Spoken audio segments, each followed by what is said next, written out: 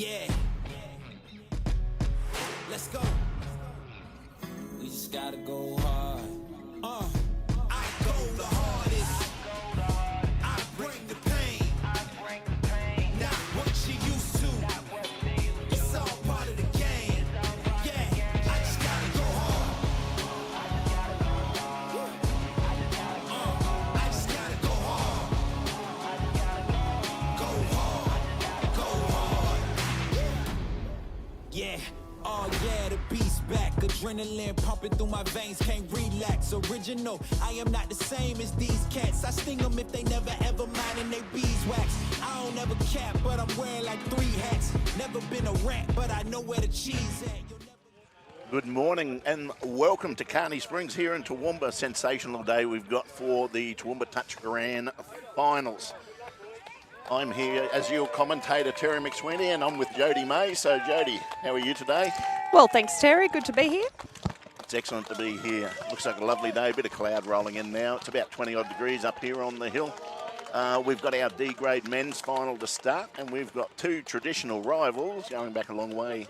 We have the Roosters Club and the Saints Club. What are you seeing out of this competition or this final today, Jode?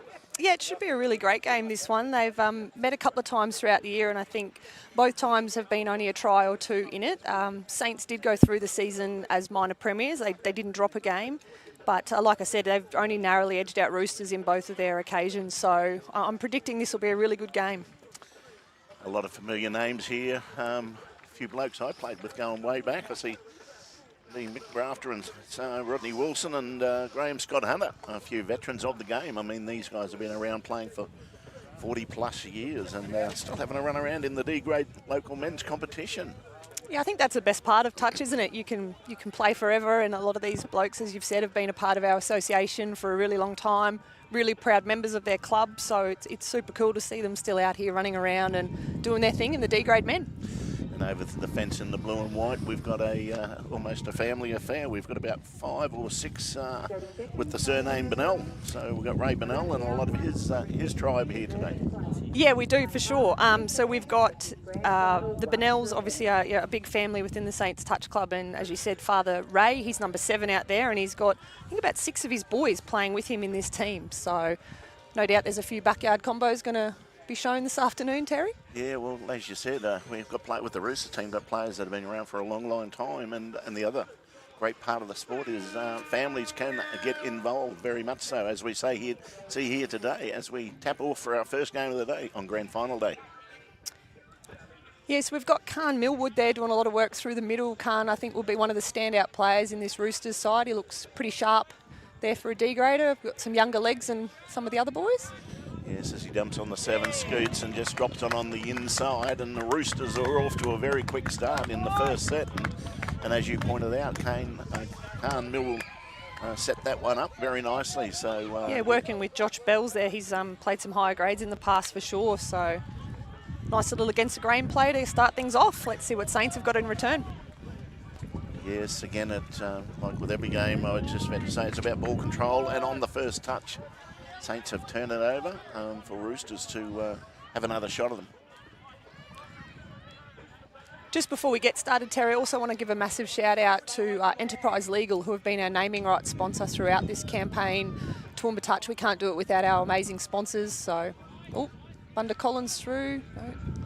Yeah, sensational to have sponsors like Enterprise Legal. Without them, it's really difficult to run these competitions successfully, as you would know, and it's great to have them on board, and they have been for a little while now, and supporting the great game of touch football as Saints work it downfield to the halfway on the second touch, and probably looking for just a little bit of field position and then set up for a good defensive set. I see Cam Bennell, the one getting into half now. I think he'll be the key for the Saints team this afternoon. Nearly an intercept there from Bunda. But, yeah, I think he'll be the hot hand for Saints, number 9, Cam Bennell. Yeah, and he forced the hand of the defender there, put him under pressure, and had no other real option other than stick the hand out and give Saints another set. So here they go, attacking the line, and a very nice effort by Saints. And they have replied very quickly. And Saints go over there to one of the Bennells, and we have a 1-1 scoreline. Yeah, as we call there, Cam just running a a little quickie there, and over he goes. So. And you're involved later in the day, I believe, Jody. Yeah, big day for me, Terry. I'll obviously do a bit of commentary, do a bit of work, and then have a run around in the A-grade ladies. Bit of a different comp this year, so probably a bit old to be playing that, to be honest, but we'll give it a go. Might as well have a crack. Okay, as Roosters go on the attack again near the line. Using the ball pretty well, aren't they? Moving it around. Got Khan there at half, I think, and to Josh Bells. I think he's really going to be the key today. Yeah, they look like the likely combination for today. So from the Roosters team there in the middle, as Saints again look to work it downfield, and it might be pretty easy to commentate the Saints team from Benell to Benell, but we should get that right, shouldn't we? We'll get close. We'll go close. As they make it to the halfway line, and looks like they've gone over the mark there. Yeah, Chris Moore's onto it there, got an infringement. Just as we gave a shout out to our sponsors, I also want to give a massive shout out to the referees this year. Obviously, we can't play the game without them, and a lot of these guys have shown up for, the last 14 weeks and really done their best for our association. So I do want to thank the referees. I think the three we've got adjudicating are Luke McKenzie, under on the switch. They've fallen for it. He's got that away. Yeah, he just threw the dummy on the inside. They fell for it, sucked the winger in, and popped it to the winger to go over again. So Roosters, we might have a high scoring game here today. Jody, what are you thinking? Yeah, most definitely. I think there's going to be some gaps out here in this D-grade game, so I predict it's high scoring for sure. But, just following on, we've got Chris Moore, Craig Nayland and Luke McKenzie as our referees. So the three of these gentlemen have been instrumental this year in our competition. So just a big thank you to them and for a wonderful job that they do, and all of our referees. Yeah, very much so, and good to see these guys out here. And obviously Craigie Nayland, he's been around a long time as a referee and as a player. Certainly has. Let's see what Saints have got on the line there. I think, again, looking to Cam to kind of set up there. Open and down. Just a little you-me. It looks like we're going to work into a bit of a pattern here. Just getting good field position and taking, sucking those middles in, taking them on, and just burning for pace. Just getting our pacemen to take on a mismatch. It's 2-all here between Saints and Roosters in the Enterprise Legal D-grade men grand final. I think that was Nate Bennell that went over there, so see if they can get a stop this set of 6 and see what Roosters can come back with.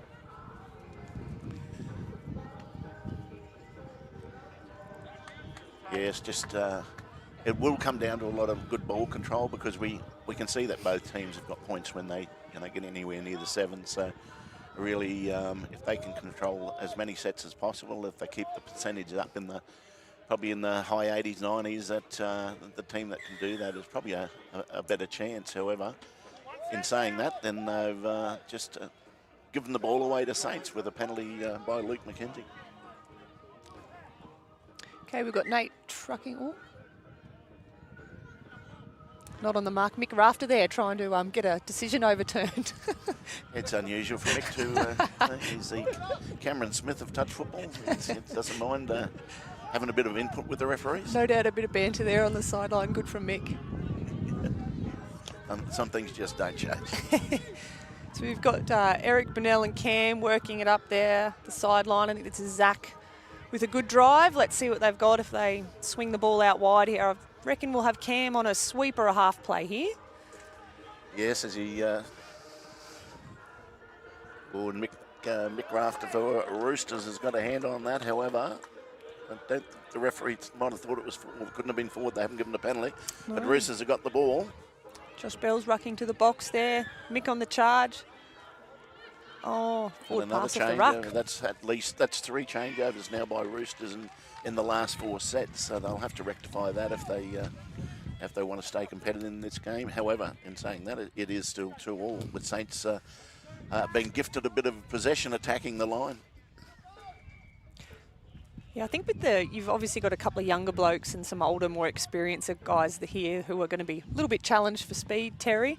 So I think they're just trying to work over and get the target that they want for some of these younger guys to have a crack at the line. I think you'll find Cam and Nate in particular will hit the deck on a lot of diving options here. Yeah, there's some obvious mismatches out there in age and speed, so I'm sure that both coaches would have spoken about that in their pre-game and utilise those to their advantage. However, in saying that, a lot of the older guys have the experience and probably That's a great touch there. a little bit better at working the rules. So Yeah. and Saints are on the attack again. This has been a bit of a nothing set so far. Yeah, absolutely. They really haven't thrown too much at Roosters there. Oh, they've got a repeat set though, so. I picked up a repeat set. I think it's for not moving forward by the Roosters team, or not all the players moving forward. So if we do miss bits and pieces, we do get blocked out by some of the players and other stuff around the place, but that's all right. We'll work with it, Judd. What we don't see, we'll just fill in the gaps. We'll just make we'll it make it up, Terry. That sounds good to me. And now Saints have given away possession. They're in good attacking position. They've given possession over to Roosters. So. Yeah, really probably a poor set of 6 there. They got that repeat set and then turned it over on 1 and really didn't challenge anyone. So they'll be ruining a missed opportunity there, I think. Roosters working to the box now. Oh, we've got the speed of Scotty coming down the sideline. Scotty, somebody stop him. Yeah, don't waste him. Good drive there out of the box. And yeah, we got Khan and Josh again, who I think are definitely going to be the 6. Yeah, the 6 touch there, so there was a miscount there. They needed that in the hands of those 2 boys that touched before. Oh, that was close to a falcon. And I've got to apologise in advance, Jodie. I've got a bit of a sore throat today. Don't get too close, Terry. Yeah, no. I was down at the RSL singing power ballads all last night, That'll do it. Okay, Roosters just over halfway as they... Mick Raft and our Bunda Collins coming on here. Bunda's a pretty creative player in his own right, so I think they'll be looking to him. Yeah. Formidable kind of 3 on here, I think, Terry, with Bunda, Josh and Khan. You'd think so. You'd think the points are going to come out of those 3, especially in the middle. Just throwing a little trailer in here, obviously. Bunda will have a crack, a little late switch. No, they fell for his dummy again. Bunda, someone's got to take him. He pops it inside. Called a touch, probably, that's tight. It's a close one, but the referees are in a better position than us, and Saints now get the ball and have to work it out off their line. So we've still got 2 all here in the first game of the day, and we're around about 10 minutes into this game. Yeah, you could see there probably Cameron Burnell able to man on a little bit easier there, and he probably got Saints out of jail there. So, but Bunda, he's looking very dangerous. Yeah, that dummy's fooled Saints twice now. So Saints work it down the away down the southern side of the field, and they're probably not too worried turning it over Roosters sub-box side. They've done that a couple of times now. I wonder if they'll try and turn it over if nothing's doing, sort of back on their own sub-box to make it a bit harder for Roosters to get men on. Yeah, D-grade men too. They don't sort of run their sets like they do now in the A grade. A lot of these guys just out there playing for the fun and field position and that sort of stuff is secondary to just having a crack. I think that's how you like it, Terry. Oh yeah, for sure. Here we go, Kanja. Oh no, that was 6. Got their touch count wrong there, Roosters. That was looking dangerous as well. Yeah, they've turned it over again. So both teams here are just making some pretty fundamental errors, and look, and that comes with with age and stuff like that, and that's why we have lower grade competitions. Is it touch footy caters to every age and ability. So I think a bit of nerves come into play as well, Terry. Even though these guys are experienced, a finals day always means something here, and yeah, sometimes it takes you a little bit to work into these games. Yeah, it doesn't matter what level of sport you're playing. You like to be competitive, you like to win, and the beers always taste better at the end of the day. I wouldn't know, sorry, Terry. Or the start of the day, one of the two. As Roosters again work it forward, they're 10 metres over halfway, and they'll look again to set it for their key players, even though we've got Joss on the sideline here at the moment, so he's probably the man. Yeah, looking to get him on, I'd say. Yep, they've got a sub here to try and get him on in good field position. Pretty smart from Roosters. Oh, wow. And they didn't need him that time as they go down the left-hand side, and that was just a through the hands and beat the man. So Roosters put another one over that try line. They go out to a 3-2 lead as we are around about 12 minutes into this game. So Took you a bit to do the maths there, Terry, ticking over. Yeah, I was reading the sundial there, Jodie, as the clouds are out and I couldn't see the stars. Okay, I think... What have we done here? I'm not sure. Referee Mackenzie wasn't happy with that, so he's going to let them restart. So they tap off again and move forward. Saints are pushing their way down towards the try line again, hoping to get another possession, which they have. So Roosters have been penalised. So there's been some very basic penalties given away by both teams and some simple turnovers. Yeah, for sure. Interesting here if they'll keep attacking the middle platform. I probably wouldn't in this particular situation, but that seems to be what Saints have continued to go to here. It's just a bit of a quickie or a two-step, but... Yeah, and also, as we said before, just get that mismatch, you know. Yeah, we've gone away and lovely short ball, and Saints have evened it up. Yeah, snap back short and just hit that hole, that hole between the middle and link, and Saints have come back and put one back on for a 3-all scoreline. So do you reckon it's going to be... Sam Lay scored that one, so it was a really nice hole there in the link. Yeah, it's a game of tennis at the moment. It's just someone lobs it over the net and it's just return. So and these boys aren't in a big hurry to restart the game. However, we do now, and Roosters tap off, make a very easy 10 to start with, and they'll be in strike zone pretty much on the third touch. I think they'll wait for their fourth. Bunder's got the ball. Yeah, I'd say Bunder's setting up here from half. I think Rodney will try and... However, they've got themselves well outside the 7. Oh, he's dummied the sweep. Dummied again. Gone through looking for a support player. Has picked up a runner who was touched. So it's come to the last. Oh, Mick Rafter's been touched. He's not happy. He threw the ball back to halfway. He was pretty confident of that one, but he's having a laugh now, so... Well, the referee's gone upstairs, but I don't think he needs to because there's no one up there. Oh, little short side Simple play. little short side snap back. It's not going to work, and Saints get the ball and in familiar position with possession and working their way off the line. So I think the late switch of Roosters is causing Saints some trouble. yeah, I think a few players are just planting their feet and taking probably the easier option. Oh. Cam's got a good drive there.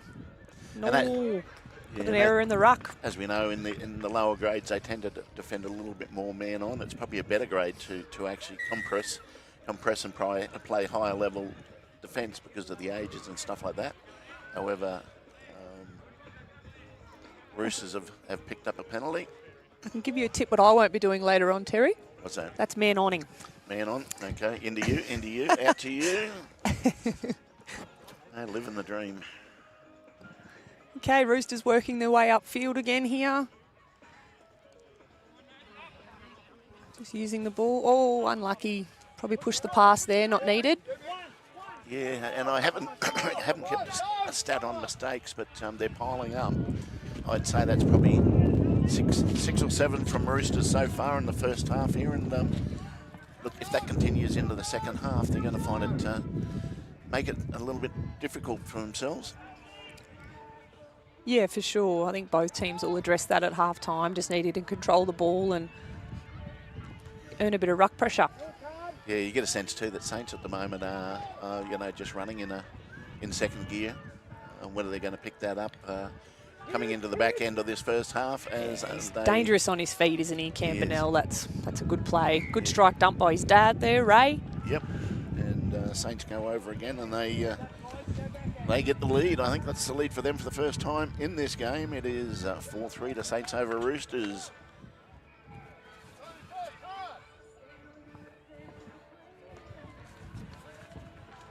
As you said, not in too much of a hurry. I think sucking in the big ones, Terry, on the way back there. Smart. Yeah, they're playing for conserving energy. That they are a much older team as well. Obviously, Yeah. as we indicated before, they've got several players who have been around for a long time, so it's to their advantage not to burn the gas too early. As Roosters strike back with Oh, they've called play through there, Yeah, so they've been Belzy's gone over. Yes, and the defender was called off there, and they've just, as I said, they've just taken advantage of a mismatch there. So, however, we had two defenders there who probably could have hit that line a bit harder and been probably a bit more dominant in that touch. Yeah, I think Josh kicked around pretty well there and caused them a little bit of trouble on that step back. So it's 4-4 here at Carney Springs touch in Toowoomba. So we've got Rodney Wilson and Bunda Collins here defending in the middle, two very experienced campaigners. Let's see if they can get a stop for Roosters. Yeah, with 2 or 3 minutes left in the first half, I think we'll see one, if not two, more tries scored in this game. As Saints now work it towards the middle. Yeah, last play here, not much doing for Saints. I don't know if they'll use the ball or just kill it. They didn't set up very well at all, and just a long ball to no one, so the referees have got to learn to run onto those long balls.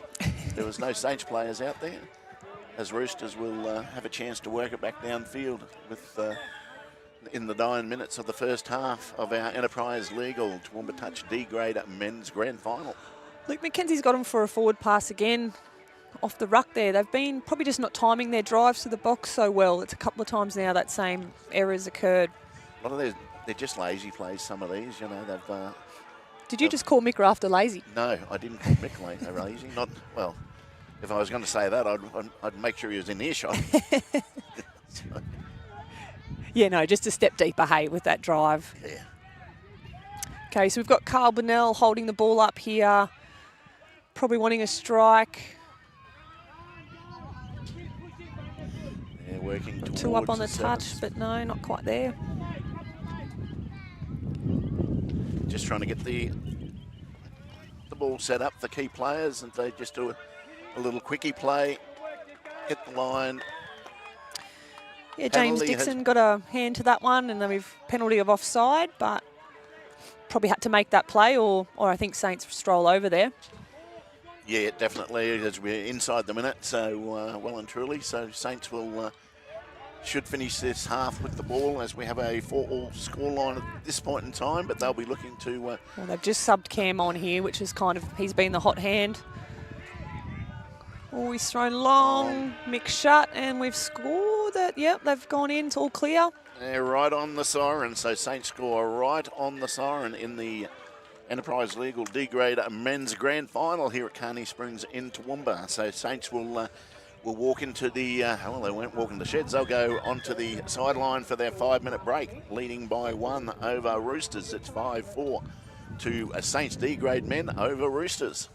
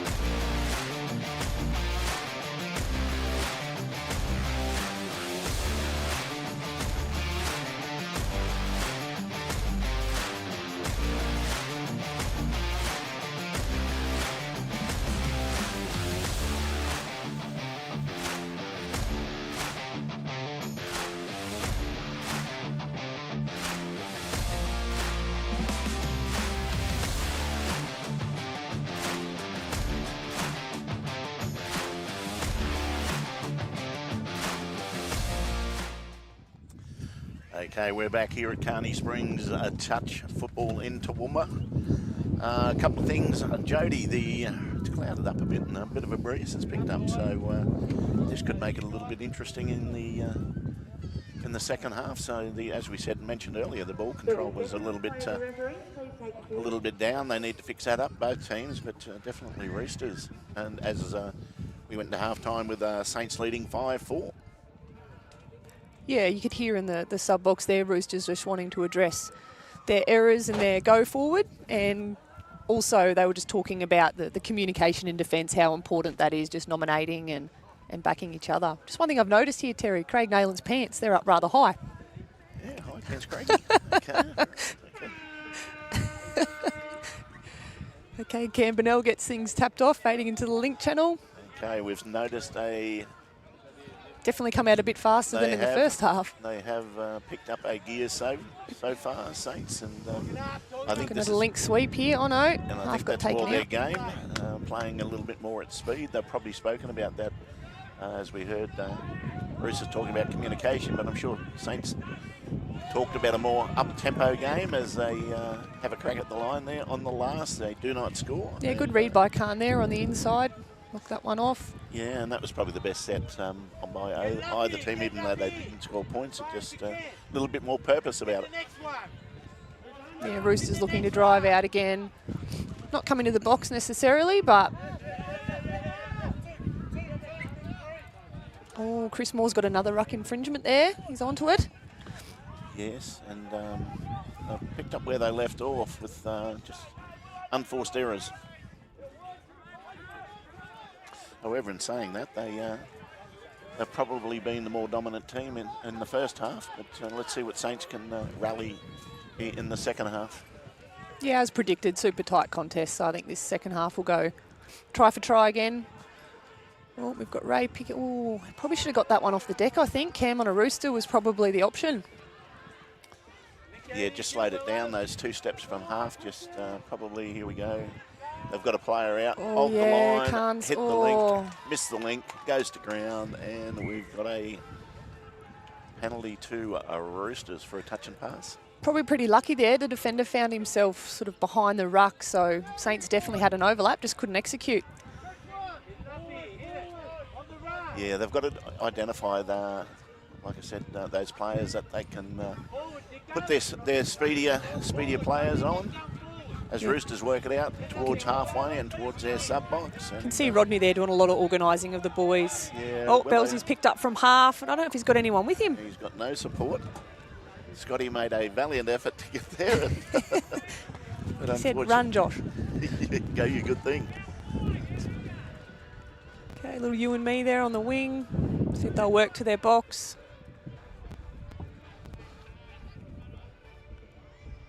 Oh. Younger legs there, just kicking around the outside. They've worked their way to the box. Pretty easy ground to get it to the sub box there, and they put it through the hands. They're going to bring a sweeper around. Oh, early shooter, yep. That's Mick Smith. He's got up a couple of times and forced a little bit of pressure there with his ruck D. He's doing a lot of hard work. So, we've got an overlap. Good read. Yeah, good read, good shutdown. It was going to be try there if they'd got that ball away. It's the last touch. Saints are just going to run it dead to the sideline. Roosters get the ball, and whether they're looking for subs or not, I don't know. Or whether they're just going to look for a little bit of territory here.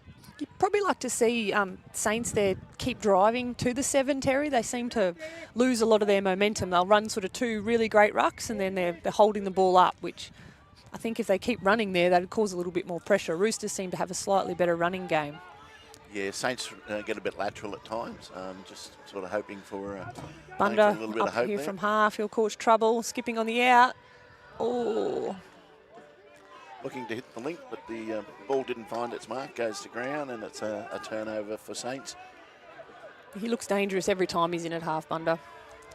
So Saints in the blue and white, working out from their try line. They're running from left to right here as we commentate, and they get again to their sub box and get there fairly easy. There is no defensive pressure there by Roosters. I don't think that's part of their strategy, defensive pressure. No, it looks like, oh wow, big forward pass there.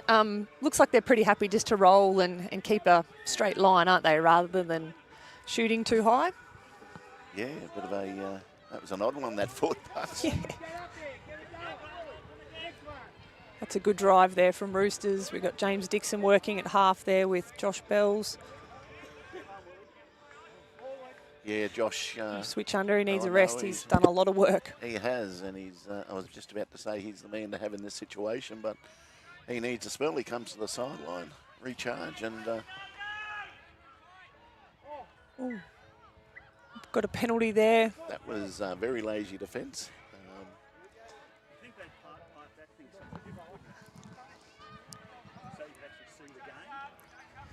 We're getting distracted here, Terry, by We're this Roosters play. Oh, he wants to getting come up and have a Getting a yarn. bit of advice from the Roosters players. Come up here to let us know. You got to be playing, Mick.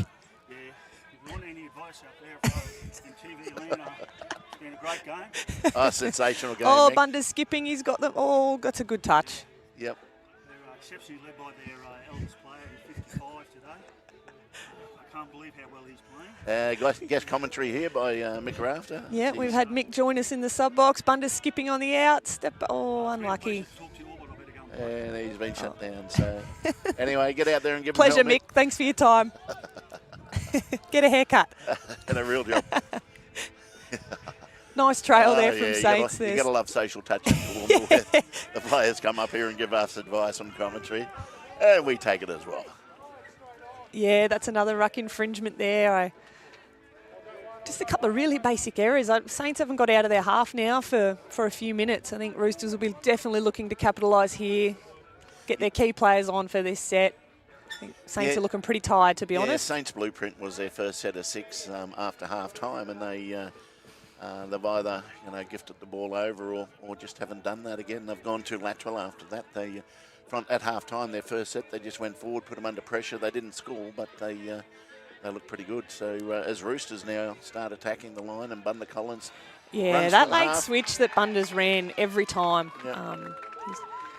I Picks reckon- up, squares up his player, and then he's that late switch every time they've had success when they run that. I reckon Bunder running from half and a late switch would have happened about 3.8 million times here at Kearney Springs over the last how many years? Got to defend it though, don't you? You do have to defend it, and we have a 5-all scoreline here at Kearney Springs in the second half of our Enterprise Legal D-grade men's competition. Yeah, as predicted, super tight. It's going to be a cracking finish. As Saints take off and take it forward, Ray Bennell has the ball. Right, it's Carl. That's Ray's at Carl. half there.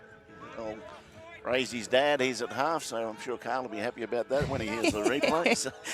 Stitch up. Okay, Cam looking in at half here. Yeah, oh, actually probably like to see Cam go on the short side there, Terry. I think he's got them. He had turned him. He turned Yep. him in, and he should have just snapped back off his right and had a crack out there. But he probably saw Dad that way, so wasn't going to give him the rights. Yeah, he's definitely looking the most likely here every time Cam gets his hand on the ball. Probably not a bad play from Roosters. Oh no, I thought it was a link. That was the middle that popped up, sorry. Yes, on the late switch. Lost his feet. Looks like he's made the touch though, so they've the inside middle covered that one for him. Normally we don't see, as I said earlier, a small man on here, and he supported his other middle there. You want Ray feeding the ball here off the line. Yeah, okay. Penalty for not going forward. You get repeats, good, but you've got to do something with them, so they need to work them over here. Yeah, Cam needs to find the deck here a little bit. I think he's, oh no, cut Long out. ball out to the winger, left yeah. to right. Referees are having a look. They've given it all clear both sides, so Saints do go over, and they take this out to a 6-5 scoreline. Chris Gratz, I think he scored a couple there in the corner now, so good finish there by the winger. So about 9 minutes into the second half, so about halfway through the second half, and Saints skip out to a one league here in the Enterprise Legal Touch Football Grand Finals. Okay, touch 2 there. Roosters will just try and work it down to the 7, and I dare say we'll be setting up again for a bit of Bunda magic. Probably just chewed up too many touches there getting downfield, I think. Mick Smith working with Bunda there, and then you've got James Dixon also. Yeah, that's the that was the 5th, so they didn't really set up very well there. It's an easy shutdown on the last for Saints, so they now need to work a little bit harder to get it downfield and possibly get their key strike. Nice little wrap around there. They created the old step aside touch. And again, just some lucky not to be penalised there for a forward pass, but the referee's a bit lenient and just gave it a turnover to Roosters. Yeah, you can hear the call from the Roosters sub box here. We just need to drive, get it forward. So I think last set they probably did waste a few too many touches getting downfield, but with Josh on here, he's going to get them organised for hopefully having a shot. Yeah, Bunda in at half again. Yeah, it's a touch this time. They read that a little bit better. That's a late pass, so Roosters have turned it over with a penalty. I think Bunda got called out of it there, but no penalty. Bit of confusion. Looks like one of the players has had something to say to our referee, and just been force subbed there, so just a force sub, which is good. Yeah, just a bit of frustration, but here we go. They got a full complement back on now, and Saints are on the attack. That's touch 2 with Nate and Cam on here. So let's see what they can manage down on the line. Looking at a sweep play in the link. Got them. Oh, and he stepped inside. He's made up the ground there. Looks like he has missed him. Yeah, that's an unlucky one there for Khan. He did a lot of work to chase out. Did just unfortunate swipe and miss, but yeah, he did all the hard work, and then just that little step inside, lost his footing. And I suppose at the end of the season, Joe, if you're going to lose your footing, it's near the try line. That gets the wear patches, doesn't it, over time? Yeah, it's been a really busy term out here. So field 1's definitely had a lot of work. We've had a lot of school comps running and plenty of touch happening at TTA. So there is, that try line is a little bit slippery. That's a better set from Roosters. They're down already on the 7 on second. So yes, and they're down by 2 on the scoreboard. We don't have the official score, but 7-5 we've got. So we'll leave that score to the referees finally, but we've got a 7-5 lead to Saints at the moment. 12 minutes into the feeding Josh. Looks like they've got the, oh no, probably step back in again. Yes, he probably need to use the full extension of the body there. He dropped to the knees and tried to slide the ball over, and he's a rather tall man, so I think if he'd sort of left the ground a bit earlier, he might have been a bigger chance. As Saints have the ball, they'll get some fresh subs on here. They've used up 2 or 3 already. This is coming into 4th, and Carl coming out of the box there. Yeah, that's their 4th, so they need to get a strike half, which will be... That's a forward pass on the inside there, well picked up by referees. And that would be about the 5th or 6th of little short forward passes by Saints. Something they need to rectify as we come into about 8 minutes left in the second half and of the Enterprise Legal D-Grade Men's Touch Grand Final. Yeah, definitely plenty of time here for Roosters. More than enough time, and I think they'd be, and as you said earlier, these Saints have gone through undefeated, I believe, for the season. It was, but the first time they met, it was fairly close. There was only 2 in it, and there's 2 in it now, so. Yeah, as you said at the start, always traditional rivals, always close affairs, so. Bit of a discussion here as to whether the player was on or... And... unsure what's happened here. Referee called half's been called in. He said he's half, but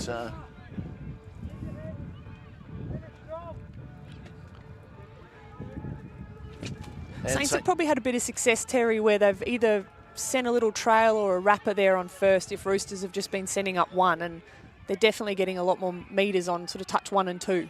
Yeah, if you just send up the 1 shooter, there's plenty of options to counter that and send a signal. If you're going to send up 1, well, maybe Oh, two. dive from Scotty. Body on the he's in line. the We're rack. loving that. He- That is great commitment from Scotty there. Big That's commitment excellent. from Scotty. I'll just remind him he better replace his divots, just like golf. So.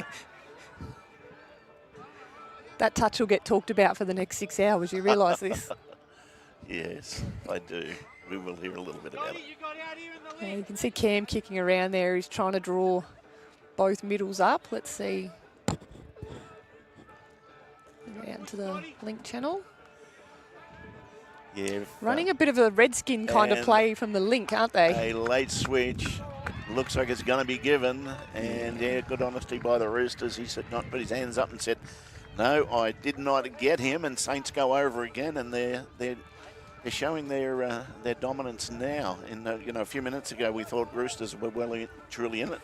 Not saying they're not, but however, a 3-touchdown lead is a pretty big lead as we probably have 5 minutes to go in the match.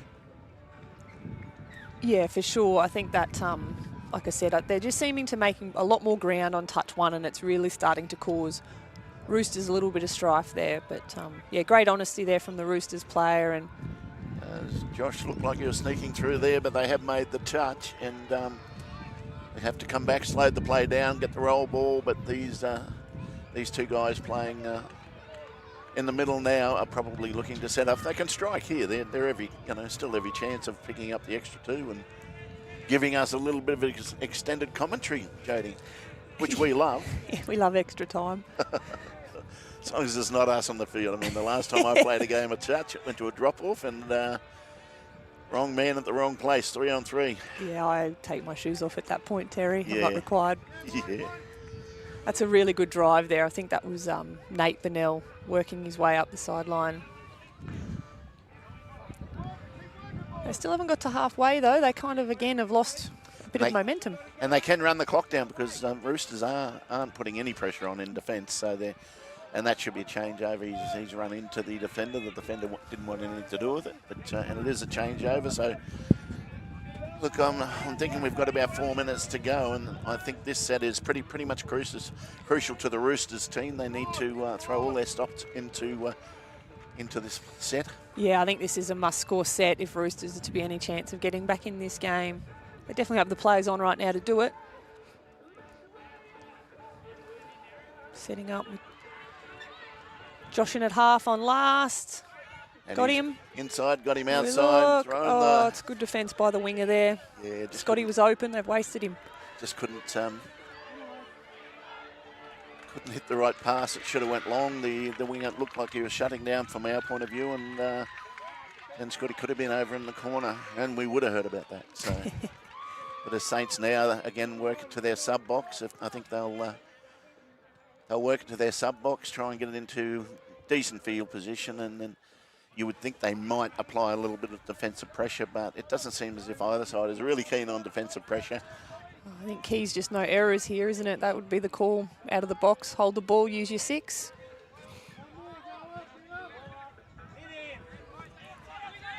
Carl's going to, if they switch, there's an acre of space there. And he just couldn't find the mark. He had he created the numbers. It needed to be a little lob, a little netty pass over to the wing, and we might have seen something. There's about a 30-metre gap on a late switch. Oh, a good drive there from Scotty. Looking to get some fresh legs on here, Roosters. Yeah, fatigue's definitely starting to factor in now. Inside the 2-minute mark here at the Enterprise Legal Toowoomba Touch Grand Final, as Roosters have a little exploration towards the try line. They get touched on the last. I think half just sort of ran through an advantage there, and some bodies got tangled up. Nothing in it, Chris Moore said. Play on. Little dummy short. Touch made. Turnover. Saints have got the ball, and I think they've got this grand final, Jodie. Yeah, I don't think the clock's any favours at the moment for Roosters. Just had a little injury there, so we've called some players on. And a bit of excitement coming from one of the other fields, so we might have some close games on. We do have multiple grand finals happening at this point in time, but yeah, it looks like field 2 could be a cracker. There's that's a Saints pink and white affair, and definitely looking close over there.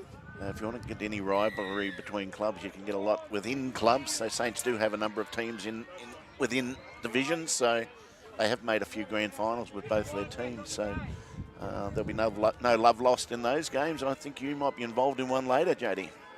Yeah, we the A1 ladies. We split our team in half essentially this year, and yeah, get to sort of run against each other. We train together, and the plan is we're one, but definitely today when you take the field, yeah, you still want to win. There'll be no love there, I can assure you. I can assure you. As Saints are going to wind down the clock here, they probably get the last use of the touch football in the D grade men's Toowoomba Touch Grand Final. Yeah, you can just see how instrumental Cameron Bonnell particularly has been, I think, for this side. And when he's on, they've always looked dangerous, and you can see him just organising his players around him, setting for the crack that he wants. And that is full time as the siren goes, and two teams that are very traditional club rivals between Saints and the Roosters in our first grand final, our Toowoomba Touch Grand Final. The result is a victory to Saints by 8-5 over Roosters. So what else did you see there, Jodie, as our first game of the Enterprise Legal Grand Final day? Yeah, look, I thought it was a really great game. I thought Roosters started probably looking the stronger team, to be honest. They had some really good moments in that game. I just think a couple of crucial errors probably caught them when they were trying to drive out of their half. But look, that Saints team were undefeated all year, minor premiers. So, yeah, I thought they played really well and really good start to the day, Terry. We've got another 4 time slots to go today with really exciting. Our next game we cover is our All Abilities. So we'll be back for that one to have a chat around that program that is ran out of Toowoomba, something we're really proud of. And then we roll into the B grade men, and then we have an A1 women's final and A2. So plenty of touch action today to everyone. Some different commentators will come in through the day, which is really exciting. But, really good way to start the day off. Good game of touch. Yeah, good game of touch to start today. And as you did say, that the All Abilities is next, and that's very exciting because these guys and girls love their touch footy, and we're really looking forward to that one. So we'll sign off, rest our voices, and congratulations to both of our D-grade men's team, with Saints coming out victors in the first grade final today of the Enterprise Legal Toowoomba Touch competition. We will see you shortly.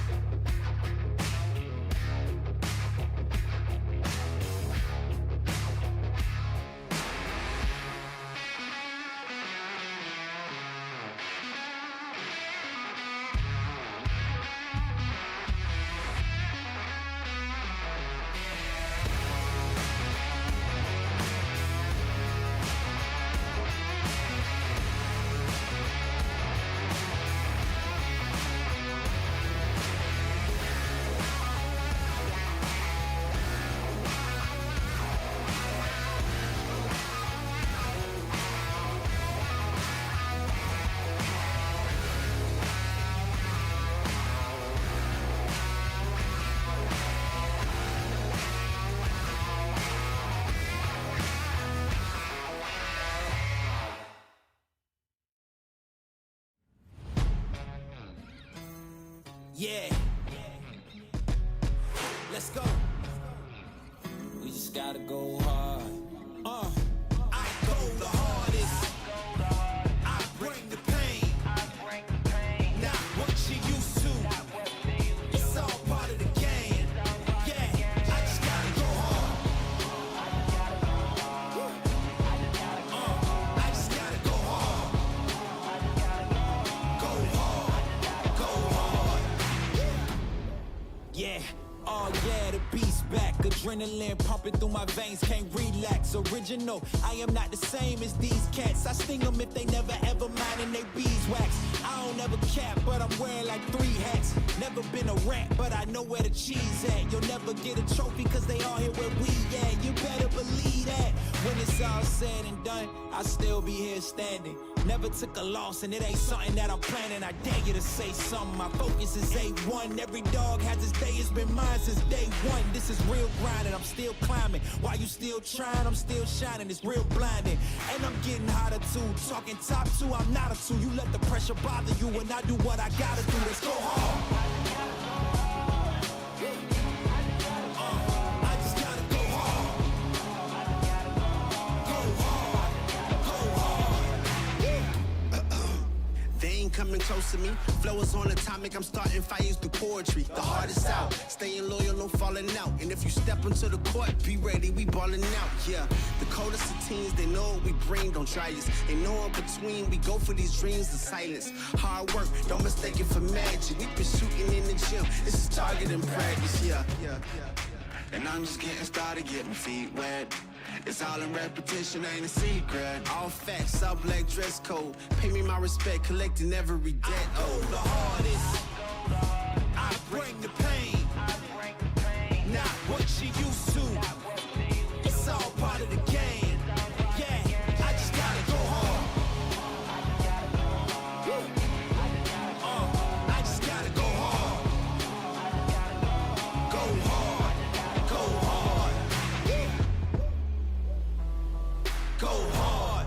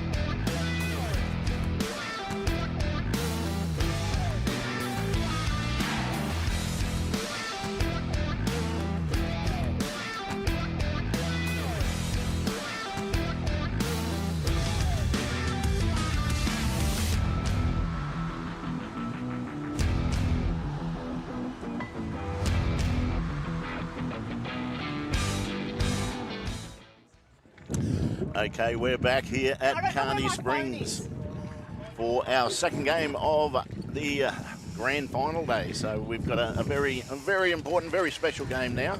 We've got our All Abilities grand final between the Broncos and the Titans. So we're very much looking forward to this. Jody. I'm back. Just done some presentations. Done some prezos. Come on, mate. You actually need to do some real work. Just going from live stream to presentations to playing to coaching. Jack of all trades, master of zero. Yeah, look, awesome to be able to feature All Abilities here in Toowoomba. These guys play for the Graham Clancy Cup, a gentleman that's been instrumental in the All Abilities program. And it's something we're extremely proud of here in Toowoomba. These guys have claimed some major awards at the Queensland Touch Association, where they have, they've won the All Abilities Inclusion Program a couple of times now. We have a 6-strong team competition in our All Abilities, Terry. They're all NRL team based. And I just want to give a massive shout out to Janet and Darren Reid. Look, they are the instrumental people behind this program. The work that they do is simply amazing, and it's just such an important part of our association and something we're incredibly proud of and I guess honoured to feature today. Yes, the Reeds have done an exceptional job with the All Abilities program, and they had a big support base there, organising a tunnel for the Broncos to run out. So good luck to both of these teams today. So what's your prediction, Joe?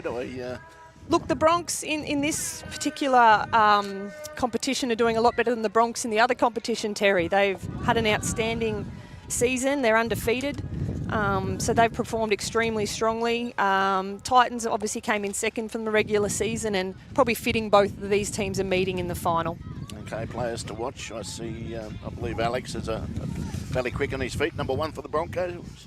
Yeah, look, a bit of a favourite of mine, Jimmy Laffey. He's a winger there for the Bronx. He's a genuine finisher on the wing. I love Jimmy. He represents Swans a lot and Twisters at a lot of our representative carnivals. So, and then a young guy, Kyle Maloney, I believe. He's a real young gun as well for the Broncos. And they do love their footy, don't they? Yeah, they're amazing. Look, for the Titans, James Duncan, he's out here on the wing, number 8. He's, again, a representative All Abilities player.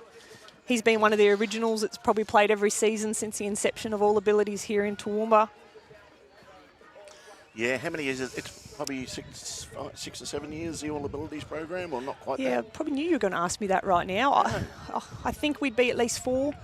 Yeah, and it's just got stronger and stronger to see the amount of kids now that are... Broncos go on the attack and look to skirt on the outside. That's a great run, and what a dive from James in the corner there. Yeah, James that was young Alex Meldrum, the speedster that we just highlighted, and he did show a clean set of heels there, Terry. Yeah, he saw the space and took it.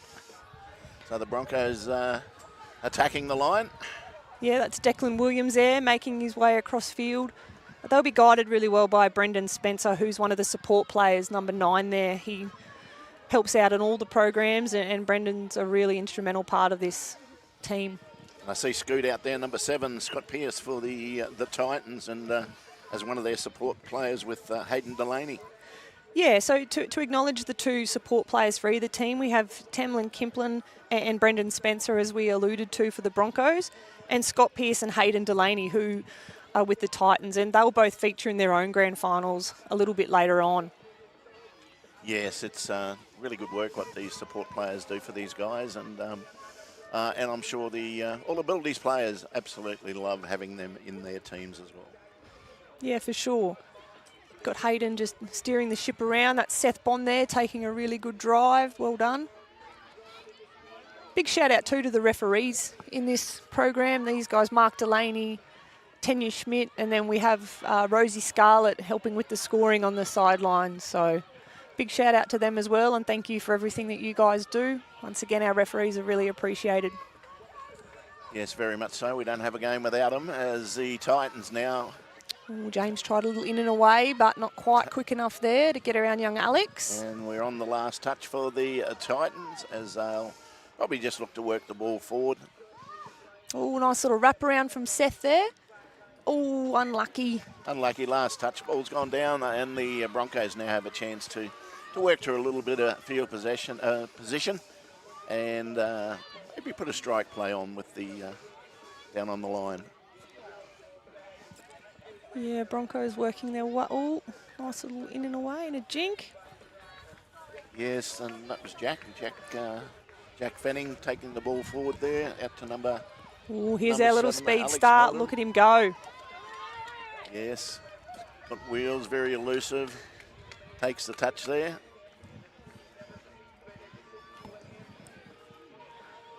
They're just organising themselves here now. Oh, good touch from Seth. That's 4th. That's the 4th touch, and these guys will just pretty much share the ball around, play it around. They won't run too many strike plays. Jade, they will rely on key players with a little bit of extra speed and footwork. Yeah, for sure. The All Abilities game, those come such a long way. Terry, you are seeing them now, you know, practicing a lot of moves, and you've seen a few little wraparounds here. Oh, we've got a big cutout. Nice long ball out wide. It's a big chase, and he's scored in the corner. A great long ball scored in the corner. That was a great pass. And the Broncos take the first points, 4 minutes into the grand final, in the All Abilities grand final. Yeah, that was our man we called at the start of the game, little Alex Meldrum. A great pass out there to him, and yeah, finished in the corner. Getting some subs on there. As the Titans, they're getting a few more subs on, and when they get out there, I'm sure they'll all be pretty keen to get their hands on this footy in this grand final. We've got Scoot there. He's organising. We've got Jacob Reed. Looks like he might be taking the first drive. Yep, then we've got Jacob on the run. James, with his speed, likes to sort of position himself on the wing here. With Shanoa Moore looking at pivot there. Oh, unlucky.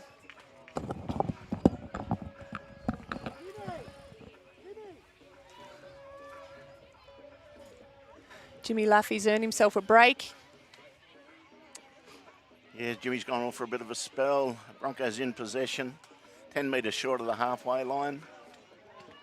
Number 5 for the Broncos. Thomas goes on as well. Thomas McKenzie swept on. Okay, the Broncos have the ball, and they're going to work it towards the halfway line. Number 12, Rory Hart. Oh, he's gone straight through. Oh, good cover defence there. So from nothing on to making a good 30 metres there by Rory. Well done. Awesome crowd we've got here watching the All Abilities final today, Terry. It's so great to see. It is, and they're very supportive. Let's hope we get a nice, close game, and I know the crowd will really get into it.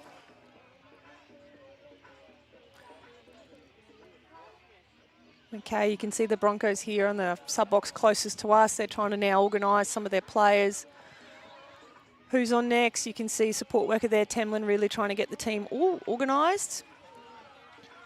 Yeah, I don't think you're going to get around Alex there on the outside. He is sharp. Got Jacob on the ruck. Yes, nice run, Jacob. Yeah, Jacob saw the space out wide and went to take it, so he's made some nice ground there, Jacob, as he plays the ball. James working into half, a little wrap around there. A wrap around Scott Pearce. Oh, Nilly tried it in and away. It's quite a match-up there between James and Alex. They're both very sharp. I think it will be one of the highlights of the day. Just both got a little bit of extra speed. Shanoa now on the run. Oh, she's gone straight through. Showing the dummy, yeah. Gone straight through and scores. Created something out of nothing there. So yeah, they held off her. Shanoa's another one of our rep players, Terry. She's celebrating too. I love that. Hey, a big celebration. Love to see it. And the Titans go over to level this one up after 7.5 minutes in our grand final for the All Abilities.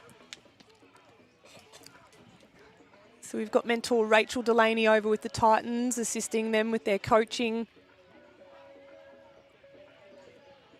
Yep, they're just working out their subs now. Broncos are sorted as well. Yeah, another mention to Enterprise Legal for their support of this competition. It's really great to have sponsors and and we're very proud to have Enterprise Legal sponsoring, and especially sponsoring in the All Abilities division as well. So as the Broncos look to take the ball downfield with Alex, and they're shifting it out to the right, away from their sub box. I'm sure there's some keen players here in the sub box looking to get on the field as soon as possible. Yeah, a little bit of space, skipping on the outside here. Yeah, James has got him rounded up. Who was that? That was Kyle Maloney.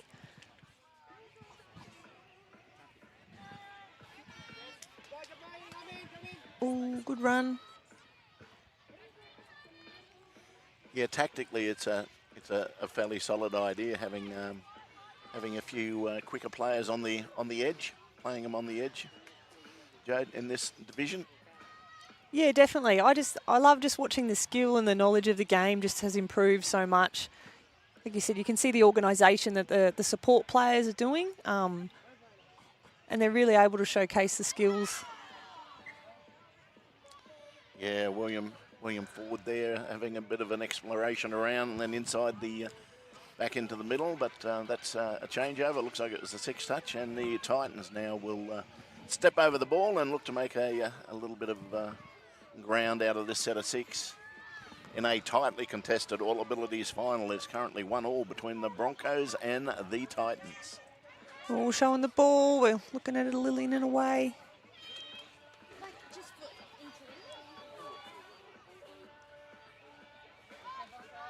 Yeah, very good, Hayden. It's got them going forward. Nice wrap around there for James. You can see the really important comms from the refs as well. Terry, they do a wonderful job just instructing the players around, and yeah, it's really good. It's a referee coaching type role, isn't it? You know, with just assisting the players, which is great. We've got Rory there, I know. David, he's made some meters every time he's got the ball, David. I reckon that a lot of these guys, they would have been so excited this morning and last night. Probably found it a bit hard putting the head on the pillow thinking about the grand final today. Yeah, absolutely. No, they're having a ball. It's great. Yeah. Oh, hard luck. Bit of touch and pass there. Yeah, the Broncos now, they'll try and move the ball forward and see if they can get it to their strike players. Maybe just look for that space, get it in the hands of some of the quicker players and trying to run to spaces.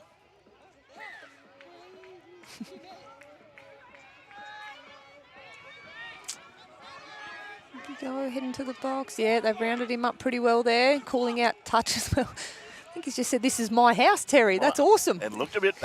It looked a lot that way. That's Braden. He's a character. He's played a little bit of Swans as well. I've come across Braden down at Coffs Harbour a few times. He's a champion. Oh, it's another great run from Alex. Oh my goodness.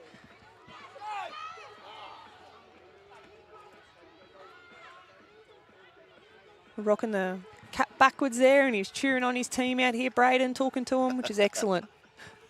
Just all encouragement, I would say. Just all encouragement. As the Broncos have the ball, and they're again looking for space on the. I don't think we'll get too much opportunity out there. There's a little bit of speed. That was Kyle having a run. He's one of our new young ones coming into the program. He's playing really well. Very good. And have we had more and more players coming and playing over the seasons? Obviously we have, but you know, this year have you seen growth in different players coming along and getting involved? Absolutely. As I touched on, Janet and Darren have done a fantastic job with this program, and you know what started with a couple of teams and more of a come and try sort of setup. You know, it's now a fully fledged 6-comp mixed competition. It's a great pass. Wide to the Broncos. Alex has given that wide, and I think we've had Jimmy Laffey in the corner. Well, the referees. Oh, they've called it forward. Called it forward. Oh, Jimmy's not happy. Yes, they let that look very good there. Jimmy looked like he was over in the corner, and he put a bit of mayo on the. Absolutely, he's good for a try celebration. Yeah. Next job, Jimmy. It'll just make him all the more keen for the next one. Yeah, he can find the line. He's back to work now, making his touches. Good to see. We've got Seth sweeping on there around the box. Good drive. I think Seth's been in the program, you know, since it started as well. He's been to a lot of NTLs, etc. So, oh yeah, here we go. James Duncan. He's probably their one to watch, I reckon. He's definitely quick. Oh, unlucky there. Oh, and I love the chase there by the Broncos. There wasn't one defender. Chasing. They had 3 in support there. So well done. They've obviously identified the speed there as well, and they all reacted to it. Absolutely. A few players here earning a rest. Okay, on the drive now. Oh, right idea. A little bit of a Hail Mary there, but him wiping the sweat off the hands, there might be a bit of nerves out there as well. So yeah, he drew the winger in. I don't mind that. We just might execute next time. Yeah, Scoot just getting them organised. I reckon James is eyeing up there the far side. You can see him having a look for some space. I think he's going to back his wheels again. Yeah, really good drive. Well done. And the great thing about it too, Jodie, is there's obviously players on each team that if you gave them the ball more often, there'd be a lot of points. But they just love sharing the ball around. Everyone gets a shot of it. Everyone gets their opportunity to defend, attack, drive, all that sort of stuff, which I think is fantastic. Yeah, well, I think, you know, the category is an inclusion category, Terry, and these guys exemplify what that's all about. It's just so great to see, and I really think that having the all abilities in a part of our program at Toowoomba, in our rep systems as well, it does really bring the community together, which is what it all should be about. So they should be incredibly proud. Yeah, and the pathways for it. So the pathways for them are into things like State Cup. Yeah, correct? Absolutely. So Twisters and Swans, we've won different divisions at state and nationals in the all abilities program. I think this year we're looking at sending.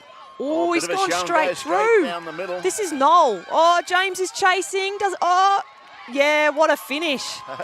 What a great little split through the middle by the Broncos, Noel, and he's pretty happy with himself. Yeah, and fair enough. He should be. That was a great little try. He's shown the ball on the outside, drew the eyes away from the fact he was going to step off the left. He's gone through and run away and scored. Sensational stuff by the Broncos team, and they kick out to a 2-1 lead with 4.5 minutes left in the first half of our Enterprise League All Abilities Grand Final. Yeah, they're up and about for sure, the Broncos. Well, they're getting the try scorer off. He's earned himself a rest. Yeah, done exceptionally well. Certainly has.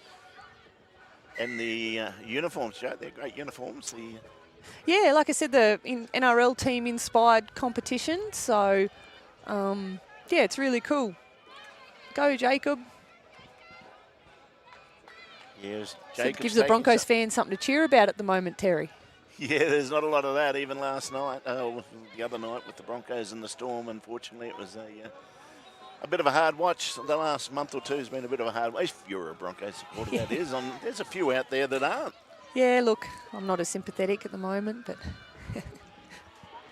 Yeah, Broncos just working their way upfield now. It's probably not too long in the half, so I think Titans will be pretty important they hold them out here. Yes, as my local bottle shop bloke, we talk about the footy all the time. And do you frequent there a bit, Terry? Oh, look, I walk in there occasionally, only on days ending in Y. But footwork from they missed him. Work. Gosh, he's got some great footwork there, Alex. He has. He's nearly threaded the needle there to go through, and that would have been a very nice little try down this left-hand sideline. As the Broncos now put it through. Lovely wrap around again. Little wrap play by the Broncos. The Broncos number 10, that's Jack Benning. Oh, again, they love these little wrap plays through the hands. That's a great hands. Jimmy Laffey, they're not... it's hard luck. That's a touch in the corner. 3 there chasing across. James Duncan's done some work there. He's come from the other side of the field to stop that. Yeah. Geez, Jimmy's looking likely in that far corner, isn't he? And the setup to it's gone through the hands. They got a little wrap play through the hands again, and then Jimmy was down the sideline. I actually thought he might have been celebrating about 3 metres out, but... I backed him in. Oh, good on him. We actually have one of our All Abilities players here, Rosie Scarlett. She also referees as well, so she's now got control of the game there in the middle as our referee. Awesome to see. So Rosie does some reffing every week for us in the All Abilities program, and then backs up and plays. So a huge contributor to our association. Oh, that's sensational. Multiple parts of the sport. With playing, refereeing, and coaching, and Rosie's ticking the boxes with player and a referee. It's great to see. Absolutely. And I thought I saw somewhere where there is a... oh, James is... No, James they haven't called touch. Oh. See Alex and James there. That's the matchup, isn't it? It is. Broncos are happy with that chase. Oh, James is tired. He probably didn't want that ball back, I don't think. No, number 8 there's calling touch. They're looking a bit weary. I think a few of these players would like to get a sip of water here. Oh, I think Rosie's awarded that. I think they've said, good honesty there. I think he did say he's missed, so that is a try to the Titans. Pretty crucial heading into half-time. It is, with just on a minute to go in our Enterprise League All Abilities Grand Final. It is 2-2 between the Broncos and the Titans. Yeah, it's what been a good game. Been a great game so far. It's been just really good to watch, really entertaining to watch, and just a smile on their faces when they play. I don't know if we'll be seeing too much of that later in the day with our A-grade games, but these guys just love their footy. Yeah, it's a good reminder with what it's all about, Terry. So, yeah, very much so. And the Broncos will tap off, and they'll probably have this unless they turn it over. This will be the last set leading into half-time.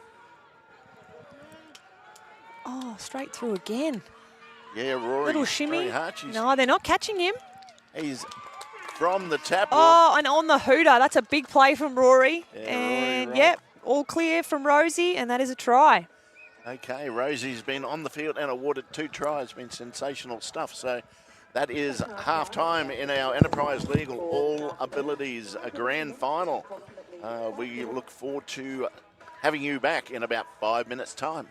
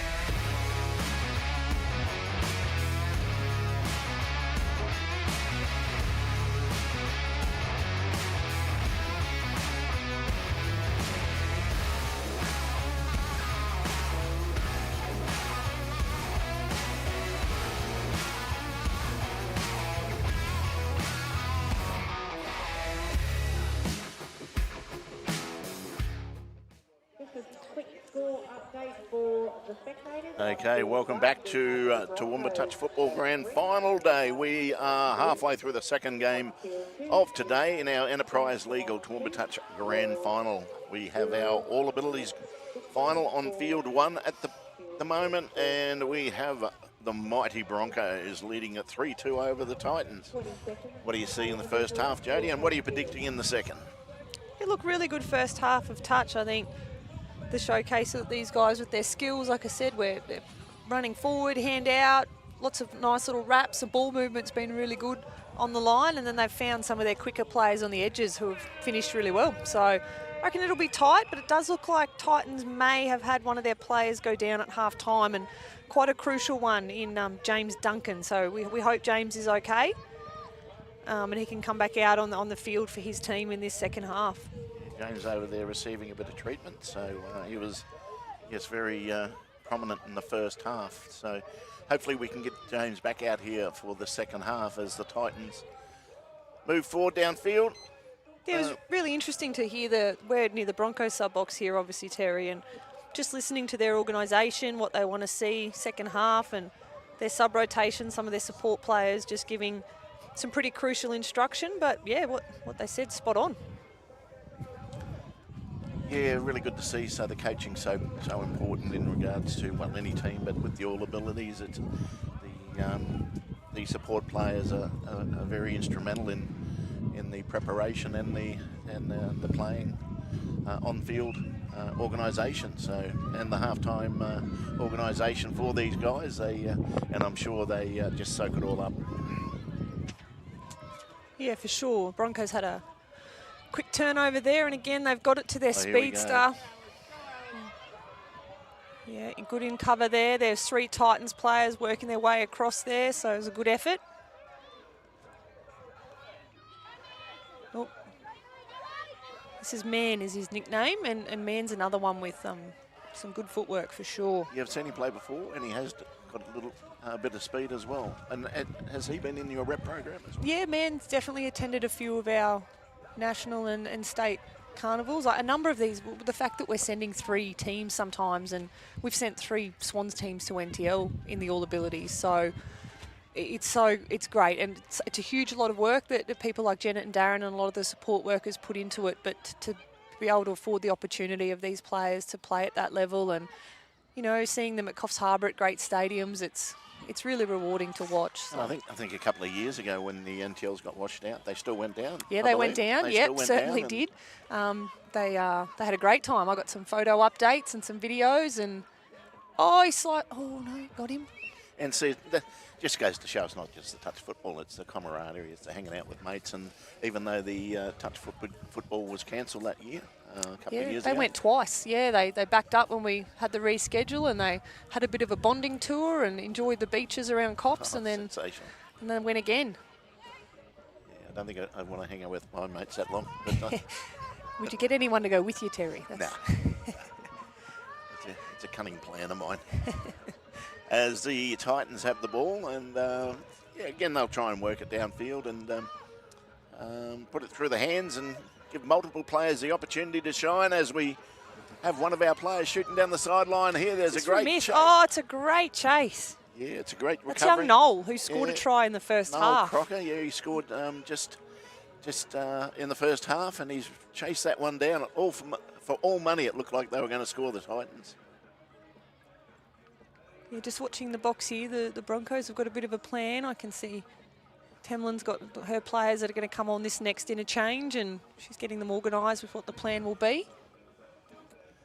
Yes, if you're watching live stream and you're wondering if players and people on the sideline are waving to you, it's usually coming up to September in Toowoomba, all the flying ants come out, and they come out in the millions, and they're everywhere. So you actually, when you're playing a game of touch football on a day like this, you tend to get a little protein snack as you're running around as well. So there's millions of flying ants at the moment.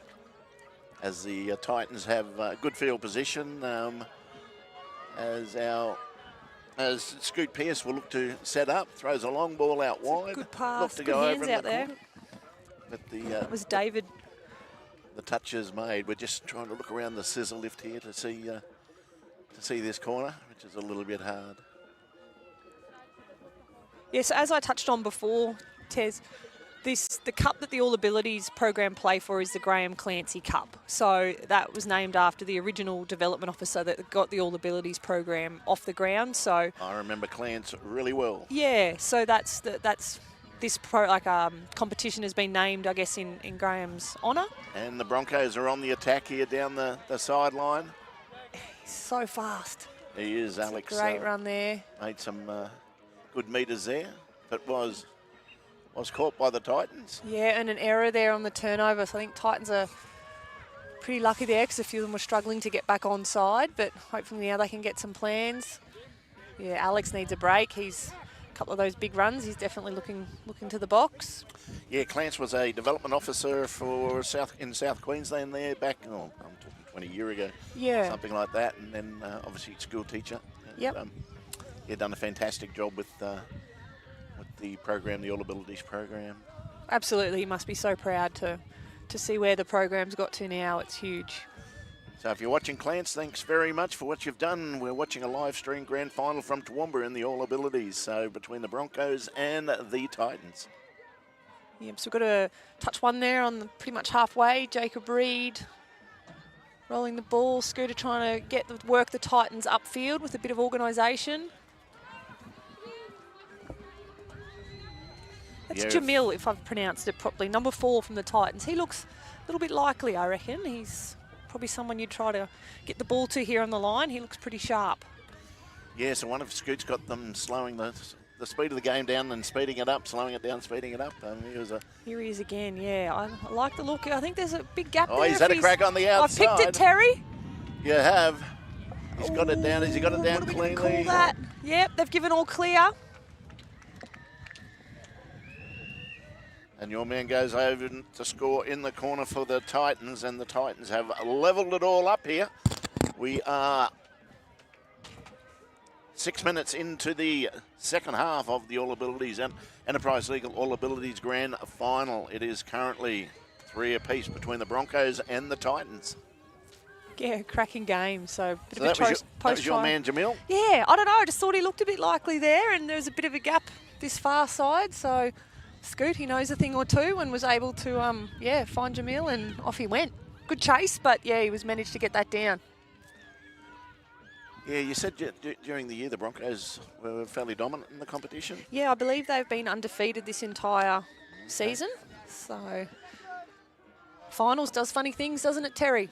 It does, Jody. Are you favourite? Your team would be favourite later? Absolutely not, no. We're definitely underdogs this afternoon. We're unfortunately missing Demi Ashurst, so pretty big loss to our side, losing Dem. But that's okay. We'll do it. And Georgina Rackerman, so 2 pretty big omissions from my team today. But that's okay. We'll get in there and, give it a red-hot crack.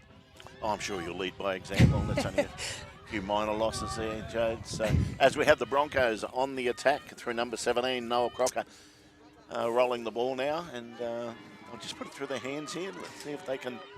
Yeah, young Kyle. Kyle. A bit of a weakness. So, on the inside. Ooh, that was a great little step back. And a bit of cover defence there by Scoot. Just makes that touch there. So. Yep, Jacob Reed. Oh, had a little slip. It is really slippery there inside the 7. Yes. Yep, that's an error. We had a bit of rain during the week as well, I believe. So would have freshened everything up. Yeah, let's see who we got. We got Chinoa here on the drive. She sliced through late in that first half. She's dangerous as well. And your man Jamal. Yep. Good drive. He's always going forward, which is what I like, Terry. He's nice and direct. Here we go. Scoot to Jacob. Jacob on the run. That's good defence. Getting through a mountain of work, Jacob is. Dave on the wrap. So we're 9 minutes into the second half in the Enterprise Legal All Abilities Grand Final. You're here with Terry McSweeney and Jody Schoen-Gomez, who will be entertaining us later on the field as we have a 3-all scoreline here between the Broncos and the Titans. Entertaining might be giving you a laugh, Terry, trying to entertaining for me, defend yes. the likes of Tess Notley and Carla Nobbs at my age. I don't know how entertaining that's going to be for me. But I will find it entertaining, I'm Jodie. sure you will. And the Broncos have a shot down the sideline. Oh, that's here. a great chase. Young Jamil, he's been a real standout for me. Really good run there, though, from, I think that was Kyle, one of our players to watch. But, yeah, rounded up there. Good pass from Jimmy Laffey at half. What's very impressive, every time there's been a break by either side, that there's been Shanoa, no, she said, that's great honesty there from Shanoa. She swiped and, said, I've missed. And they've gone and that's through. Noel goes in again, and the Broncos kick out. Pardon the pun, kick out to a 4-3 lead in the Enterprise League All Abilities Grand Final. Yeah, well, I was about to say that what I find very impressive is that when any player makes a break in attack, that the defenders, there's 2 and 3 defenders constantly chasing, getting there, to make that effort, which is great to see. Yeah, I think these guys, like all abilities teams, train extremely hard. They definitely want it, and you can see that in their defensive effort. They're coming in numbers to support their mate, which is what you want. Good go forward there again. So inside the 10-minute mark of the second half here, we have the Broncos up by 1. What are you predicting a drop-off, Jodie? Ooh. Bit early? Yeah, a bit early just yet, I think, Terry. I'm going drop-off. You're going drop-off straight up. 10 out. I should write that down right now. I'm pretty happy with my Jamil call before. I can keep that happening. As we have the Titans on the attack here, and no, that's a touch. Touch made, and even picks the hat and gives it back to him. I would have kicked it over the sideline myself, but way better sportsmanship than your day, Terry. And again, they have a shot at the line, but the Broncos are up to it. Make the touch on the last play. Yeah, you can see Hayden trying to get his players nice and deep there, looking at space. I know we've got Darren Reid tuning in. He's busy with some work commitments today, but I think it's pretty important to note that I think Jacob's got you covered, mate. He's killing it out there today. Yeah, Reedy, hope you are tuning in, and you're missing a very good game of touch footy between the Broncos and the Broncos. Turn it over. That's hard luck. Bit of a hard pass there. It was a difficult one to take. But here's a chance for my Titans to level it up and take us to that drop-off. Yeah, I don't know if Alex's way is the way to come. He looks a little bit too quick there in the link defending. So, mind you, they've got Jimmy on the other wing, so lots of pace. Jake will just get him forward. Oh, no, he's going to... Going to have a crack. Yeah, good on him. Shanoa at half there, working with... Oh, unlucky. And the Broncos do the same. A quick turnover here. That's a bit of relief for the Broncos. The Titans turned it over, so they didn't pay the penalty for their mistake just before, and they need to work the ball forward. Yeah, good pace there. Who have we got? Is that Ramith? Number 5. Number 5 for the Broncos. That's Thomas. Oh, Thomas, sorry. They love these little wrap plays. Yeah, plenty of wraps, which is awesome. Underused, I reckon. Jimmy's getting into half. He'll get him going forward. Yeah, there's some space. He's probably wouldn't want him running too far. The box, they're so engaged here, Terry. They're really calling out to their mates. Plenty of instruction. Yeah, telling them keen. to stay alive. This is a grand final, Jodie. Oh, in and away. Oh, no. Shanoa's... Geez, he's got great footwork.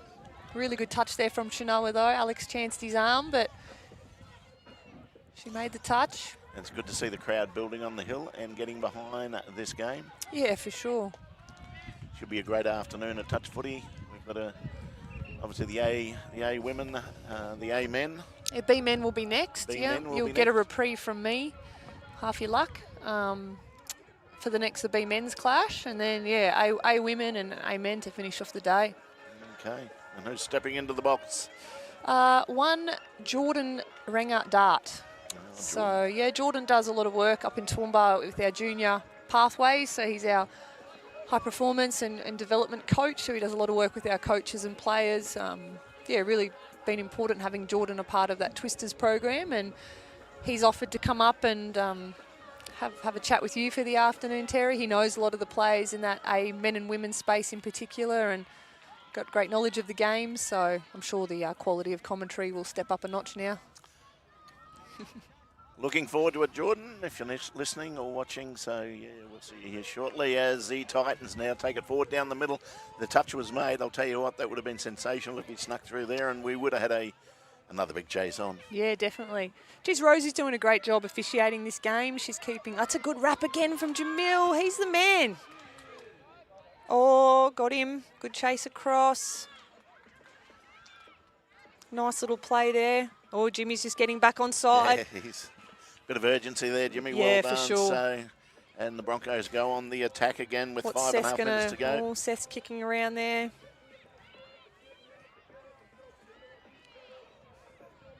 A little bit bunched. You can see Hayden chatting, trying to get some space.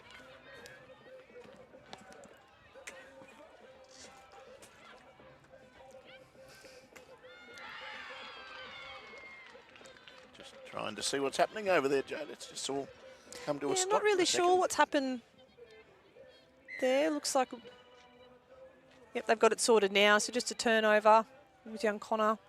Here's Shanoa. She's been a standout for the Titans today, I thought, Terry. She's been very strong for him, scoring that try in the first half and making some good ground here in the second half as well. So Broncos will just try and work their way upfield now.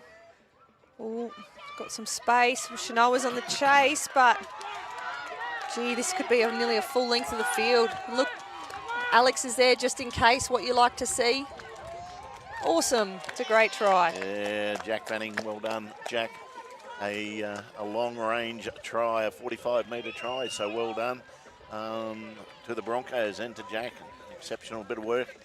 Broncos kicked out by 2 now, Terry. They're out by 2. It's 5 to the Broncos, 3 to the Titans. So your prediction of a drop-off is looking a little bit dodgy now, Jody, but you never know. We still have 4 minutes. 4 minutes to go in the All Abilities Grand Final, our Enterprise Legal All Abilities Grand Final. Yep, Jack's earned himself a rest there. His teammates have got around him for that great try.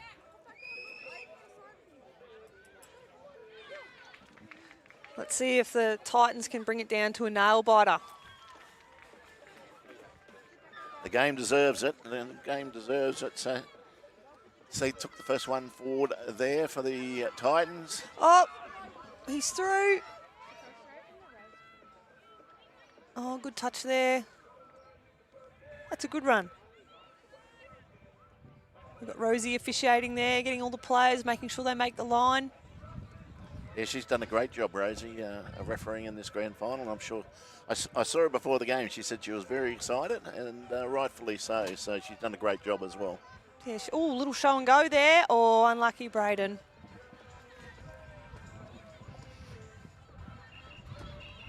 As we come inside the 3-minute mark of our All Abilities Grand Final, with the Broncos leading 5-3. Yeah, you can see the players are starting to get a bit excited. I think I've seen a couple, how long to go, so always a nervous few minutes, those last few minutes of a final. Yes, yeah, depending on what side you are Here's of the score Jimmy. sheet, it can He was going to go out there, but he's kept it alive. What a pass. What a great ball inside, yeah. That's awesome Exceptionally from well Jimmy. done.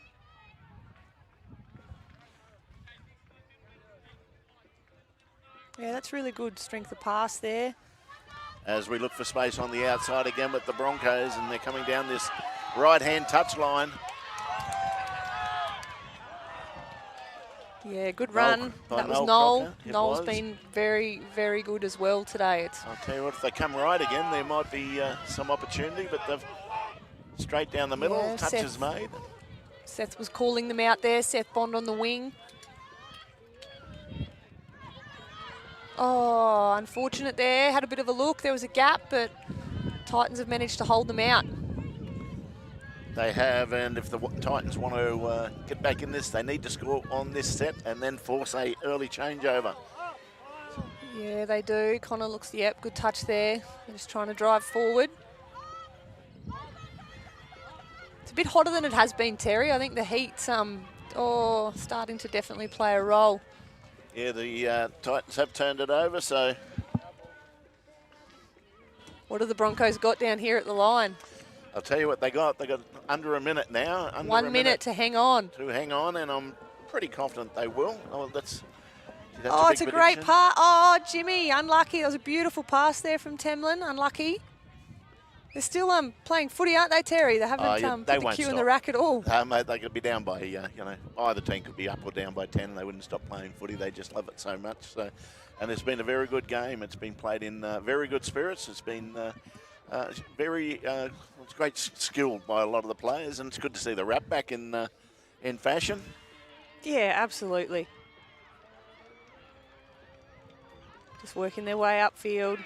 Oh, and that is the hooter. It's a final touch.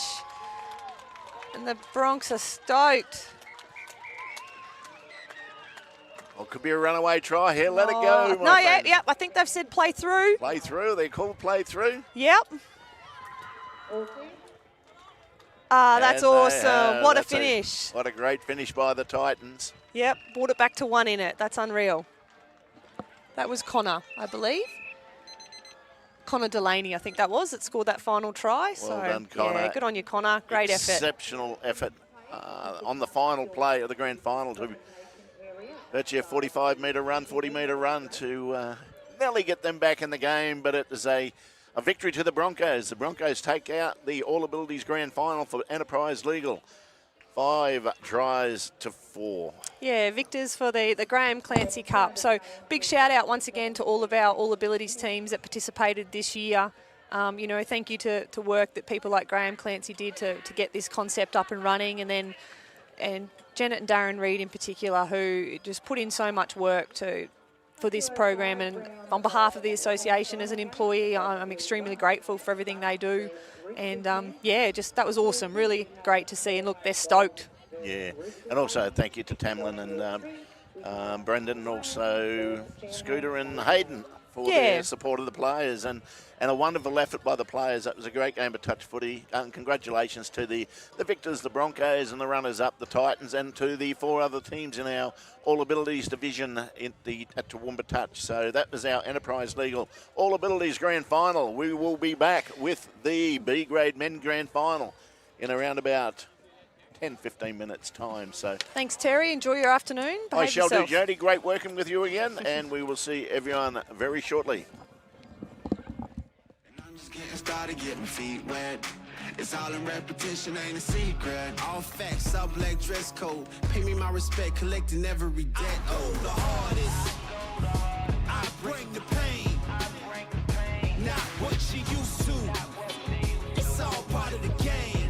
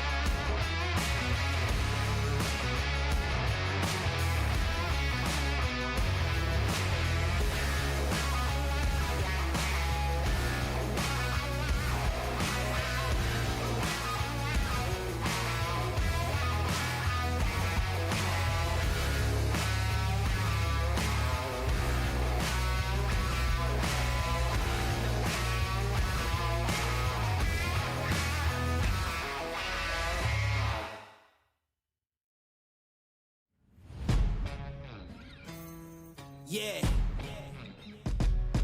Let's go. We just gotta go hard. I go the hardest. I bring the pain. Not what you used to. It's all part of the game. Yeah, I just gotta go hard. I just gotta go hard. Go hard. Go hard. Yeah. Oh yeah, the beast back. Adrenaline pumping through my veins, can't relax. Original, I am not the same as these cats. I sting them if they never ever mind and they beeswax. I don't ever cap, but I'm wearing like 3 hats. Never been a rat, but I know where the cheese at. You'll never get a trophy cause they all here where we at. You better believe that. When it's all said and done, I'll still be here standing. Never took a loss and it ain't something that I'm planning. I dare you to say something, my focus is A1. Every dog has its day, it's been mine since day one. This is real grind and I'm still climbing. While you still trying, I'm still shining. It's real blinding. And I'm getting hotter too. Talking top 2, I'm not a 2. You let the pressure bother you and I do what I gotta do. Let's go hard. I just gotta go hard. Go hard. Go hard. They ain't coming close to me. Flow is on atomic, I'm starting fires through poetry. The hardest out, staying loyal, no falling out. And if you step into the court, be ready, we balling out. Yeah, the coldest of teens, they know what we bring, don't try us. They know in between, we go for these dreams in silence. Hard work, don't mistake it for magic. We been shooting in the gym, this is target and practice. Yeah. And I'm just getting started, getting feet wet. It's all in repetition, ain't a secret. All facts, all black dress code. Pay me my respect, collecting every debt. Oh, the hardest. I bring the pain. Not what you used to. It's all part of the game. Yeah, I just gotta go hard. I just gotta go hard. Go hard. Go hard. Go hard.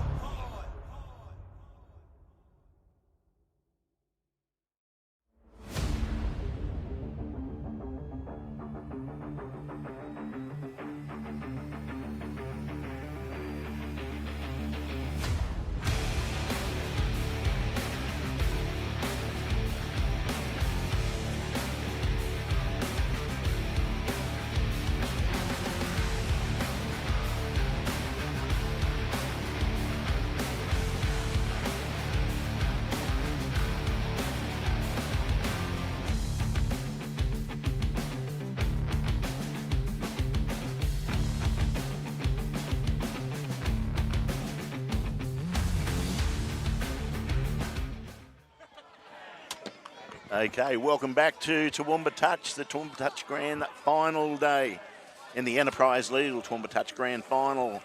We are moving into our 3rd game of the day, the B-grade Men's Grand Final. And I'm joined by Jordan Dart. Now, Jordan, our coach extraordinaire, player extraordinaire, been coming up to Toowoomba, I don't know how many years playing in Toowoomba for the Saints Club, who didn't make the Grand Final this year, mate. But No. Welcome on board. How have you been, mate? Yeah, really good. It's I didn't play last season. I think my last one up here might have been the year before, or maybe the year before that. But I'm in touch. Always love getting back up out here, and what a carnival, what a comp it is. You see people on the hill. It's just, I guess, celebrated a lot more than probably other places around the country for touch football. So yeah, it has a rich tradition with their clubs and things like that, and people support their clubs and. No, it's always been a great day, the Toowoomba Touch Grand Final, and hopefully we've had a great day so far. We had the D-grade Men's Grand Final on live stream, and we also had the All Abilities, which was a great game between the Broncos and the Titans, and the Broncos actually won something this year, and that was our All Abilities. So well, there you go. You just got to look at that team and start celebrating them, because the league team at the moment not going so great. Not so strong, and in our B-grade men's competition we have the Sharks Club taking on Roosters in the grand final. A lot of B-grade's always interesting, mate. Younger players coming up and older players sort of sliding down a bit, so you get that youth enthusiasm and speed in the experience in the older players. Yeah, and it's a perfect division, like you said, for those young ones where they do get your people like Sykesy and Scotty Pearce and Neil Ward on the other side for Roosters that they get to learn off, and Roosters take us away here. Yes, as Roosters take the ball forward and going to work to that 7, I'd say, and try and bring the referees and the rules into it as Sharks come up and very committed in defence as the Roosters attack through the middle. You got Alex Hinch Jr. on the footy at the moment. Yeah, young Alex throws long ball left to right, turns it over, and Sharks get their first possession of the grand final. And they don't score, and Hinchy Senior runs straight off the field. We're not defending this one. Yes, I don't know where I've seen that before, but as the Sharks team work it down the sideline here and then work it back to the middle, they've got their subs on, and Matty Schultz who flicks it on the inside. Flicks it on the inside. It looked line ballish, but the referees like it. They point to the spot, and we have Sharks on the board after only 1 minute of the Enterprise Legal Touch Grand Final at B-grade men. What a try to get us underway. Little flick pass straight out the back of the hands, and Sharks. Yeah, Matty Schultz, he's just scoot from half there and just a little inside flick pass. And Roosters will take us forward, and I'm not quite sure of the results. I think Sharks finished the minor premiers, mate, with Roosters finished second. So Sharks actually survived the scare in the semi-final. They nearly got beaten by Saints. That was very close, I believe. I didn't actually see the game, but so even though that they're the minor premiers, they just snuck into this grand final. Well, they've got some quality around the park, this Roosters side as well. And like you said, the experience in, Shane Simmons, Neil Ward, Mark Delaney, and then Hinchy there. You've got, and then those young guys coming through are quality players themselves. So yeah, and Shane Whitehouse has been around a long time as well. Absolutely. Probably haven't. Oh, they're going to get an over the mark here. Yeah, if the competition, the B-grade competition's been pretty close during the year, and it's we talk about it all the time, but just controlling the ball. We saw in one of the earlier games, I think it was the Roosters team, they actually looked the dominant team, but they couldn't control the ball for long periods of time and got beaten. So it's the same with any game, whether it's touch footy or possession is key, right? It is. Possession, probably defence wins competition, so... Oh, we're going to have a touch and pass, maybe forward. Yes, penalty here to Sharks, and they're going to work it to their sub-box. A few of the players have been out there for extended periods of time. We're into the 3rd minute of the grand final in the B-grade men's, and they're very disorganised here at the moment, Sharks. They'll want to get a bit of a drive happening here, get a little bit of territory as we have. Oh, they're going to find space. Neil Ward, the experience. I think Wardy's looking for a bit of support play. I would have loved to see the Wardy versus Piercy there, just down the sideline, see who had it. But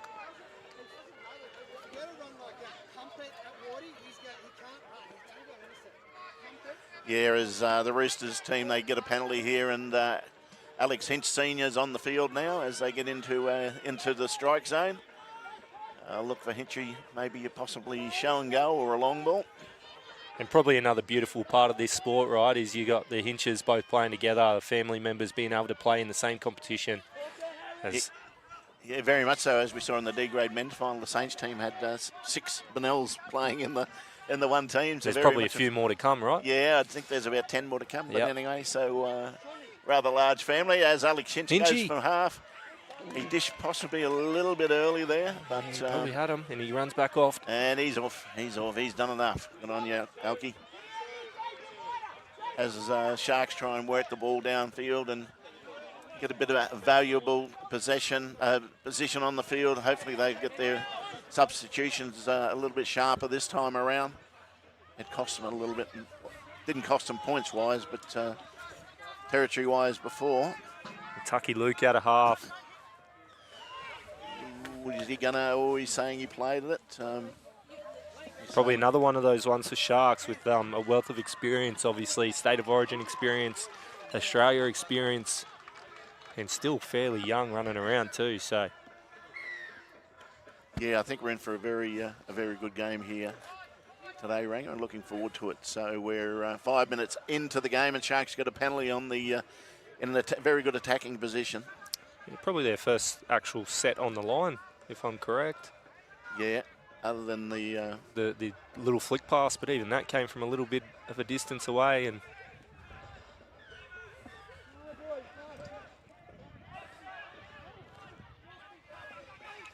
as it comes across, short ball to Matty Schultz, nothing happening there. He'll roll the ball. Sharks will have to reload, reset, get to some strike play. It's the last. They'll have a shot from half. And Little here he shell is. Go. Long ball into the corner. yeah, And Tucky try. Luke, left to right. Yeah, nice to see. Good left, right long ball. And good play, finds a little bit of space. And as we said before with the Roosters, we probably released that a bit too early. Tucky Luke digs all the way into the line and finds success straight through him. We have a 2-0 scoreline here in the Enterprise Legal Toowoomba Touch B-grade men's grand final.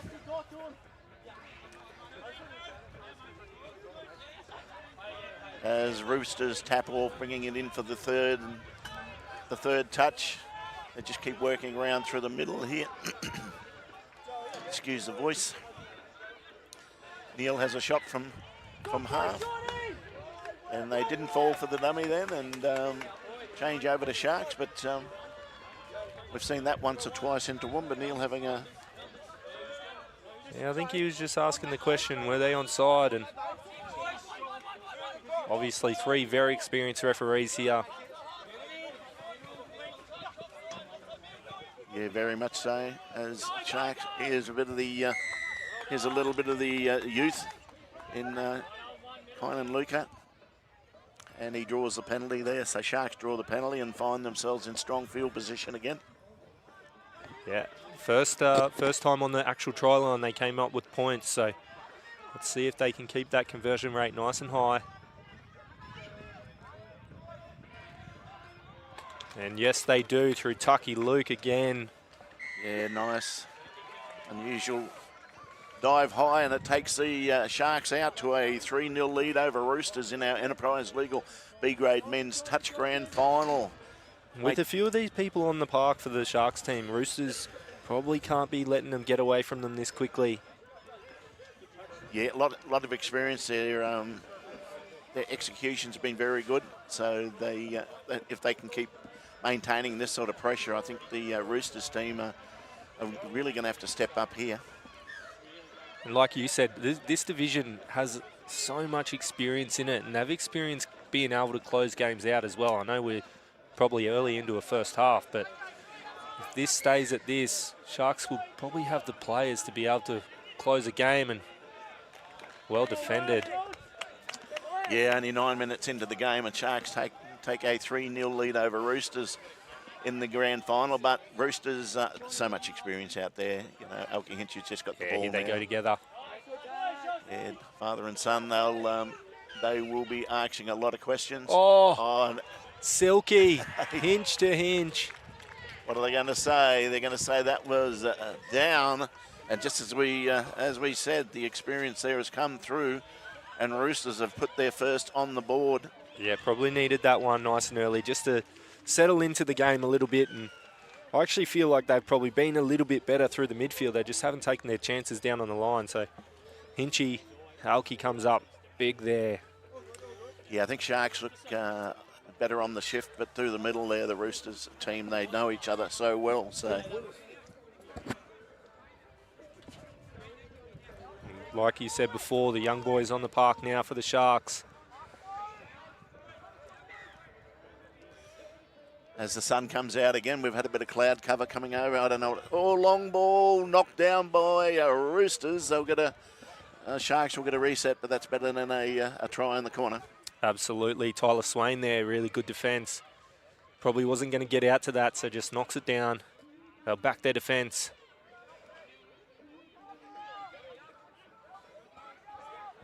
So who are we looking to here, Rang, in regards to, oh, yes, a nice little...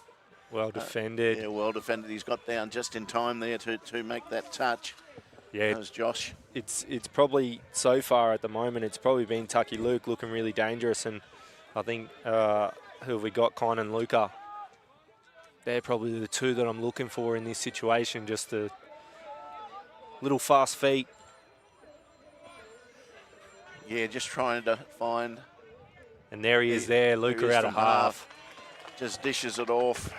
Nice, simple one there to the Sharks team as they go to a 4-1 lead over Roosters. We are 10 minutes into the first half of the Enterprise Legal Toowoomba Touch Grand Final. And had so much time in the in-goal. He actually danced his way from the dead ball line and stopped still. Yeah, he did. And, mate, did you drive up today from the Big Smoke? Drove up today from the Big Smoke, so come up, beautiful afternoon, not too hot, not too cold. Beautiful time of year. And plenty of flying ants out there too. Yeah, I've got a few over the white T-shirt already, so... Yeah, you don't. That's why I got the black shirt on, my friend. No one gave me that memo.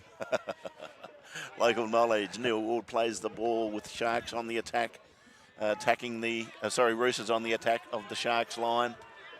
And a non-forced error, an unforced error. They've turned it over, and they don't want to be giving Sharks too much possession, as they are looking very threatening. Their running game is very nice at this point in time.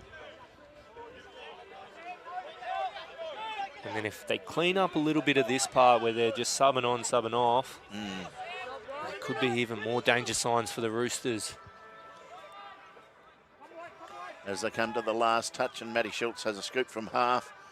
Sends the ball out wide to the wing, and the cover defence has just caught him over there. So that'll be that was enterprising play by the Sharks team, and Roosters will get possession and work it down the left-hand side, and obviously they'll try and get some fresh legs on as well.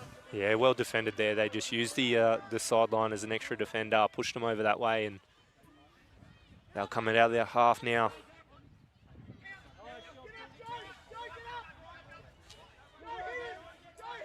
And the Sharks sub boxes arching an effort from their defensive players, and looks like we've got a change over here. I think it was on the last anyway, so the Roosters took it down and they put the ball down. Sharks get possession, and again it's the score is 4-1. Sharks over Roosters in the Enterprise Legal B-grade men's grand final. Yeah, you'd think if you're Roosters, you're trying to find Whitehouse, you're trying to find Hinch. Alki's obviously been big so far, and they've got to take their chances, the Roosters. Yeah, I think Roosters need to be a little bit stronger in the ruck too. They really need to try and slow down that ruck play, the ruck by the Sharks team, especially coming in attacking the line. I think they're just giving them a little bit too much latitude. They need to be a little bit stronger on the shoulder. Absolutely, and we saw that in the line attack before. There was just a hold up in the roll ball, and Neil Wood probably couldn't get out of half like he wanted to. So, as Neil has the ball and the sweeper coming around, but they'll look to go back through the middle. Just didn't have the wheels on that particular play. No, but probably a better set from the Roosters. Obviously, would have liked to be a little bit further down, but if they can put a little bit of pressure on here. Yeah, got to keep asking questions, you know, put a bit of doubt into the opposition's mind as to how you're playing the game, and yeah, just having that crack every so often does put that doubt. As we have the Sharks in prime position, attacking the Roosters line as we come up to the last play of this set. Looks like they're just going to run it into the corner, make it difficult for the Roosters team to work it across field and get to their sub box, and I'm sure they will be looking for some fresh legs. Yeah, not too bad. I think they might have lost the touch count, and then, you know, the experience of Sykes, he just goes, you know, fifth and last, let's put it in a corner and let's make it hard for them. And they're doing a pretty good job here. I think this might be coming into last. It is last as they've got over, and again, they've just got to run it into the corner, and at least they've changed it over in a pretty good field position and away from the Sharks sub box. Yeah, been happy to get back into a grind now and probably settled into the game, well down 4-1, settling into the game a little bit better than they started it. So, yeah, and Roosters will want to really ramp up their efforts here. We've got 5 minutes coming into halftime, and I'm sure they don't want to concede another try to the Sharks team going into halftime, that being down by 3. As we have a ball down here by Sharks, so it gives Roosters the opportunity now to try and get some points on the board. Yeah, this is what they would have wanted. They put it over in a corner before and they put a bit of pressure on, get an unforced error. They're going to get a full set, almost attacking the line with Neil Ward and Whitehouse on the field. Yeah, Neil Ward's just in there scheming, looking to set up as they drive. Neil gets to half. Didn't get the roll ball that he wanted, and it's a changeover. So that was probably a pretty important one there. It would have been important for them to get some points, but not all is lost with 4.5 minutes to go to half time. Yeah, it's probably been the story of Roosters' first half, right? Every time they're down there, there's just been some sort of error or a slow roll ball, like you said before. Yeah, it just gets a little bit sloppy, and I'm sure they'll address that at half time. And in the second half, they can come out and just fix a few of those little things up on. And referee Luke McKenzie has found a penalty there, and so the Roosters do get another opportunity. They will get a few more opportunities coming into half time, but they've been given a penalty there into the Sharks' half, so they need to try and make the most of this and get their key players out there. I'm sure they will. Yeah, I think, like I said before, you've got Alki out there now, you've got Whitehouse, and you've got Alex Inch Jr., so... Yeah, the key players will run around those guys as they look to run a sweeper. There we go. Come back on the open side. Referee looks at it. They all seem pretty happy, and the Roosters do go over for their second. With 3 minutes to go in the first half, we have a scoreline of Sharks 4, Roosters 2. Yeah, much better attack from the Roosters. Clean roll ball, and Alki once again coming up big for the Roosters. Pretty good call by us Monday experts too, mate. I think you called the players and the plays, and they've gone over. So we have Sharks now looking to drive it forward. So Roosters will be hoping not to concede another one. They've worked hard to get back into the game and will get points and get back into the game. Absolutely. They wouldn't want to throw one back. Yep, there we go. They've conceded. Tries aren't really worth anything, and they've defended the set. Tries aren't worth anything until you defend the set. So that's all the Roosters got to keep doing. Put the ball down the other end and just chip away at this lead. And yeah, I think it's got to be through those three players for the Roosters. Yeah, and I think they're a team that know their strengths and weaknesses. Yeah, and they will just play within that format. And credit to Sharks, they've done the same thing so far, right? They've gone through Luca, through Tucky Luke, and your older heads are just playing the role at the moment and making sure they get them good footy. And Mark Delaney had a crack there from half. And Sharks get the ball back. We are just inside the 2-minute mark of the first half of the Enterprise Legal Toowoomba Touch B-Grade Men's Grand Final.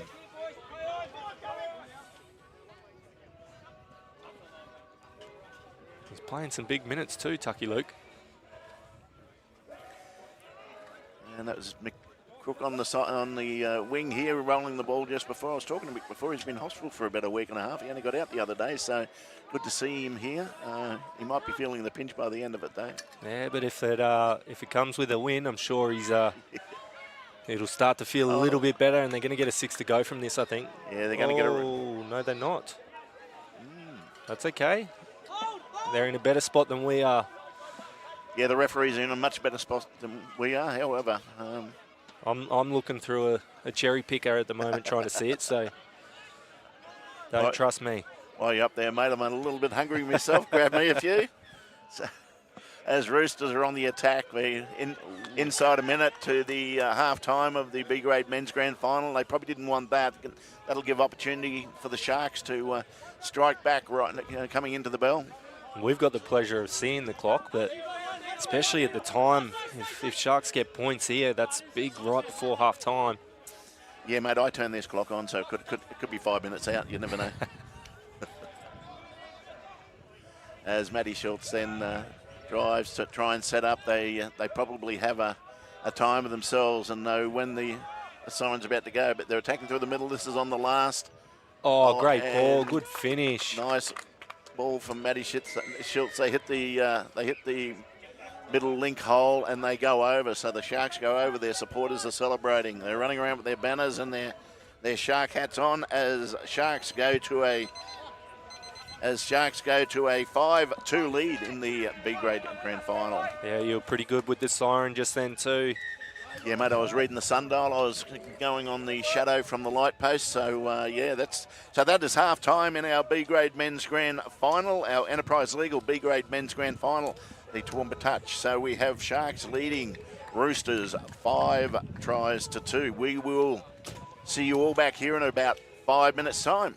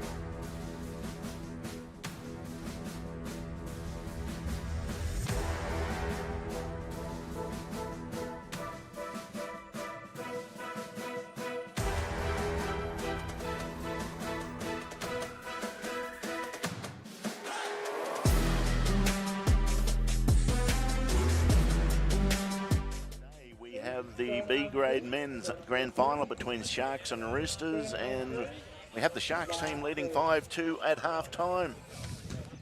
What have you seen at all, Ring? What are you seeing in the first half? Yeah, I think, like we said, I thought Roosters actually started the game through the midfield not too bad. They've just been clunky around the 7-metre line, and then probably the opposite to the Sharks. They've been a little bit clunky through the midfield, but they're executing to a T as soon as they get to the try line. So I think if you're Sharks, you just want to clean up that midfield and you probably ice this game. And if you're Roosters to get back into it, you've got to start to take your chances. Yeah, I think the guile of, like the Neil Ward and the Hinches and that for Roosters is going to be relied on heavily here in the second half. And what Sharks have done well is when they've got to the line, their whole runners have been very good. Yeah. They've been hitting good spaces, and that's been the difference. Yeah, they've absolutely executed. Like I said, you had one where they go straight through from half, and then the next one, they see the shot come from Roosters, and I think, who was it? I think it was the number 3. Con and Luca hitting a massive hole straight through the link right at the end there. I think it might have been Harry Abacha. Yeah, it could have been Harry. Yeah. Okay, the second half starts and we have Sharks with the ball, taking it down the midfield and looking to find themselves some good field position.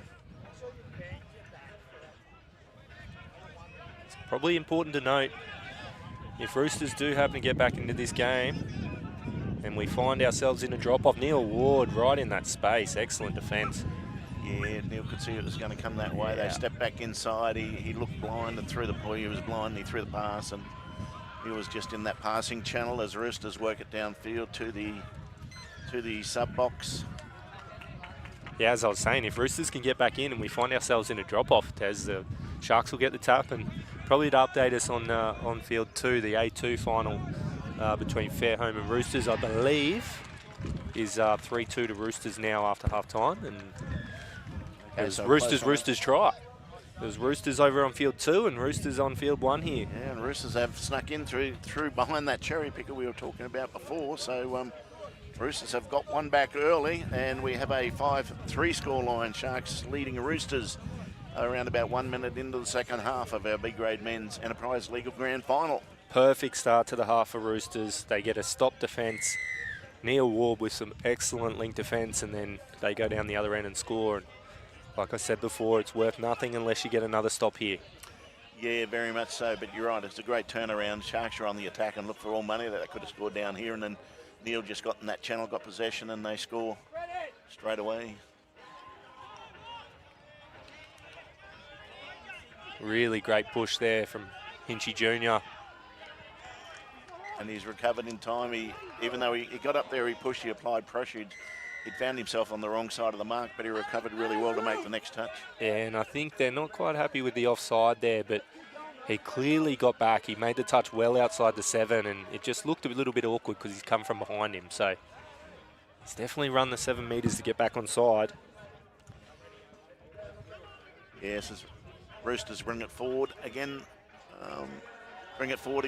As we are a couple of minutes into the second half. Only a 2-point difference as Roosters dump it. Look for a little scoot, put it through the hands. And they've lost control of that, and Sharks get a penalty for a late pass. Probably just not quite, they're going to not giving the ball back, a bit of back chat. Probably just not getting through their holes on that situation there. They forced the shot through Whitehouse, and yeah, the execution was very clunky in the end. So yeah. But and there's another penalty here, so back-to-back penalties. Probably not what you want if you're Roosters. You started the half so well, and you're going to let them march down the field pretty easily. Yeah, and you need to do a lot right, don't you? Absolutely, especially being down 5-2 at half-time. So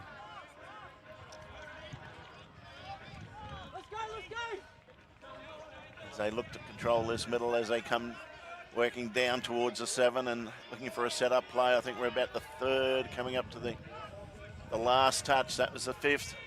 They'll just have to, again, they were looking at hitting that channel, but maybe Roosters had a bit of a conversation about that at half-time, and they pretty much shut that down nice and easily. Yeah, and I like the defence there from Whitehouse. Obviously, Tucky Luke was trying to isolate Alki in the link there, and he just pushes up nice and high. Forces him into something that he doesn't want to run. And as Roosters have possession down the sideline there, and they've turned it over. It would have been late in the count, if not the last anyway. Sharks have the ball now, and they're working towards midfield. Yeah. Roosters, I did mention before, Roosters need a little bit stronger in the ruck, but that was a bit too too high. obvious there by Shane. So yeah, I think they're going to have a couple of words about this.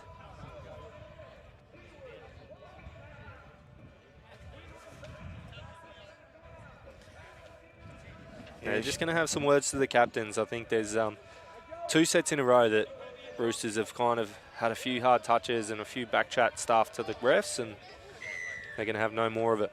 Yeah, just on that, controlling the ruck, mate, very important part of the game, but there's certain ways of doing it. Yeah, Simo probably just got that one wrong. He was a little bit too high in the touch. It gets a little bit lower, hold him up for sure, but Yeah, I think as he come in, he's come in with momentum, and Yeah, as you get a bit older, mate, the brakes don't work as well. absolutely. I'm starting to feel that right now. So, and he put the bumper bars up, and that is the penalty. But we have Sharks on the attack again as they go through their sets, and that turn it over here for Roosters. And Roosters have got to work it hard to get out of here and obviously get to their sub-box, get some fresh legs out there, and start applying a bit more pressure to the Sharks team who look reasonably comfortable at the moment. This is looking like a great set from the Roosters. It is. And just slows down a little bit. Oh, he's not onside. Yep. Again, I'm looking through the cherry pickup.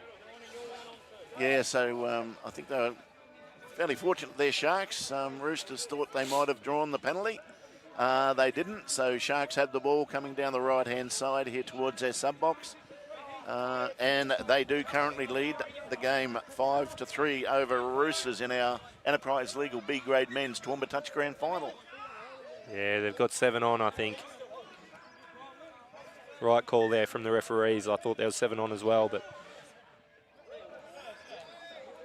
the set we were talking about before, though, Tez, was a great set from the Roosters. They went real hard for 4 touches, and then they just slowed down into the roll ball where they had momentum. I think if they can just keep that, they're probably going to find success through this Sharks side. Yeah, sometimes, you know, when you do bend that defence back and you've got them under pressure, it's a lot of the times a case of just keep doing it. Absolutely. And then, we know ourselves, like if you're under pressure in defence, your decision-making can be a little bit off. And it's just that pressure that's applied that can bring those points. As we have Roosters on the last, by the looks of it, run a little switch, a little pop pass. Looked a bit very old school. It was good to watch. It was awesome to watch. Just didn't find the mark there. But again, had a set from halfway and probably need to start to execute some of those chances. We've still got a lot of time left in this game, but yeah, 13 minutes or so left in the game, and it's just a 2-point ball game at this point in time. As we know, 2 points can be gathered in a minute, let alone 13 minutes. So we got Sharks on the attack. They like to use the ball a lot more, Sharks, and a little flick pass out the back there, or a little first down. I think that was about 5 metres forward, but our referees have got it. So Roosters have the ball. And that was a better touch from Mark Delaney coming into last touch. He just got underneath the Sharks defenders, and nothing wrong with that. Held him up a little bit and made it a bit easier to defend. Yeah, this part, we're just going to see an error. Yeah, I think we were up for a good set by the Roosters, but they've just turned it over here again, and Sharks will again try and get themselves into prime field position and get the appropriate players out there. Scott Pearce comes off. Bit like that first half, that's what I was saying. I think Roosters were just a bit better through the midfield, and they've started this half the same, and they've given the Sharks a chance here. Oh no, footwork. Oh, and he's had a go at that. They got very fortunate there. Like, that ball was going to ground, and Roosters had an attempt to pick it up and given them 6 to go. Well, both teams got a bit fortunate, right? Yeah, very much so. Roosters don't let in a try that looked like was coming for all money, and somehow Sharks get the footy back.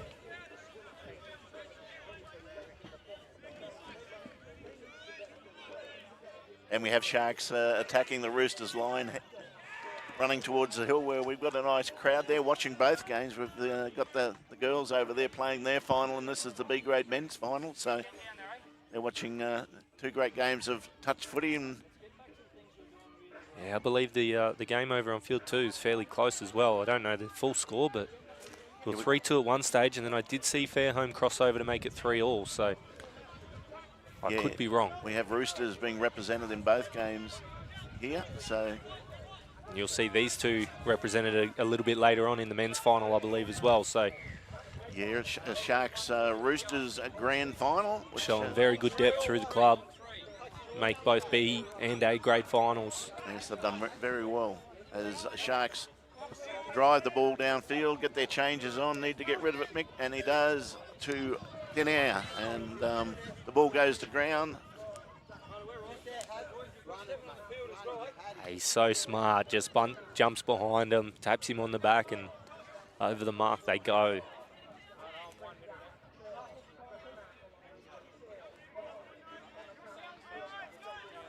So we're coming up to the 10-minute mark in the B-grade Men's Enterprise League or Toowoomba Touch Grand Final, and we have Roosters on the attack, attacking the Sharks line.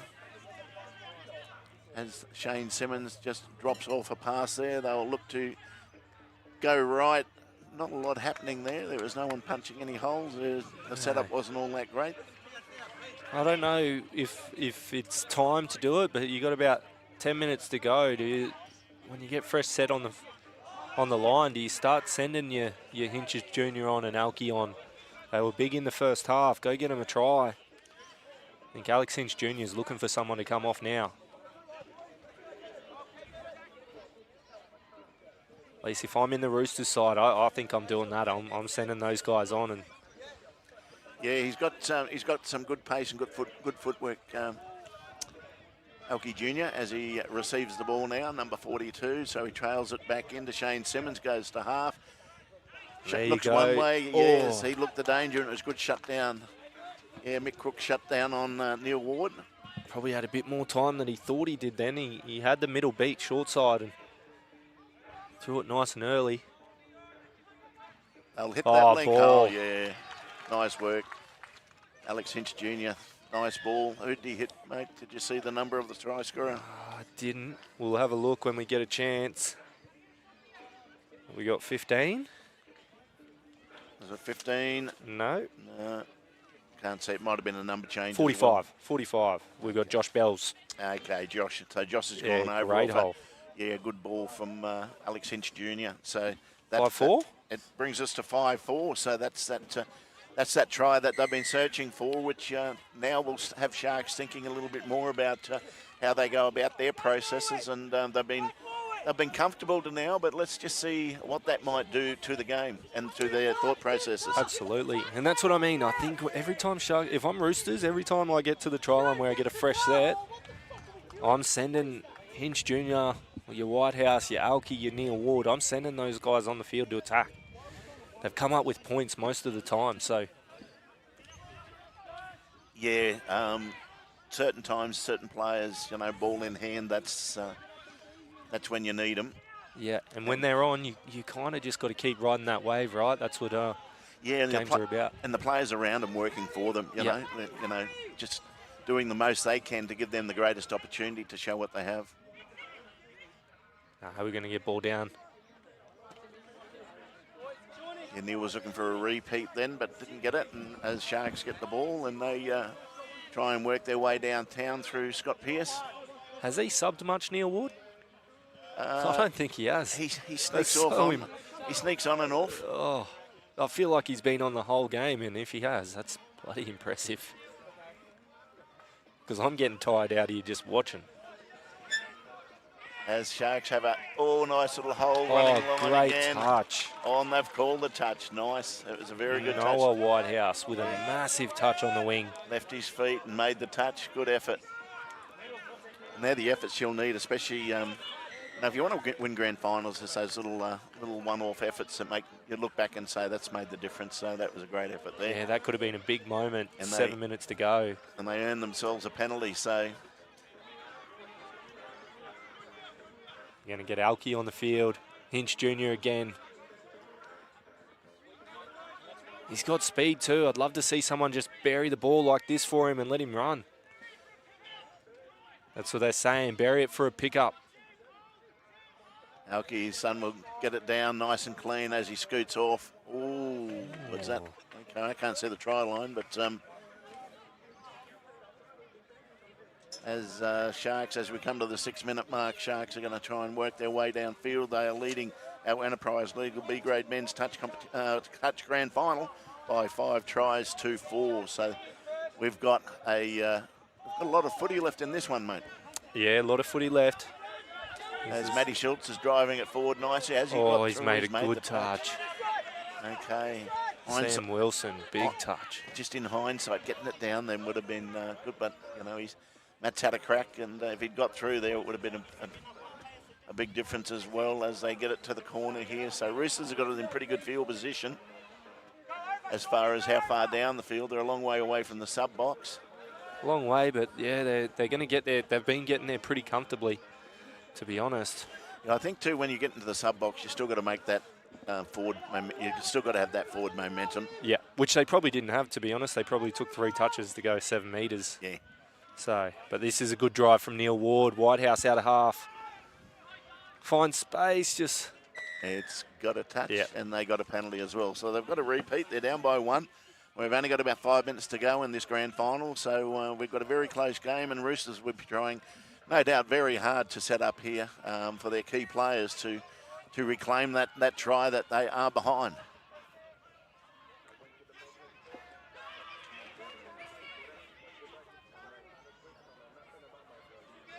Well defended. Great hole from Shane Simmons. I think Shane thought he had scored then, but... Yeah, I think so too. Yeah, this is smart from Simo. He's going to get Hinch Jr. on the field. Probably could have done it a touch earlier, but Whitehouse. Yeah, he's going to call him offside, I believe. Yeah. Played advantage, they got the penalty, so Roosters will get another set, another crack at the Sharks line as we come to the 4-minute mark of our Enterprise League B-grade men's touch grand final. Have they got all the right players out there at the moment? Rang. I think they've got enough out there. Yeah, they've got obviously Whitehouse, experience Ward. in Ward and Delaney, and then they've got the youth and footwork in Ward, Whitehouse and Hinch. Hinch. He's going to go to Hinch now as he has a little crack, goes ball. long. Yeah, we've got try, we've got ball down. We can't quite see it here, but there we go. Hinch Jr. It was all Alki in the first half, and Hinch Jr. has come up to put him back even with a great right foot step, right to left pass, straight over the winger's head. Yeah, and we have been sort of talking about young Alex Hinch Jr. and he has delivered. So we have a level ball game with 3 minutes to go in the Enterprise Legal B-grade men Toowoomba Touch Grand Final. We've got a lock ball game, 5-all, with Sharks with the ball coming back down off from halfway, driving down. They've made about 20 metres in 2 racks. So they'll be in nice strike position early on the count. Yeah, and they got the youth on here. They've probably got the group on for attack as well. They go through Tucky Luke. And they won't find anything that... No, they've just run himself into a corner. Oh, and they there. roll the ball with no half. And that might be the youth we talked about, mate. The Yeah. enthusiasm and just... there's a few of the older players out there. I'm pretty sure they... Yeah, that doesn't happen. There's a good balance, and Roosters had it that last set. And as I was saying to you a bit earlier, that was smart from Shane Simmons, and we're going to get a turnover again. That's not what Roosters needed. Yeah, shoulder. We didn't need that. You've done so well to get back into this game, and we're coming up to 2 minutes of this grand final. We're all locked up at 5-all. And let's see if the Sharks team can break this deadlock. They're in the prime position as we have a player looks a bit injured. Yeah, I think what's happened, he's ducked his head into the roll ball, and there was just a strong touch. Nothing wrong with the touch whatsoever, but I think it's almost giving him like a crusher tackle. Yeah, a self-inflicted crusher almost. Yeah. He doesn't look well. Yeah, unfortunately, I think that was probably more on the attacker rather than the defender. His medical come out to have a look as we're well inside the team. We've probably got about 90 seconds left in the game. I don't have the exact time, but... I think you started a little bit late. A little bit late. We started the timer a little bit late so we here. might have about a minute. Yeah, we might be on the minute. So, and as we know, there's no time off in touch footy. So this could send us all the way to the drop-off. Maybe that's the plan. He knows he's got the tap in the drop-off. Do we just get to that? I don't know if I'd be that smart to work that one out 2 minutes out myself. But absolutely. I'd probably be thinking about it, Tez. Oh, would you? I know you would, my friend. Yeah, mainly because I'd probably be tired and go, I need a rest. But no, Tucky, he's a tough bloke. So for him to be, he might be a bit dizzy too. I think maybe he's just copped a bit of a head knock and he doesn't look too great. Hopefully he's okay. We won't have a lot of time here, so they might only get a couple of touches in here. Obviously, the welfare of the player is more important than the time clock or the score. Absolutely, and that's like I said. Hopefully, he's okay. That's a big loss for the Sharks if he can't return, and he won't have long to return.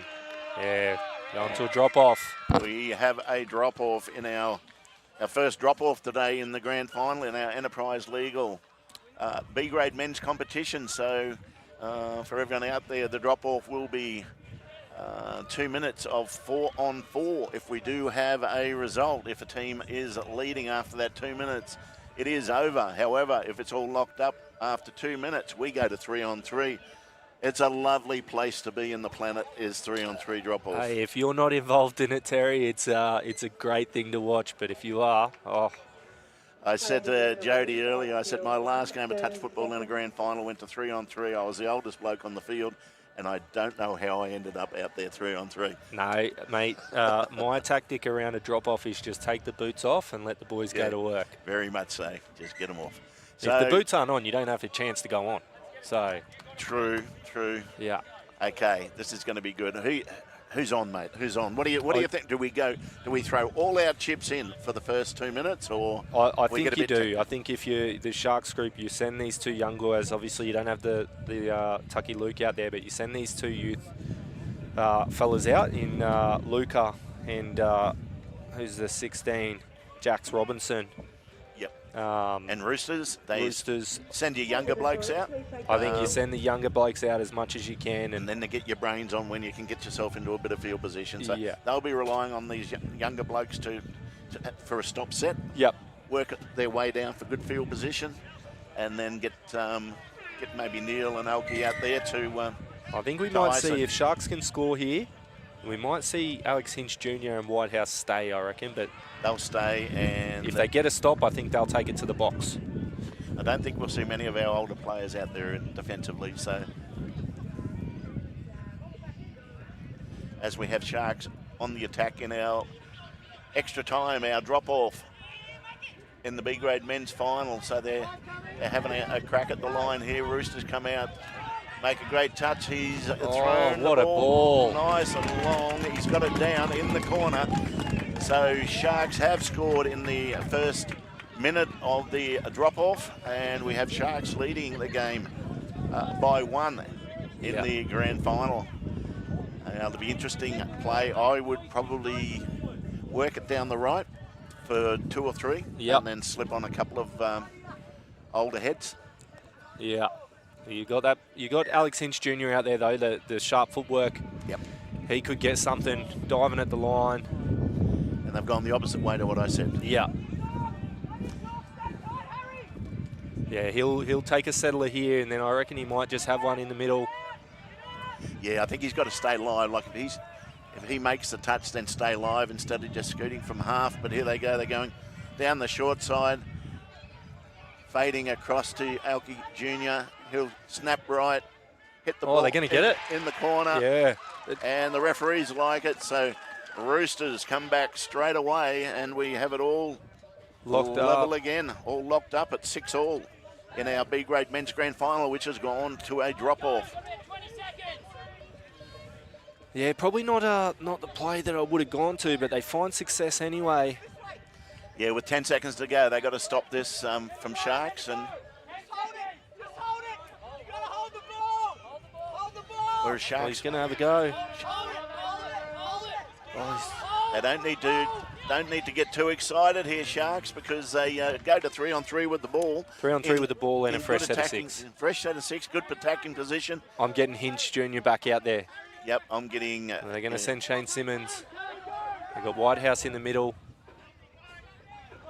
I think it's advantage. Yeah, and they're going to get it, the Sharks. Yes, they probably needed a little bit more speed on the edges there, and Sharks do get it. They score over on the left-hand side. The referees call it all clear.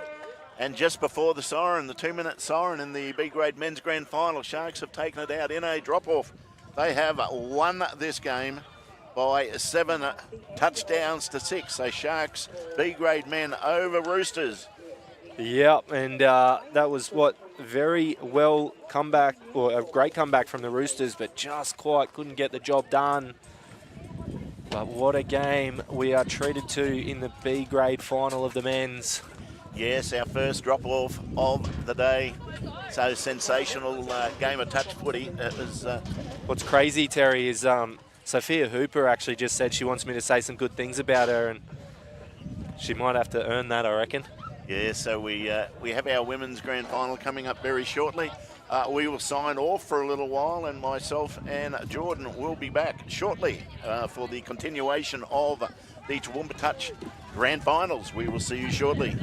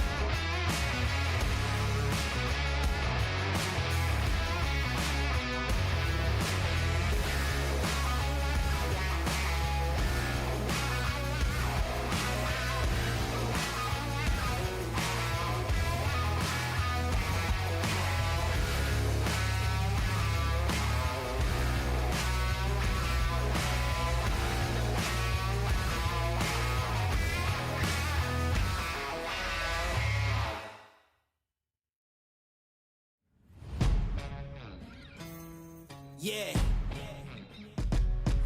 Let's go. We just gotta go hard. I go the hardest. I bring the pain. Not what you used to. It's all part of the game. Yeah, I just gotta go hard. I just gotta go hard. Go hard. Go hard. Yeah, oh yeah, the beast back again. Adrenaline pumping through my veins, can't relax. Original, I am not the same as these cats. I sting them if they never ever mind and they beeswax. I don't ever cap, but I'm wearing like 3 hats. Never been a rat, but I know where the cheese at. You'll never get a trophy cause they all here where we at. You better believe that.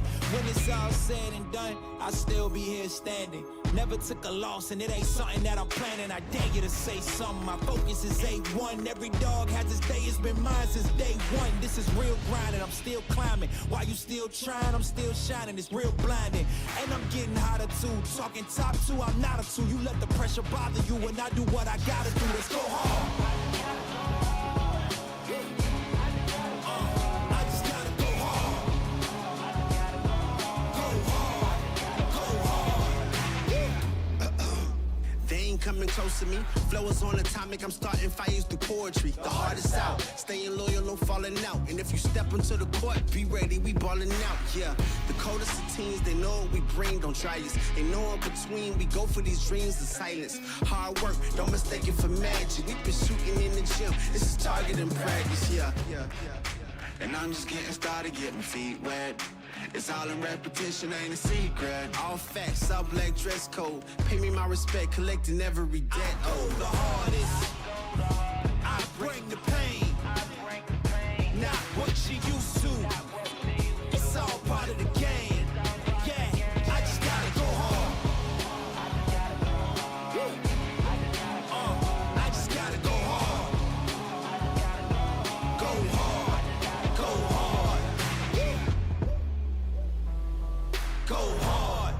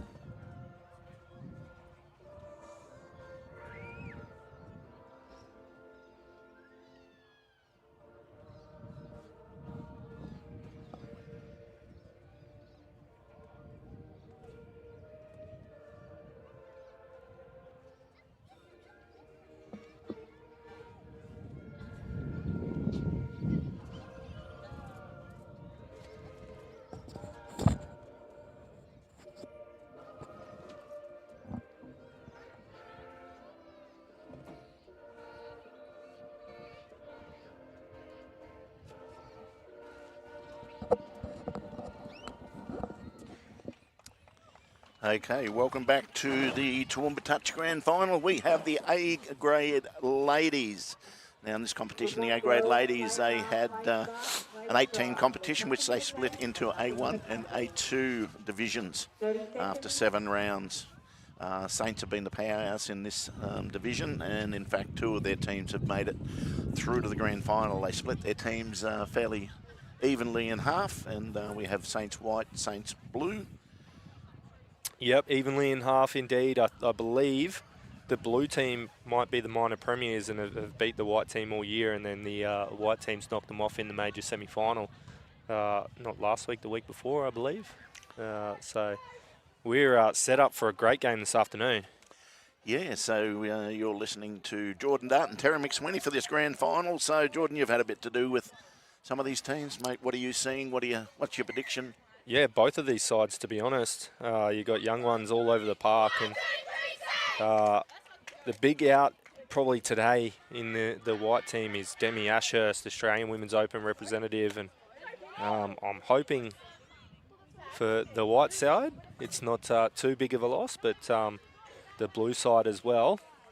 Got some great players over the other side in Tess Notley, Carla Nobbs. Young person coming up, Arabella Nopke. The white side with quite a few. Mahaley, Wearbone, Sophia Hooper, McKaylee Blades. And that's the start of our Enterprise Legal Toowoomba Touch A Ladies Grand Final, and the blue team is, so we'll call them blue and white, Saints blue and white. So the blue team is working their way downfield early on in the game.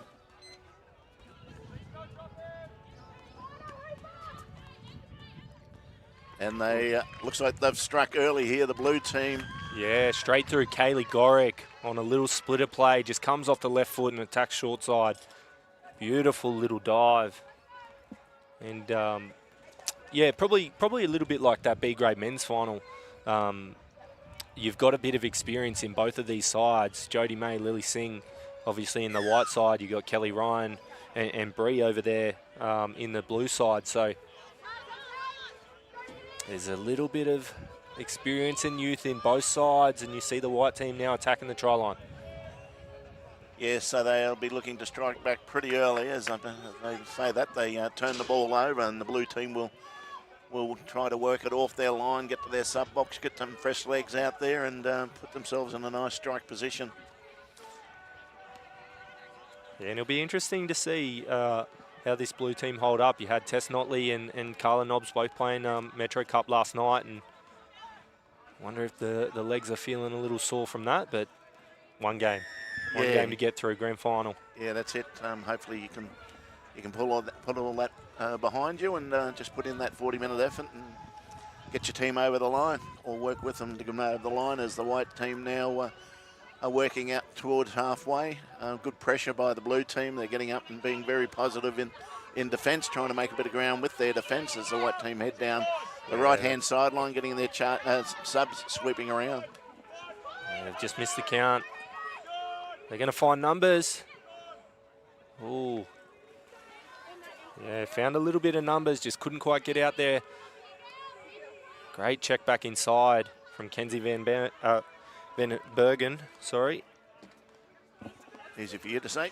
Yeah. As the blue team now work it down towards the line again. They have a little scoot from half, throw the cutout ball, hit the back of the white players, so obviously didn't play it. And the white team get possession. And the good thing about this is most of these girls, especially the young ones, they all play junior touch together at the moment. So they're very well known. They're obviously been in the same club system for a long time. This is going to be a seesaw battle, I believe, as the scooter comes flying past us. Scooter man.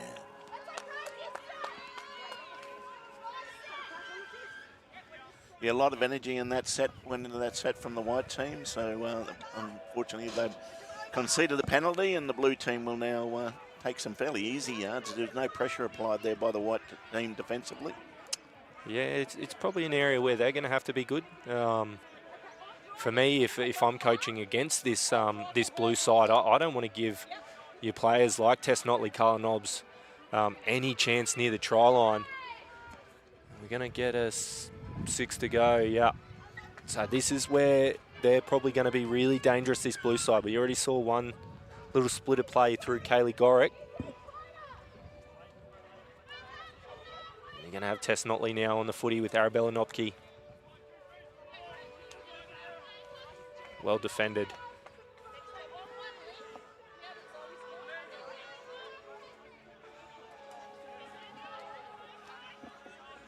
As the blue team now are striking at that line, turn the ball inside. Could be a late pass. The referee sees it that way. Lost an opportunity there. They in very good field position. They had the right players out there, but they just didn't execute that very well with that late pass. It relieved the pressure valve. Late pass, but I like that they've gone back to a Kaylee Gorick sweeper. She had success in the first set of the game and scored, and they go give her another shot. So smart footy there from the blue side. The white team are working it forward to halfway. Drew a nice little draw and pass there over halfway. And they're on the last touch, so they'll probably just look to take some territory here. They're putting it through the hands, put it in the corner, and maybe apply a little bit of defensive pressure here early on. Yeah, not a bad set from the white side. They've been pretty good the first 3 sets of this game, going other end of the footy. Yeah, so we're 5 minutes into the Enterprise Legal Women's A-grade touch grand final here in Toowoomba. As the cloud cover comes over, it cools it down a little bit. I'm sure the players will appreciate that after. We've got Mahaley going straight through him. Throws at long ball, goes to ground. We don't have a great sider on it, but we do know that the white team does have the ball. Yeah. And they just didn't complete that one.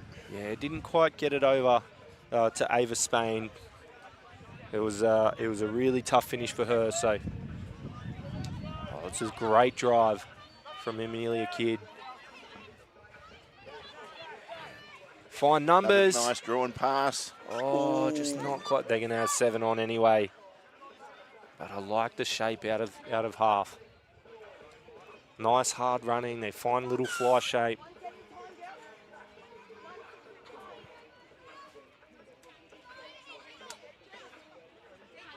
It's fairly free-flowing game so far, mate. What are you? Yeah, so far I think enjoying it.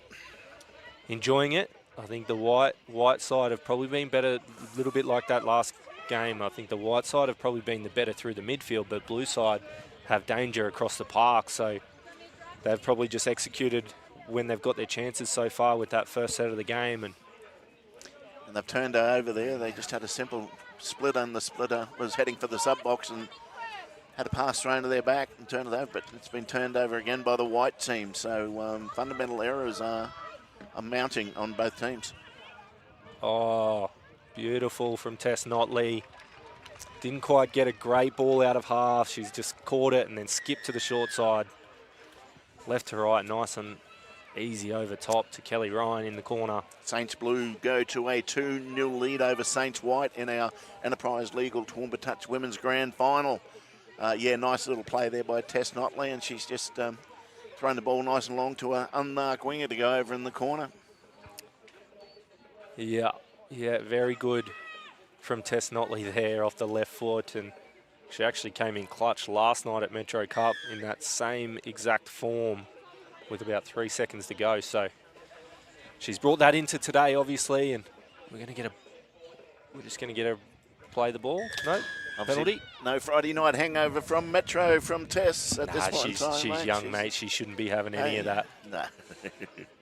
I meant physical hangover. I don't mean from the fluids. But anyway, no, great start to the game as we're about 7 minutes into the grand final, and we have the white team on the attack, running towards the hill where we've got a nice packed hill of spectators who are enjoying this game of football, touch footy. It's the standalone game, so the women's A-grade and the men's A-grade games are standalone games, whereas the games prior to this, we had 2, 3, 4 games happening at once. So a little bit ball down, sloppy in the roll ball. For the white side, I think it's Amelia Kidd, the number 4. I'd love to see her get involved and back herself in some of her attacks. She's a great young player, and we probably saw her out of half before just kind of get a little bit hesitant. So I'd like to see her at the line a little bit more, testing this blue side out and What a good set this looks to be from the blue set at the moment. Kenzie, great hands. Oh. They probably didn't have a far link there to kind of run that fly play anyway. I would have liked to see Kenzie just bang it down for Arabella there and let her go to work, but yeah, we'll go a little bit more direct. They were just sort of drifting across a bit. Yeah, absolutely. And I think if they just had a wider runner who was going more direct, just to straighten them up just a little just bit. bend that defence back. But they brought the defence back into it by the angle they were running. But I'm sure they'll make amends for that as we have the white team on the attack, getting in well and truly into the blue zone. Probably a very similar situation just there, right? We run a bit sideways into a roll ball rather than direct and straight, and that's the result of it. So, but I've always had a belief that sometimes players run at that angle because if they don't have a lot of confidence in their pass. Yeah. So if they run straight and they have to, you have to have good strong shoulders to throw a lateral pass. Sometimes players will just do that little drift line. Yeah. It's an easier pass, but. Anyway, there's a lot of players out here who have plenty of skill, and I know that they will probably change that shape as the game goes on. As we have the blue team on the last touch, having a crack from half, getting it through the hands and found an unmarked player. The referees like it. Well, I was just waiting to see if maybe there was a touch or a late pass, but the referees do not think so, and it's 3-1 to Saints Blue over Saints White. And just then, you saw him come on. They obviously checked the ball around, but the last strike dump was a little bit more direct. And Bree Davidson out of half found Carla Nobbs and then found a nice easy draw pass out to the wing. I believe it might have been Kelly Ryan again, unless she's just subbed on. But the blue side have started exactly how they want to in this grand final. What do the white side need to do, mate? And what are you seeing what they need to do to sort of wrestle back a little bit of momentum, a little bit of... Well, I think in attack, it's just that. They've got to be a little bit more direct. They've got to be at the line a little bit more, bringing this blue side into shutting spaces. In defence, they've been a little bit more passive in their ruck D at the moment and giving this blue side easy meters. So, like I said before, you can't give players like Carla Nobbs, Tess Notley chances down at the try line. You do, they're going to hurt you. They're going to hurt you anyway, but you give them chances at the line, they're probably going to hurt you more often than not. So, yeah, defensively they need to take a bit of time off them and put a bit more pressure on the head. They've got a turnover here, so they're in a good field position, and we'll just see what they can offer up here. Yeah, I'd like to see Amelia Kidd, like I said before, or Sophia Hooper She's got getting the ball at the line. now. Just get at the try line, have a dive at the line, see how the blue side want to defend it. You got Lucy Enelzark as well. Bit sideways again. Good ball. Well defended. Well taken, well defended, so well read by the defensive team. And as the white team still have the ball attacking the line as they snap back short side. She told us before the game she is Selwyn Cobbo, just comes off the right foot, draw and pass into the corner, and they get on the board. And probably much like that last game, can it be the one that kind of just settles the nerves in this grand final and gets them back into the arm wrestle? Yes, that is a 3-1 to Saints Blue over Saints White in the Enterprise Legal Toowoomba Touch Women's Grand Final. So Saints White have got themselves back in the game, not scoreboard, but just mentally too. Yeah, absolutely. And then, like we said, it's only as good as a defensive stop, and they send out Gorick, they send out Blades, they send out Tess Notley. Well defended. I'm really liking Kaylee Gorick so far in this game. Every time she's got the opportunity, she's going direct at that try line, and that's probably what I meant by what the white side need to do at the moment. They've got to be a little bit more direct in roll balls, direct at the try line, and Tess Notley off the right foot. She's through. She goes off the right, she throws it to the link who hits that channel. Referees like it. They've given it the all clear. And they point to the spot, and the blue team hit back, so they didn't get that stop set that they really needed, the white team. And they go to the blue team go to a 4-1 lead after 13 minutes of our A-grade women's Enterprise Legal Touch Grand Final.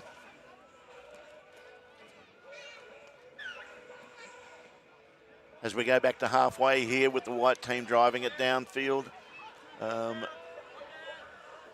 Rucking were rucking quite well. Rucking too well. They've taken each other out. Yes, they find numbers again. They do. They've actually Hooper. just draw and pass. Oh, well defended. Carla Nobbs around the back. And yeah, it's just that had to hold up and collect that part that cost of the time to get the ball over the line. It just gave the sliding defence time to get there and make that touch. yeah, absolutely. But probably had no right to make that touch either.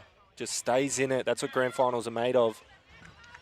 That's what they're about. Just staying in it, scrambling, and like you said, little bobble probably gave her time to get across there.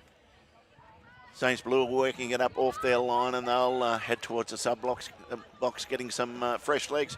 Mate, commentating 4 games, and my words are, they're just not coming out, Jordan. No, we'll get there. We're just warming up, Terry. Oh, we'll get there, all right. I've been promised a sausage roll or two, so. Oh, looking forward to it. Oh, they find space. Oh, and that'll No, be I think 6 that's to go. ball down. No, they're going to call it 6 to They're go. going to call it 6 to go. I think the arm just sort of come around the hooking motion, and the referees have seen that call, 6 to go.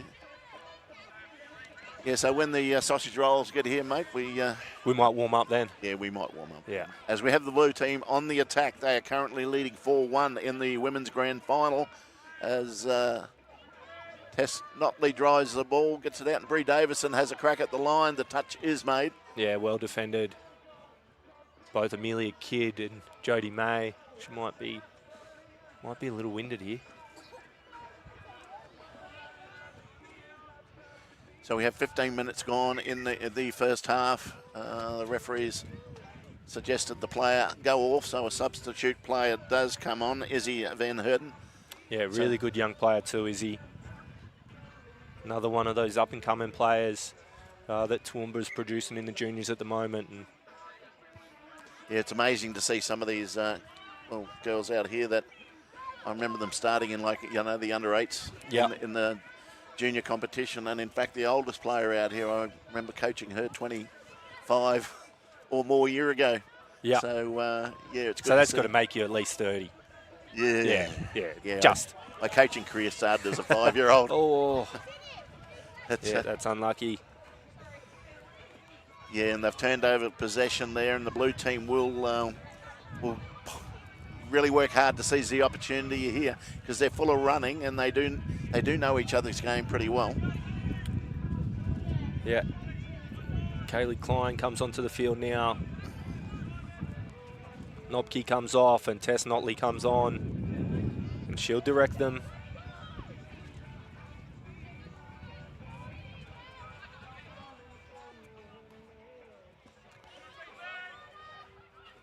Oh, numbers. Referee pointing, wanting to know, yeah, the touch has been made. It's called the 5th, so this is their last touch to have a crack at the line of the Saints Whites team. As they've gone long, it's gone to ground. Saints White will get the ball. Yeah, great defence. Their last touch, they forced Tess to pass the footy, and Lily Singh in a great position there. Just lets the ball hit the ground. We have about 3.5 minutes to half time in the ladies' grand final. Saints White working the ball downfield. They'll like to get some points on the board, and they wouldn't like Saints Blue to pull another one out of the fire, especially coming into half time with the score being 4-1 to Saints Blue over Saints White. Oh, we've just split the wrong way. You can't do that. Not with Tess Notley sitting onside. It's going to be one heck of a player to try and beat, but Carla Nobbs now rucking the ball, and they find space down the sideline. Yeah, we've seen a few times today by both teams, especially the White team, just going through the hands and they've found space on the edge.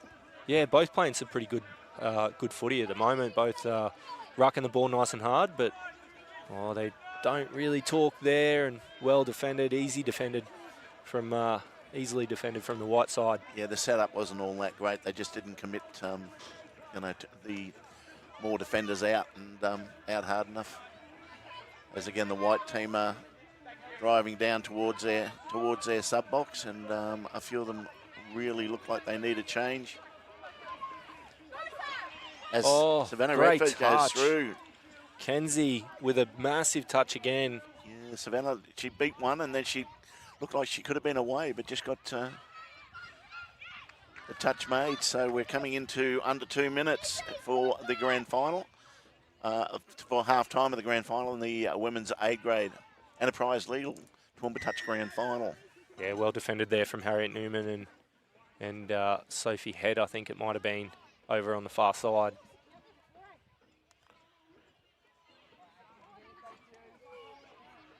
And we had the Saints Blue team driving down, and I'll tell you what, if they do put another one on here now, Oh, good hands. Very nice hands by both the players there. Number 23. I think it's Bronte Wade. Bronte Wade's the It is 23. Bronte. We don't have her on our list, but No. Bronte Wade, and they're going to find an easy try over in the corner.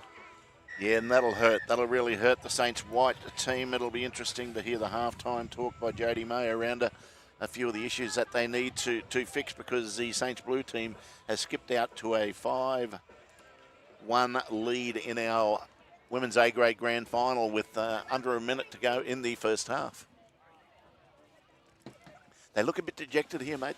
They need to get a little bit of energy into the game, into the feet. Yeah, they look a little bit flat, and I guess when you come out and you're down 5-1 in a first half, that's going to do that to you. But they've got nothing to lose. They've got absolutely nothing to lose. They just need to get back to running a little bit hard, be direct like we spoke about earlier, and the points they came up with, they nearly went over again the next set. So there's chances there for the White set. They've just got to take them.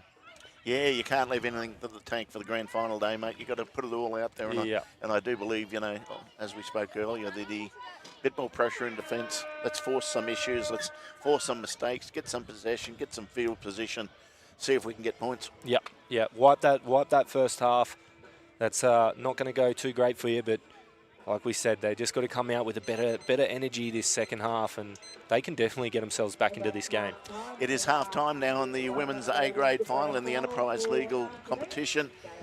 This is Terry McSweeney and Jordan Dart signing out for a few minutes. We'll grab a sausage roll and a cold drink, and we'll be back in a few minutes' time for the second half of the women's grand final.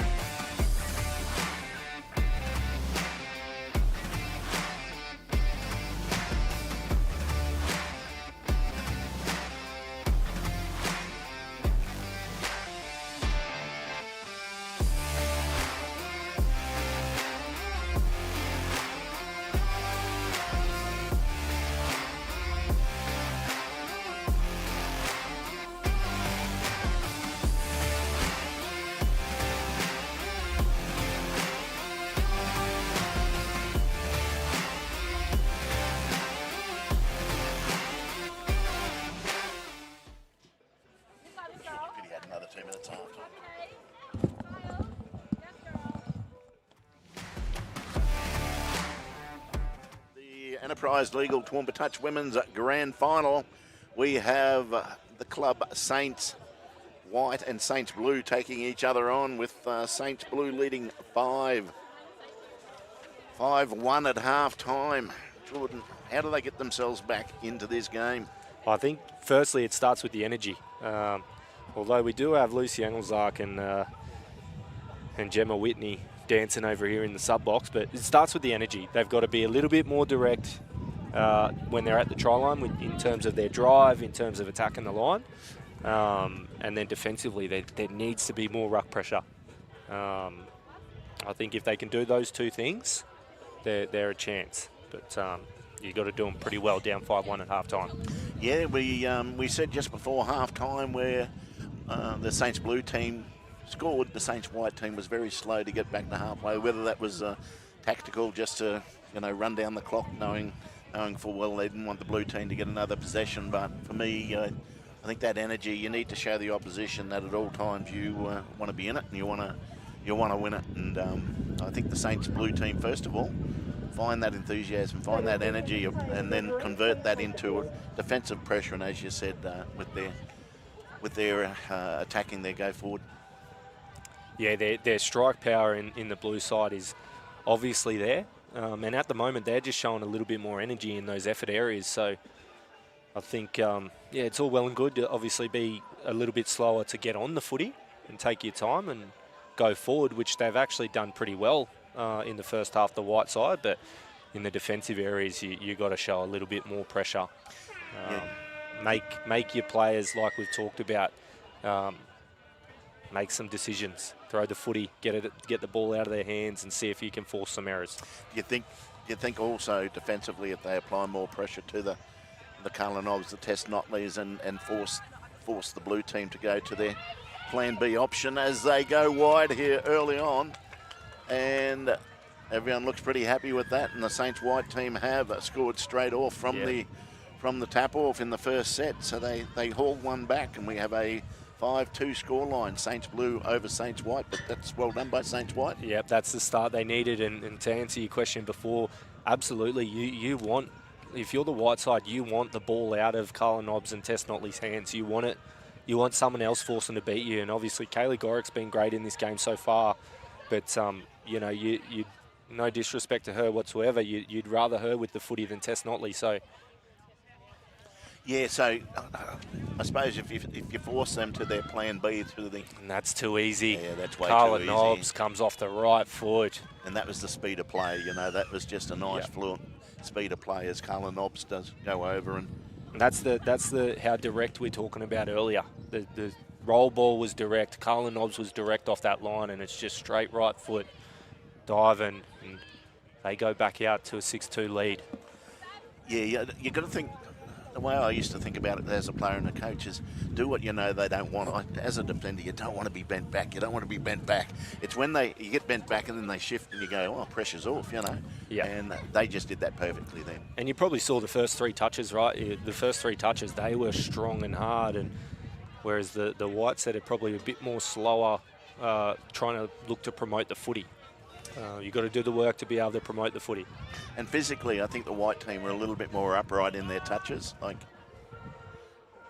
as play goes out of sight of us. But I think when they're going in, when they got the ball in hand, they're a little bit more upright in their touches, whereas the Blue team are in a very low strike position, and they did that very well there. Yep.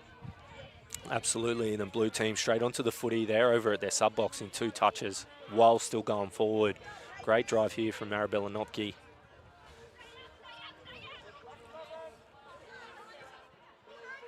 Yeah, we're going to get a foot in the ruck here. Yeah, referee's seen a foot in the ruck here. Blue will get a penalty, and just going on form if they can keep that momentum into the line. That's really important. If you've got momentum into the line, continuity of play is really important instead of getting there, stopping, and then rethinking your plans. Yeah.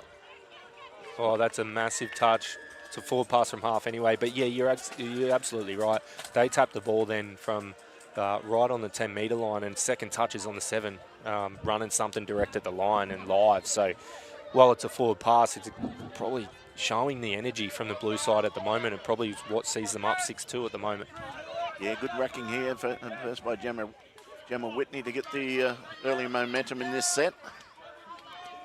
Yeah, see, I'd rather them not slow that down. I know they get some meters from a little check and they split the wrong way. Carla Nobbs is, I was going to say Carla Nobbs is going to defend that pretty comfortably, but yeah, I don't mind the check, but you got to be punching onto the footy and ready to drive it rather than standing still. So yeah, they're doing a lot right, but yeah, it's just that little one play every so often that you just off the back of a lot of good stuff. But you know, you need good stuff going into good stuff. It's probably the strike right at the end at the moment that's a little bit clunky for this white team. And well defended, nice and high off the line. Nice and high, nice and patient. Everyone seems to be working very well together here in the blue team, as now they have a crack on the outside. Down. That looks very good from here, but the referee is going to say that's a touch. So a bit further out, but that was what I wanted from Amelia Kidd, is be a little bit harder at the try line. Oh, they've found numbers. Ball to ground. And the referees are going to call it forward anyway. Michaela Blades limping off the field. Hopefully she's okay, because she's one heck of a young player as well that they're probably going to need to get back into this game. As Blue rolled it again downfield, a little bit of a juggle there as they go over halfway, I think, on the third touch. Great drive, sweeping around. They got another sweepers coming around. They'll look to trail back inside. No, they don't. It's the last touch. Running from half here, straight through the middle. And Kenzie, good finish. Picks up a support runner. And the referees all like it, so the blue team just roll through there. And they take it out to a 7-2 scoreline as we are getting well into the second half. Yeah, and it's going to take something special for this white side to get back into this. And once again, Tess Notley just straight through them.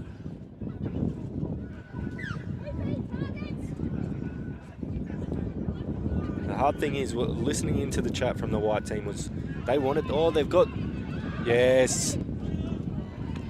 Good from Van Heerden. Izzy just skips around the link, finds a drawing pass, and we go to 7-3. They're not going to die wonder in this white team. Nice work by Izzy Van Heerden, and yeah, they pulled it back straight away, so that's nice for them, but now they just need to hold out. They just need to, hold out. Yep, if they're putting points on, they need to start blocking. Yeah, it's still only 4, and I mean, there's a lot of time left in this game, and anyone who obviously knows touch football, watch touch football, 4 tries can happen in probably 5 minutes. So 4 tries and 4 sets. So, yeah, absolutely. So they just need to stop. They've got the players to be able to go down the other end. They get the stop. Yeah, so they've ticked that box. They've scored, and then they've stopped on the blue set attack, and it gives them another opportunity to build a bit of pressure or points. Oh, yeah.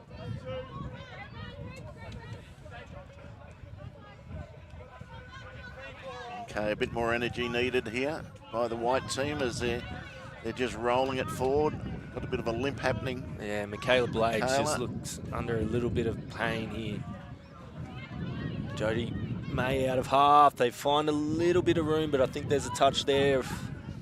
Yep, the touch is made by the blue team, but now if they can apply some defensive pressure here, the white team, as they get up on the... Oh, Lily Singh, the veteran, with a no touch, gets her team back the ball, attacking the try line. They send Sophia Hooper back out there.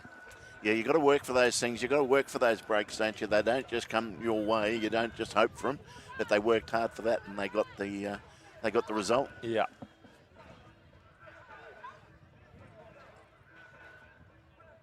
Yeah, nothing wrong with that. But I think she's just struggling on her feet at the moment, Michaela Blades.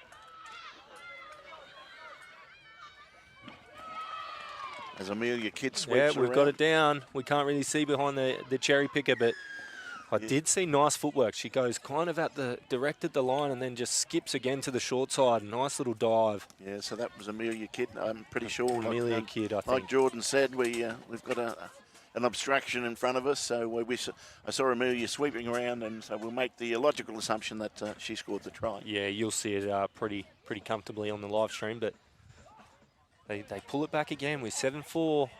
They just need another stop.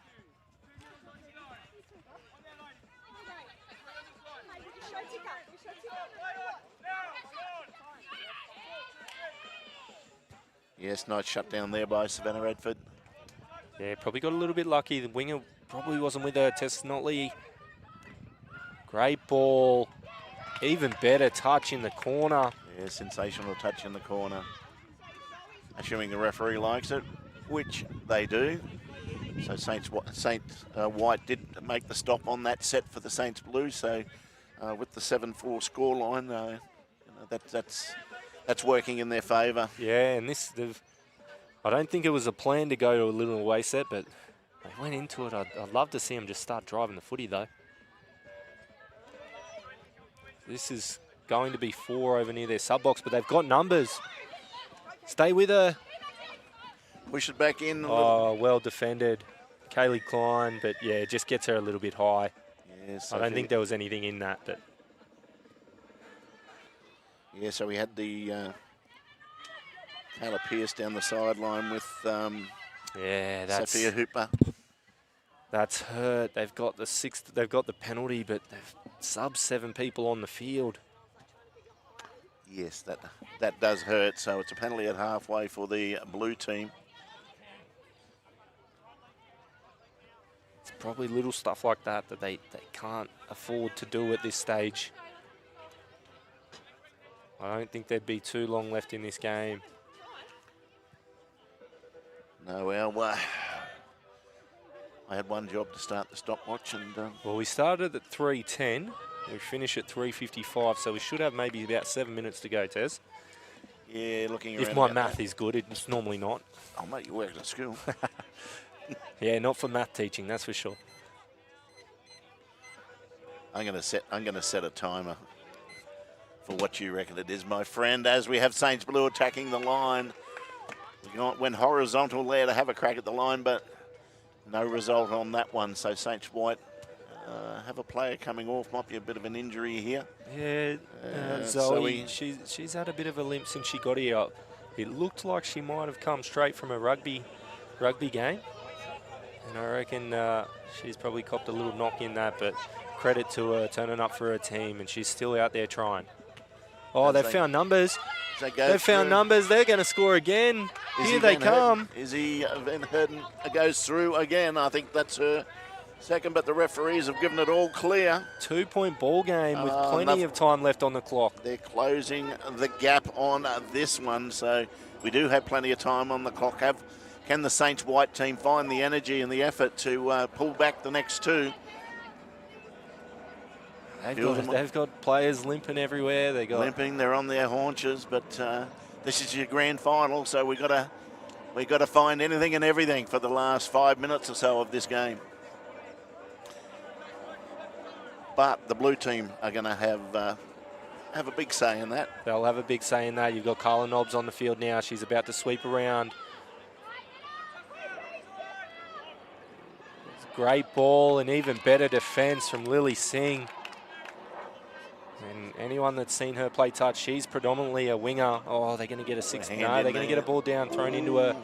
It's probably a rough one for the blue side, but for our entertainment, I'm happy for it. We want to see the white team go down here and post some points. And oh, they're going to find numbers again. Yeah, well, that was a great decision from Izzy Van Herden. Just drive the footy. They've got momentum in this game. Don't need to push anything yet. Just get a hard drive.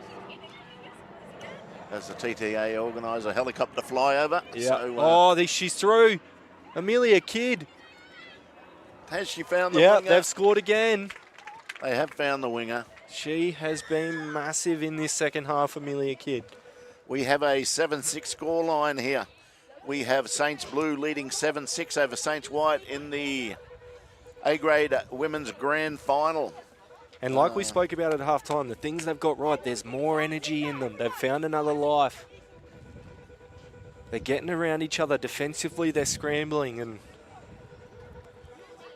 again, like you said, the blue side are going to have something to say about it in Tess Notley, Arabella Notke, Kaylee Gorick, Bree Davidson out there in the middle and links. They're going to get Tess sweeping. Yeah, it's not often that you would think that they would get to this field position and not post points. They've been down here a few times, probably the last 3 or 4 times, and they haven't posted the points, and which we assumed they would have, but they haven't. So yeah, and that was well defended, but you're going to have Tess Notley out of half here again. Oh, she's gone. Kaylee Gorick is very fast, though, but that is well defended again from the white side. Savannah Ranford. Actually, they seem to have a lot more running in them at the moment. The white team, when they come off, they look busted and they got a lot of players limping. Yeah, that's only touch 1 too, and they're on the halfway on touch 1, and we think it's probably 2 or 3 minutes to go in the grand final. You get another one here, and that's big. Oh, they got another touch, but she's gone early. Ooh, they go down again. Gets the ball back. Oh, she just had to release it. I think they might have been in, but that's okay. You leave the ball down the other end. There's plenty of time. You got to put pressure on here. Oh, they're going to get meters. They've given them early meters, and which means that they'll also get their an easy subset. Yeah, and that's an easy second touch. Yep, and they'll get fresh bodies on. So now the Saints blue team on about the 3rd touch. They've got fresh legs on. And they're about 17 metres out from the line. Little trail ball, straight through the middle here. Yeah, they're going to get it in the ruck maybe. Yeah, just a little hard touch, but... And that's a pretty important penalty to receive at that point. Well, they forced it. They forced it, yep. That was good, hard, direct running. And if you're the blue side here, you're just having cracks at the line. Dive at the line, leave the ball over the dead ball line, walk over, pick it up. That's a very good touch from Izzy Van Herden, but perfect setup. They hold them out here, they'll have one set, the white set, if our time is correct. But they're not going to hold them out, and that's the ice, that's the ball game. Yeah, that takes the Saints blue team to out by 2. They lead 8-6. Kenzie Van Zamberden. I still can't say it. Sorry, Kenzie. I'll keep trying. I should know better. I've coached her so many times. And here's the last chop, I think, by the Saints white team as the sun comes out. It hasn't been out for a little while now. There's been a bit cloud cover for the last half an hour or so as the white team has an attack at the blue team's line. We don't think there's a lot of time left in this game. And they do have a shot down on the short side. Yeah, I think they've called that a touch, but Kelly Ryan's unfortunately picked up a little niggle. She's hobbled off. I reckon if my math is correct, we got about 5 seconds left in this game. If we started on time. I'll blame that if I'm wrong. Yeah, we might have actually had a little delay, but I think you're fairly close to the money, my friend, as Saints blue have the ball.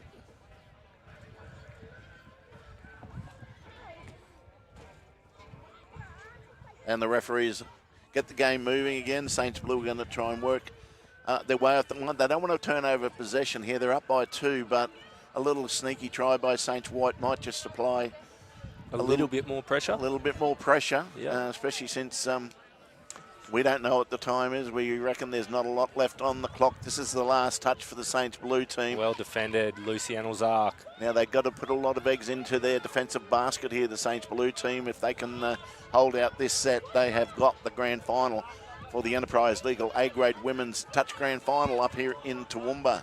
And this has turned into a really, really good game. And they get well defended from the blue side. They try to that sneak little play again. And they have a shot. Hooper's going to go through again, though.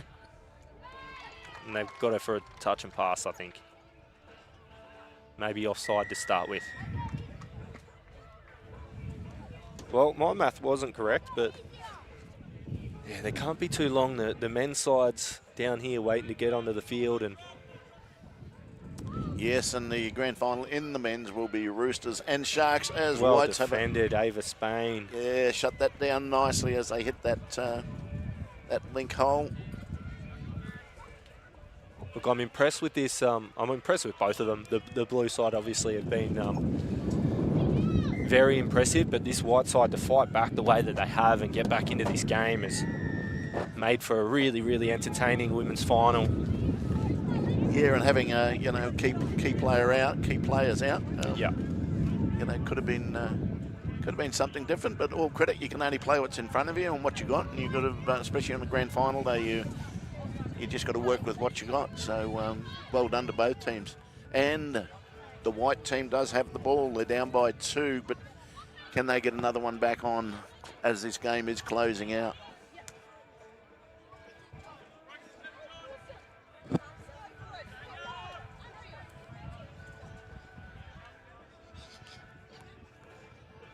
Check the ball around a little bit here.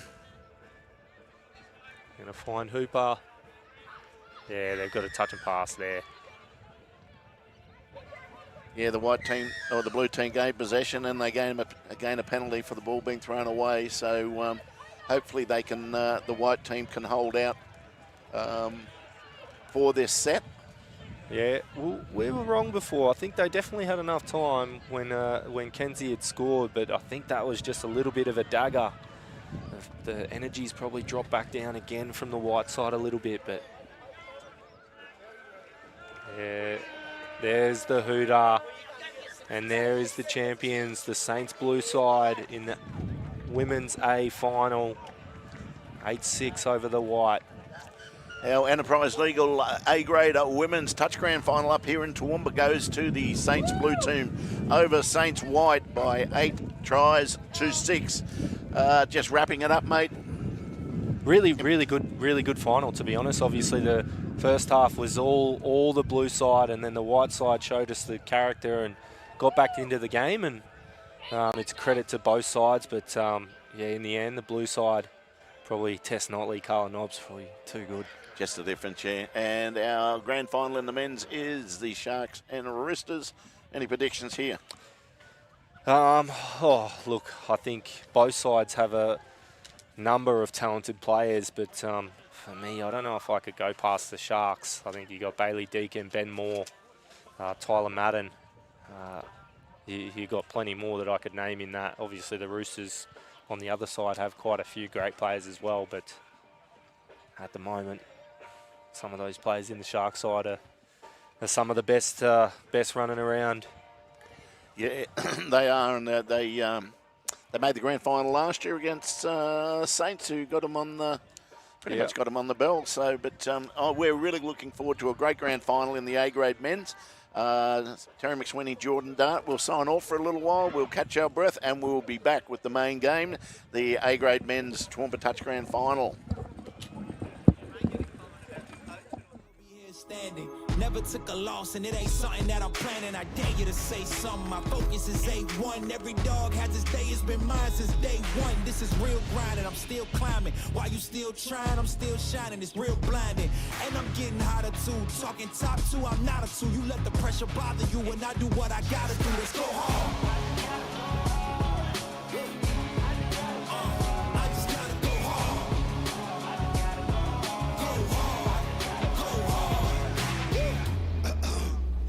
Coming close to me, flow is on atomic. I'm starting fires through poetry. The hardest out, staying loyal, no falling out. And if you step into the court, be ready, we balling out. Yeah, the coldest of teens, they know what we bring. Don't try us, ain't no in between. We go for these dreams in silence. Hard work, don't mistake it for magic. We been shooting in the gym, this is target in practice. Yeah.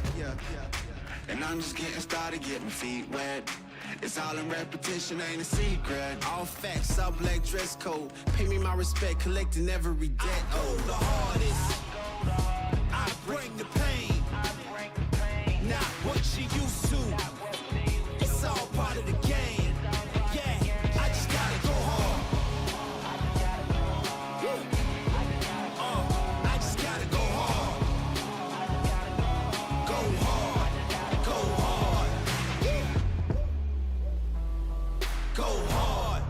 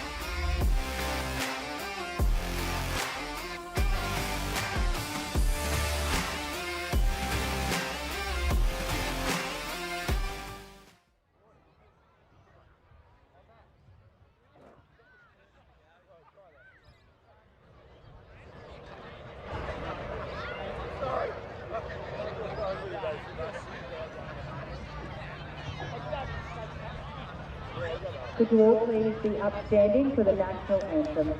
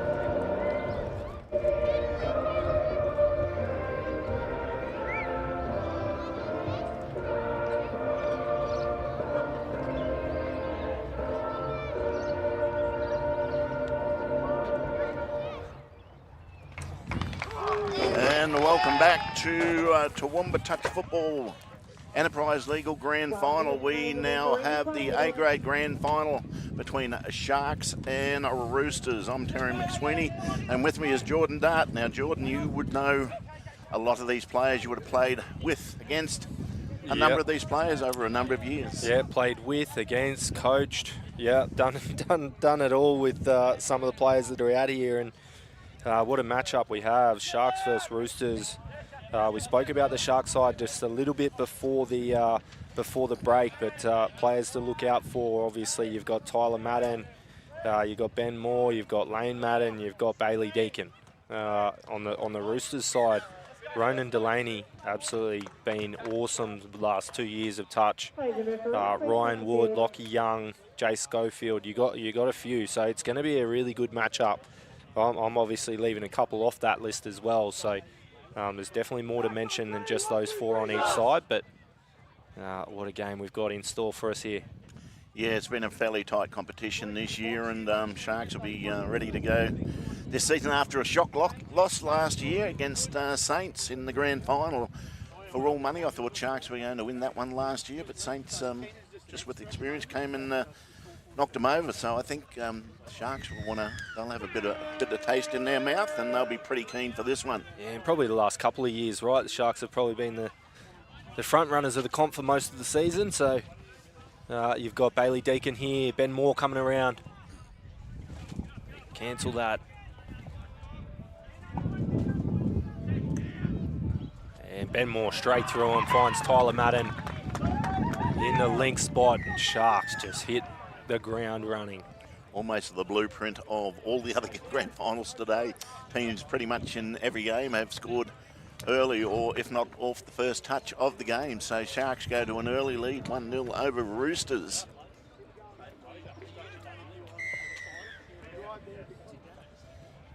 And Jay Schofield gets it underway for the Roosters. You've got Dan O'Brien over in the far link. He's got a wealth of experience, has been around the men's open system for quite a long time and played in this Roosters team for a number of years now. Good long ball left to right as he gets the ball hit in the hole. And they strike back straight away. The Roosters team, we have it 1-1. We are less than 90 seconds into this A-grade men's final, and we have a 1-1 scoreline. So yep. Straight away, some of the players we mentioned, we find Ben Moore for the Sharks. He puts on points, and then Ronan Delaney answers suit. They needed Dan O'Brien's height there to drag that one out. It was a nice high ball, but he's dragged it out, hit the hole, and scored. Yeah, it's come into play lately, the little sinker pass, and that's a strong touch there. Well defended now this time from Dan O'Brien. Shows he can play both sides of the footy. Oh, yeah, we're going to find just gone dead, I think. Just skipped through. Maybe the touch was made. Again, we do have a bit of something blocking our view when it gets into that corner, and a Roosters get a penalty, so they get a little bit of easy field position as they will tap and move forward and try and apply some pressure to this Sharks team early on. Yeah, and it's really good to see. Obviously, I haven't played for a number of years, Terry, but I think back when I was playing, some of these players that are playing now in both sides were young kids coming through in the B grade system, and now they're well and truly A grade players and ready for a big grand final, probably some of them for the first or second time. Yes, and Sharks traditionally have a really nice flowing play, and couple of players, key players, they'll look to set up for. Yeah, and you've got Ben Moore out of half again. And there goes Ben again, looking to go right, comes back left. That ball has been knocked down, so they'll get a reset.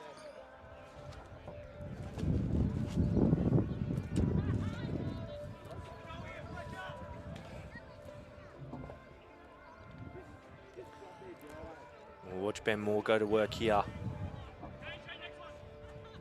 Yeah, there it is, but well defended. They just got in that passing channel there and dragged it in, Roosters, so they gain possession. We'll work hard to get forward momentum and towards their sub-box to get some fresh legs. They've done well on the second touch, coming up to the third, and they're just 5 metres short of halfway, rolling into the fourth touch on halfway. They'll probably just keep running this, and they do. As it comes out to the wing, they turn it back in, so they're putting it through the hands. Number of passes, keeping it alive. It'll go down. They'll have a little scoot here on the last. And that was a pretty good set. Yeah, it started pretty well for the Roosters, and then I thought they'd actually probably hurt themselves throwing it out to the winger for a strike dump, but they find space back inside and end up getting a decent result. Bailey Deacon now flying onto the field. He's going to find Lane Madden. Comes off the right foot. Yeah, he's going to get a 6 to go off that. And probably the one player in this game at the moment that you don't want to give another chance to around the 7 metre line is Bailey Deacon. And very much so. Bailey is not just fairly sharp around there, but very good selection of what he's going to do. Absolutely, and obviously he's in some pretty good form, was selected and very well deserved. Oh, really good. Yeah, just outpaced. We're going to have a ball coming over to us, Terry, get a touch on the footy, but as I was saying, very well deserved selection into the Australian Mixed Open team earlier in the year. And yeah, a bit disappointing that ball didn't come into the tent. I was going to be onto it, and I was out of here, my friend. Yep. Take it to the house. So we have Sharks kick out to a 2-1 lead as we are just over 5 minutes into this A-grade men's touch grand final, as Roosters working downfield through Dan O'Brien, and they're back into Dan. Dan's going to dump the ball on near the 7. They look to hit a hole. They step inside. No, referees touch Ben Moore. Ooh.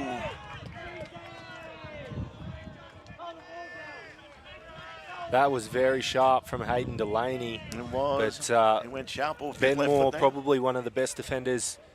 I would go as far to say he's the best defender up here, actually. So you got to do a pretty good job to beat him, and he went close there, Hayden Delaney. Roosters working downfield again through Ben Moore, and some of the numbers don't match up here, but that's fine. We'll just work with it, my friend. No, we'll just work with it. We know most of these guys, so hopefully we don't stuff it up too much.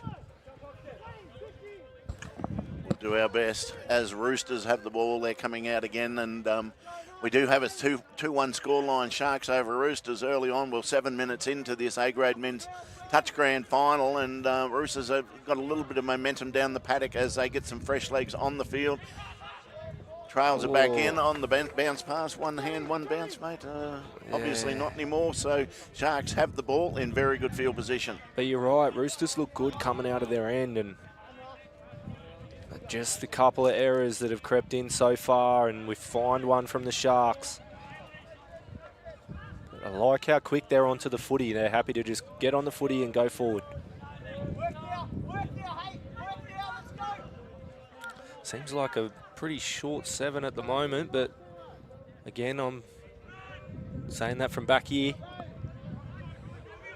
Yeah, Bailey Deacon all over that, knows those two have played a fair bit of touch together playing in the Metro Cups. Long ball out Oh, here. great ball, great finish. Hands. And the chicken's up and running over there near the grandstand. So he's happy. The referees are happy. So Roosters get their second try on the board. We have it 2-2 here at the moment at the Enterprise Legal Toowoomba Touch Men's Grand Final. 2-2 between the Roosters and Sharks. Beautiful ball, but even better finish from the wing. That's a great line that he ran. Great work from Regan Garvey. But they're going to penalty for offside. They'll have a fresh set on the line. Ben Moore once again on the footy. Yeah, Zach's seen, found a penalty there, and Sharks will have plenty of possession here at the line, and it's if players like Ben Moore and that have a lot of possession near the line, they'll be hard to hold out. Oh, that's thrown into him. Yeah, that's well defended. That's probably not what you want on touch one, but Darby Reid took a bit of a shot as well. They're just happy to throw the footy around as well. The Roosters, they look at this drive. Ryan Ward, and they find out, oh, they're going to run themselves out.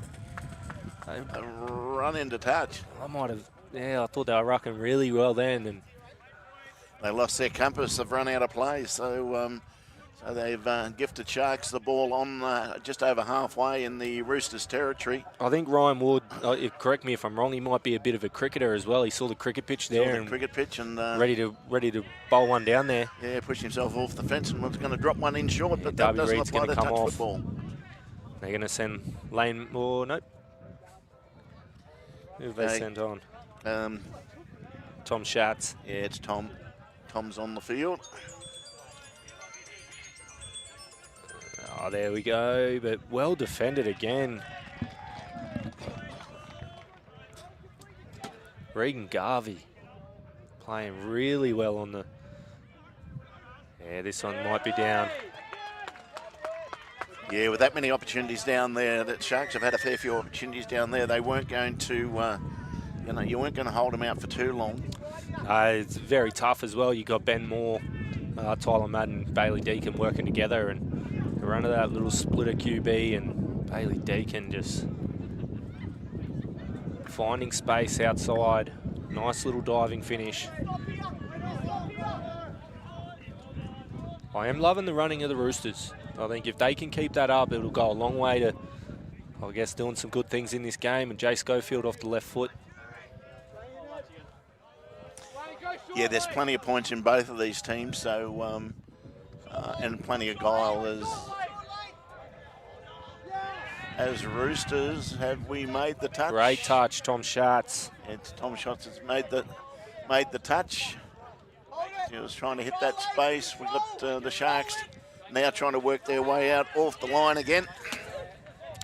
And they've turned it over, so a great opportunity here for Roosters to level it up again. We have a 3-2 scoreline to Sharks over Roosters, so Roosters will be pretty keen to level it up in the halfway mark of the first half of this TDA Men's Grand Final, and they've got the numbers again.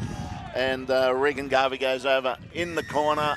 Again, the chook is up and running on the hill, and they've levelled it all up. We have it 3-3 here between What I loved about that, Terry, is they did not waste a single touch in that footy. They were still safe. They didn't throw it straight over a winger's head. They went through the hands, but they went straight on touch one at the 7. Ronan Delaney, around on a sweeper. And they just played sharp footy just then, the Roosters. They're running hard. But this Sharks team are going to be no easy feat. Yeah, so Sharks working hard again, trying to pull the numbers in, pull the defensive numbers in as they go for a drive on the 7. This is the last. They hit that channel, and again, the Roosters do shut it down. Nice defence there by the Roosters team. They were very patient there. They all knew their job, and they got it done. They're doing it, like, obviously Ben Moore had success in that first set of the game, but it looks like they're half competing on him, not really shutting at the moment. They're not finding passing lanes with people punching holes, and Tyler Madden just goes for one there, just misses it. Just misses it, and it gives the Roosters team another set. You got Fletcher Simmons at half here with Jay Schofield. They send Ronan Delaney onto the field. Jake Jury out here in the close link to us.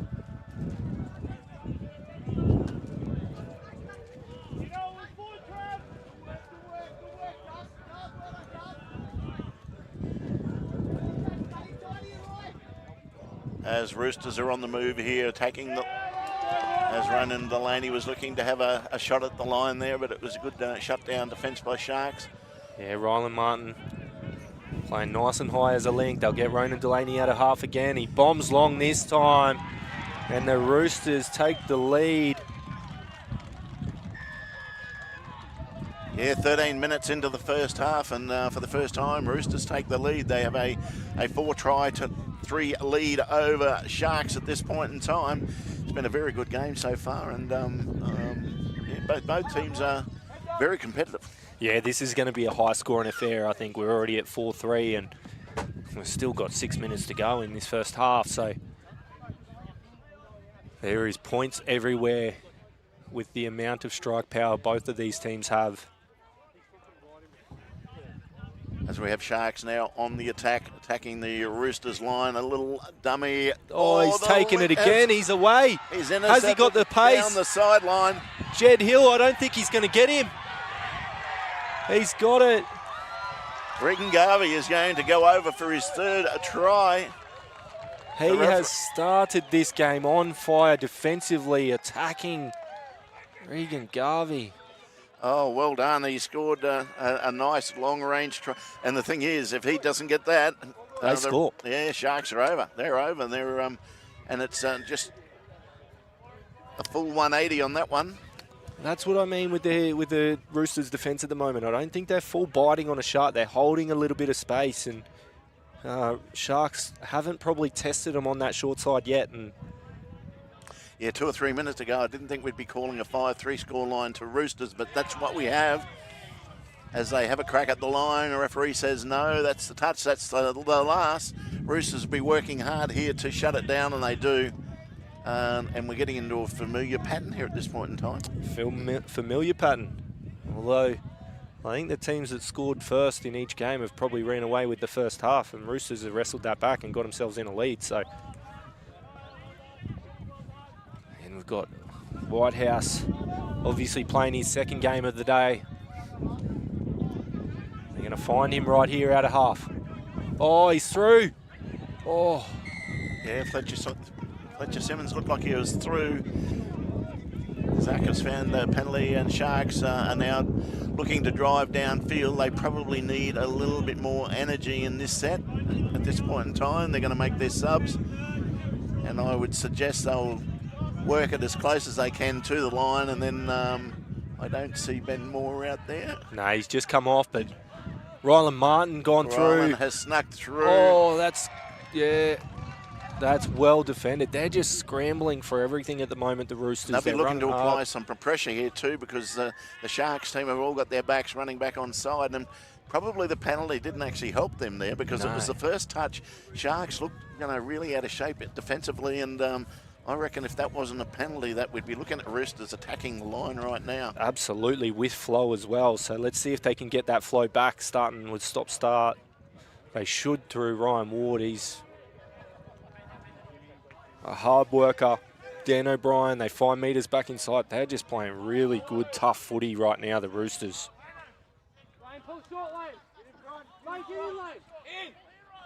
They trail it back into Ryan Ward.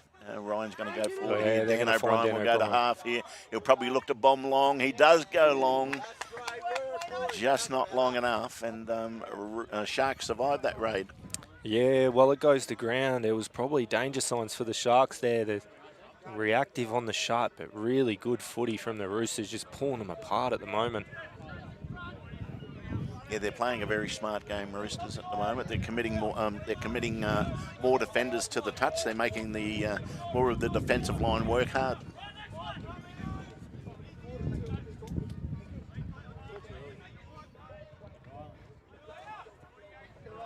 It's the last touch as they have a little look from half. That could have been laid. Yeah, no, they'll bring this one back. There was a touch and pass first. Yes. Yes, so there's no, they can't play advantage there because their first defence was the touch and pass. So. Yeah. So Chase Schofield making a really good touch on Bailey Deacon, but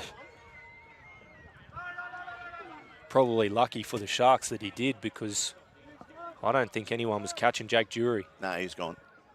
He was gone, and that would have been a, that would have been a 3-point gap, which would have been very surprising as we're just on 2 minutes out from half time here in the Enterprise Legal Toowoomba Touch A-grade men's grand final between Sharks and the Roosters. Easily defended there from the Sharks, and you're going to see Bailey Deacon stay onto the footy now. It's probably the one thing that you've got to worry about if you're the Roosters. I know when this game starts to get a little bit further along and it's tight, you'll see your players like Ben Moore and Bailey Deacon stay on the footy a little bit more, and they've probably got the fitness to be able to do it. Well defended. Lockie Young. Yeah, Lockie's come and shut that one down nicely. He read the play. As soon as they went the opposite way, he was alert, and he come in, shut down, knowing it was coming back.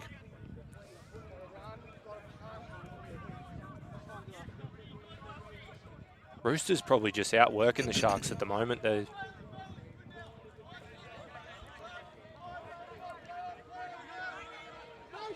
well defended, Bailey Deacon again, but really good set from the Roosters. Yeah, they're going to get a penalty. Can't leave it back there. Yes, there's only a minute or so to go in the first half, so Sharks will be pretty keen to take their opportunity here. Yeah, and once again, Bailey Deacon's going to stay on the footy, stay on the ball. They're going to... Oh, that was probably close to a ball down just then. They're forced to go long because of some defensive pressure from the Roosters team. And Sharks driving forward again. Tyler Madden received a strong touch. Referee's happy with it. Short ball, flick out the back, intercept. He's done extremely well. Reckon he saved 2 tries and he scored 3, so he's done his job in the first half. Yeah, he's having a blinder. But Bailey Deacon probably not quite happy with that one. He got around the back of Darby Reid and probably had the chance to play a bit of footy. And he's thrown the flick pass, but... As we're closing into half-time here in the men's A-grade final in the Enterprise Legal Toowoomba Touch Grand Final, Roosters have the ball. Will they have the last say in the first half? As they've, they're going to penalise them. And penalised again, so this will be their last shot from Sharks. As the siren goes, will they have a crack? They will. They're throwing the ball around. Will they? And they throw it back again. They keep it going around to the right. Put on a bit of pace. Roosters recover, dive, make the touch. And we have half-time here in Toowoomba, the Toowoomba Touch Grand Final, the Enterprise Legal Toowoomba Touch Grand Final, where we currently have a scoreline of Roosters 5 and Sharks 3. Mate, Jordan, did you see this? I didn't. I thought Sharks would be too strong in this game, but quite honestly, Roosters are winning every part of it. Defensively, they're on through the midfield. They are absolutely dominating this game at the moment. They probably just, they're doing everything that they need to do to win a grand final. If you're Sharks, you need to pick up a little bit of that midfield and get your players like Deacon and Moore down at the 7-metre line having a crack. Yeah, very much so. And also the energy levels. I think Roosters just look to have that desire, that will, that energy. But we saw in the last game, with the in the women, that the team that was sort of looked a bit flat and down at the first half, they come back strongly. So let's see if we can see that out of the Sharks team in the second half. We'll take a quick break. Jordan Dart, Terry McSweeney will be back very shortly for the second half of the men's grand final.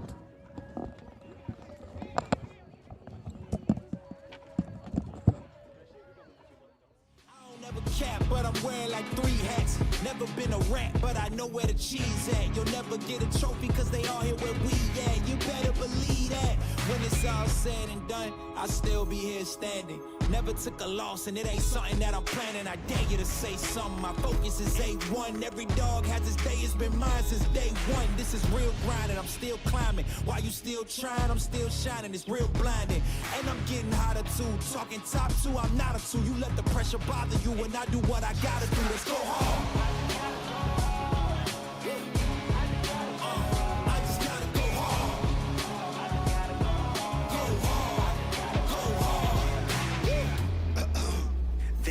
close to me. Flow is on atomic, I'm starting fires through poetry. The heart is out, staying loyal, no falling out. And if you step into the court, be ready, we ballin' out. Yeah, the coldest of teens, they know what we bring, don't try us. Ain't no in between, we go for these dreams in silence. Hard work, don't mistake it for magic. We been shooting in the gym, this is target and practice. Yeah. And I'm just getting started, get my feet wet. It's all in repetition, ain't a secret. All facts, all black dress code. Pay me my respect, collecting every debt. I go the hardest. I bring the pain. Not what you used to. It's all part of the game. Yeah, I just gotta go hard. I just gotta go hard. Go hard. Go hard. Go hard.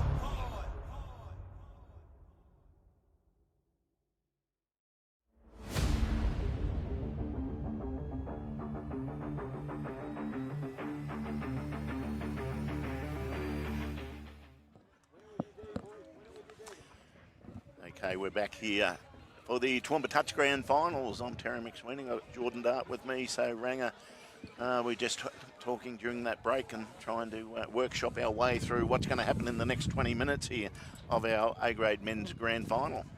Yeah, look, I think there's a lot of quality on the Sharks side, and I think they can easily get back into this. But if the Roosters if they just rinse and repeat, they're walking home champions for me. I said I had Sharks at the before the game, but yeah, like I said, if they rinse and repeat, there's no catching this Roosters side the way that they played that first half. Yeah, more of the same from Roosters, and every chance of taking this out. But keeping in mind, we haven't seen the best out of Sharks yet. No, we haven't. Yeah, we haven't. We have not seen the best out of this Sharks team. We know they have a lot of strike. They have a lot of ability all across the park. But it's 20 minutes of them showing us what they can do, and as you said, Roosters will probably just reformat exactly what they did in the first half. Yeah. As you said, there's we haven't seen the best out of Sharks, and that's what I meant. Yeah, if they come out, they're a little bit different, a little bit more attack at the line rather than passing at the moment. Roosters look like they've defended their passing game pretty comfortably, apart from maybe one try to start the game. So I'd be getting Bailey Deacon probably more at that try line, use his footwork, use his speed. As we have Roosters tapping off here in the second half, so they're moving downfield quite nicely, getting themselves into a very good position to possibly get some early points in the second half of this grand final. Ryan Ward out of half. Bombs long. Yeah, that's down. And what a start for the Roosters. Not the start you want if you're in the Sharks group at the moment, but again, from hard running, they find Ryan Ward out of half, and it's so hard to defend when they're pulling your team apart like that. They're doing everything just a little bit quicker than the Sharks team at this point in time. Absolutely. And so Sharks need to match that with some effort and energy, and as they go on the attack down here early, midway through the count for Sharks, attacking the line, the Roosters line. Can they get one back straight away? It's the last touch. Yeah, they'll get one back through Tyler Madden. Yeah, goes through, loops it long, over in the corner, and they do get that one back that they seriously needed. So we have a 6-4 scoreline at this point in time between Roosters and Sharks in the A-grade men's final.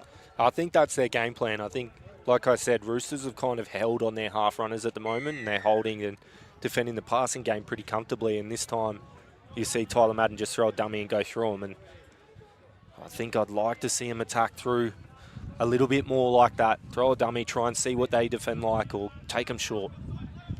As Roosters go on the attack again, as they run a sweeper around.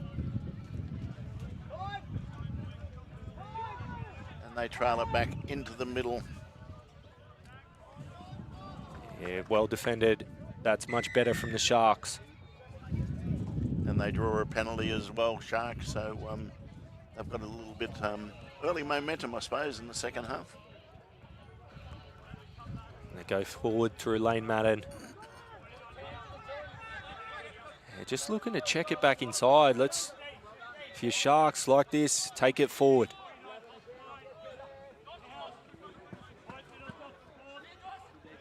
They'll find Ben Moore out of half here. Little passive ball to Bailey Deacon. Nice and easy. Just something a little bit different than just the normal 4-on-3 chop holes, which that time much better. They get a better strike dump. Ben Moore digs as far into the line as he can, gets a link by it, and Bailey Deacon comfortably. And now we have a 6-5 scoreline. Roosters leading 6-5. So it's this game has shifted momentum very quickly. This might be something, that we're not really thinking about. But the way that Regan Garvey has played this game on the wing, predominantly Sharks are a right to left ball playing team. I'd like to see him over on the box side and defending that right to left pass still. Yeah, good point there. There's no disrespect to the other Roosters winger whatsoever, but Regan Garvey has been easily one of their best players on the park today. So, and we know for sure that there's going to be a lot of long balls going that way. Yeah, well, and he's got the height. Both Bailey Deacon, Tyler Madden, Ben Moore, all are right to left passes. So if I'm the Roosters, if there's more danger that keeps coming that way, I'm probably moving Regan Garvey over, and they get a penalty here, the Sharks. Yeah, an offside penalty here.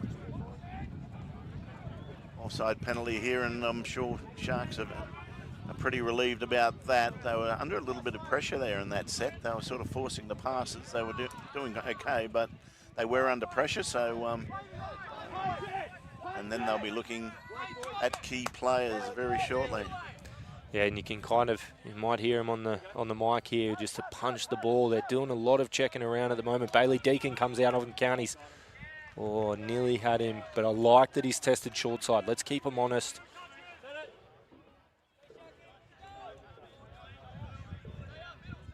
They'll find Tyler Madden. Oh, great hands. Well defended. Fletcher Simmons.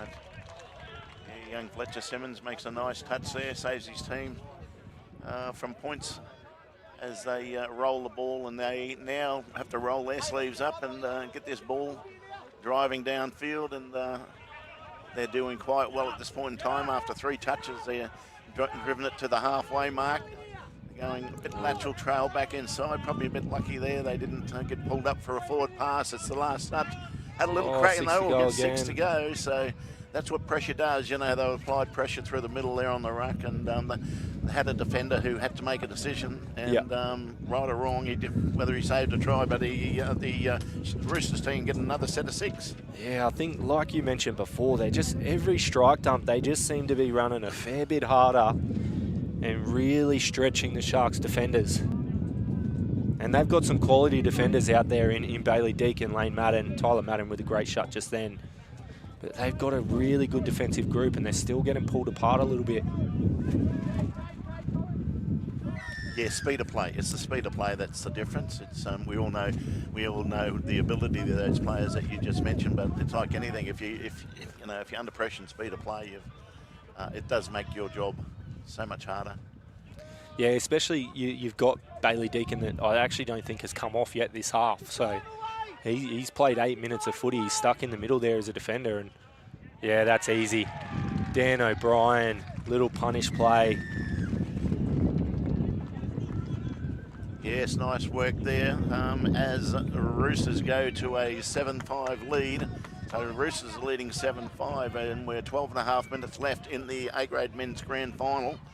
So Sharks will get some firepower out there, no doubt, and look to strike back. But I'd like to see them, here we go, just get some forward momentum nice and early and give them more opportunities in that strike zone.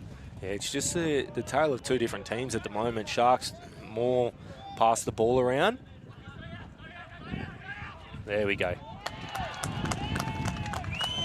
Yeah, Sharks more pass the ball around and then find their strike dump. Roosters just 100 mile an hour, and it's what's going to come off in the end. But once again, Sharks bring it back through Ben Moore, right to left pass to Bailey Deacon, and really good finish there. And those points were brought on by just skill and ability by a very, very good player. I mean, they didn't really work hard for that. From here, we were criticising, you know, they're probably go forward or lack thereof. Yep. And then Ben Moore gets the ball in his hands, you know, has a crack, throws a great pass, they score. So that's off the back of just individual brilliance. Yep. So moving forward in the next 11 minutes of the game, I think all the players need to work a little bit harder. In saying that, it's only a 1 point game. Yeah, absolutely. Jay Schofield. Yeah, Ben Moore, really good touch once again. Like I said before, you're doing well if you're beating him. And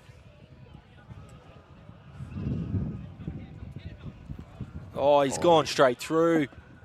How would you be? Yeah, Zach's looking left to right, points at the try line and awards it. Yeah, that's a tough one. It's dead play, 5th and last. You've got to probably be hitting that one. Just got in the heels. It just took off, dummied inside, just dropped onto the heels and he'd gone straight through. So just needed to keep chasing that down. A bit lazy, you'd have to say. Yeah, just a little bit. But they're staying in the game, the Sharks. Oh, that was close to off the mark, but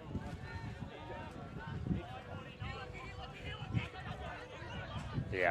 Bailey Deacon, once again, individual brilliance, using Tyler Madden as the decoy on the splitter play and just takes off short.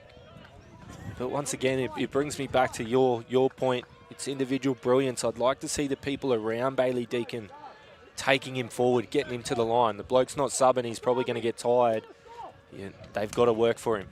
Yeah, the last try was Ben Moore brilliance and Bailey Deacon brilliance, and ain't no criticism of that. But we've only got it's a 1 point ball game, but Roosters at the moment, probably across the park, a lot more energy, a lot more enterprise, and they have the ball back into the attacking zone. Yeah, one thing that Roosters side can't do is get complacent though. As we said, there is brilliance on the Sharks side. And if they get complacent whatsoever, they'll start to pull you apart as well. Oh, blink and you miss the type of team as with their skill and ability. And here's the last touch with the Roosters. And hopefully, well, for Sharks' sake, they don't. Oh, last touch again. On the last touch. Great hit from Jed Hill. Yeah, he's just come in and shut it down, but we thought they'd fallen asleep again on the last play. They probably can't afford that again. Yeah, absolutely not. And this is a better start to the set for the Sharks. They win a penalty as well. This is what the Sharks need. Just off the back of, energy and effort there, they've earned themselves a penalty and, hopefully work into good field position. We have a scoreline with 8.5 minutes to go in the Toowoomba Touch A-grade men's final. We have Roosters 8 and Sharks 7. Now they're starting to get a bit of energy in the sub box as well. Yeah, they're pumping it up a little bit now in the sub box. As, they dump and split. Tyler Madden, he turns it back on the inside. The referee's having a look. Looking to make a call, and it's going to be a penalty to Sharks. So they're looking a little bit of a different team at the moment, admittedly on the back of a few penalties. Yeah, but definitely the drive has upped a little bit in this last couple of minutes. Oh, Lane Madden, well done, but yeah, he stood out. He's run out. Unfortunate there. He looked like they were going to score, but he's put his foot in the sideline. And Roosters work it out. They shift it laterally to get it across to the sub box on 2 touches. They get to their sub box. So they've done well on 2. Manned up really well then too, the Roosters, which was Jake Jury and Ryan Garvey.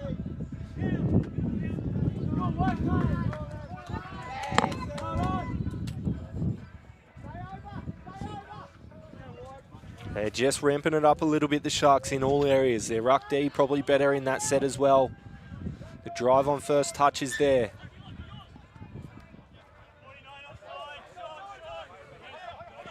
Now they just need someone hitting through here. Nice. And the ball's gone down. Those little errors.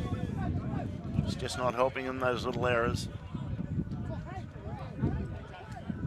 But with 6.5 minutes to go in the Toowoomba Touch A-grade men's Enterprise Legal A-grade men's grand final, we have Roosters leading Sharks 8-7.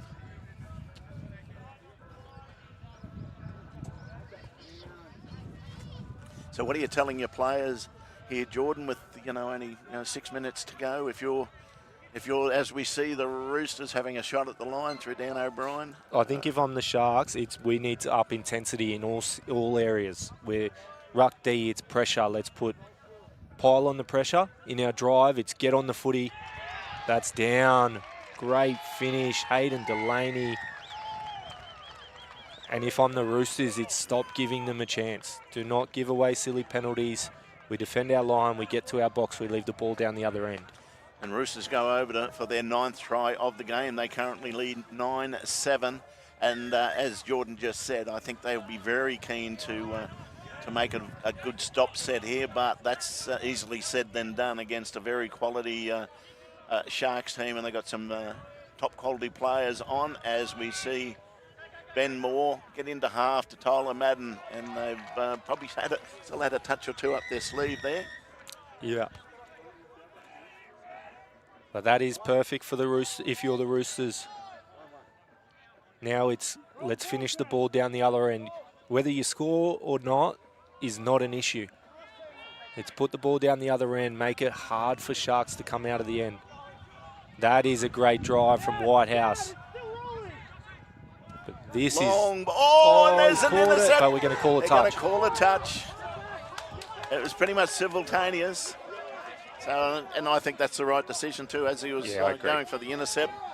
Our man out there, Regan Garvey, made the touch, so that would have made it very interesting. But probably not what you wanted if you're Roosters. A bunch of people just got off the field before their job was done, and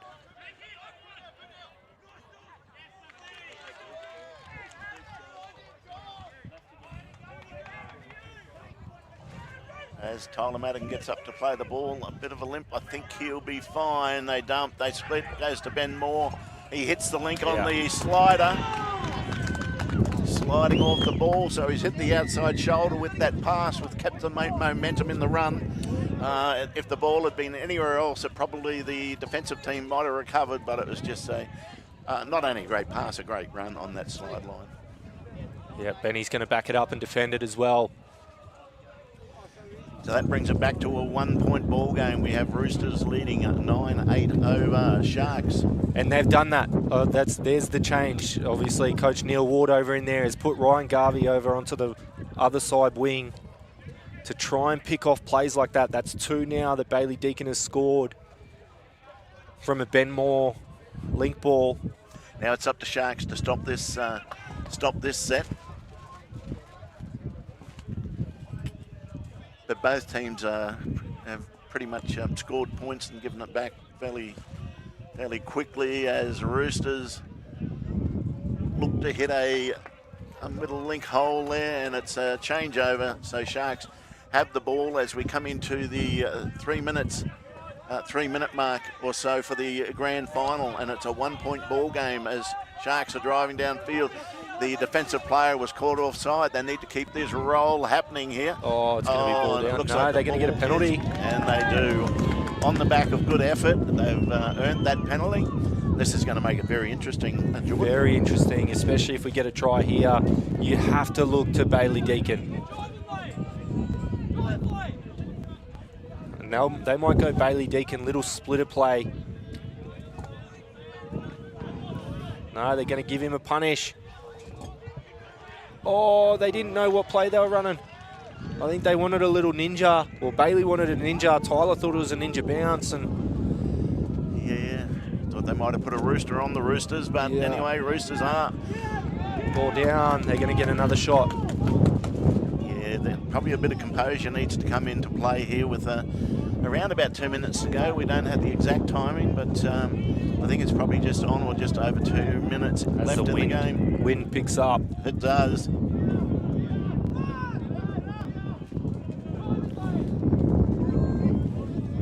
As Sharks have got the ball, they're attacking the Roosters try line. They're down by 1. A little bat on. It's going to be play on. No, it's touch. Great recovery. And was that your man? Jake Jury's gone around the back, but obviously Regan Garvey has forced the bat on. And that wasn't happening before. No, shut down on. Oh, 6 to go first, I believe. Yeah, shut down on that link, little bat on, and gave the slide defence time to recover and shut down that try. Mate, it's a 1-point ball game. Sharks have the ball 5 metres out from the line. What are you? Oh, he's gone for time. I think professional. And now he's going to go to the bin for good, I think. No? And they're down 1 player. They are down 1 player. We think there's around about a minute to go. So with the calibre of player Sharks have got here, I am guessing that they will score, and they do. They have levelled up this ball game, and that's a critical decision, having a player put in the bin. We are all level 9 all, or at least that's the score we've got. Now we're in an interesting part of this game too, because this game's going to finish before the 4 sets have completed. So they will have to start the drop-off with 3 players in the bin, 3 players on the field. That is a massive advantage. They do get the tap, but massive advantage. It's not just about scoring now. It's about time management. Yeah. During that period, from now leading into that, and also Roosters ideally will want to keep this ball in play until this siren goes, which we believe should be fairly shortly as they go long. Or do they want to score? Oh, that's a great touch from Will Schatz, but Regan Garvey has nearly just pulled something out of nothing. Yeah, that was a sensational attempt to score. Can Sharks just finish it off before? Well, they could with only, I'd imagine, seconds on the clock. That Sharks have got the ball. Oh.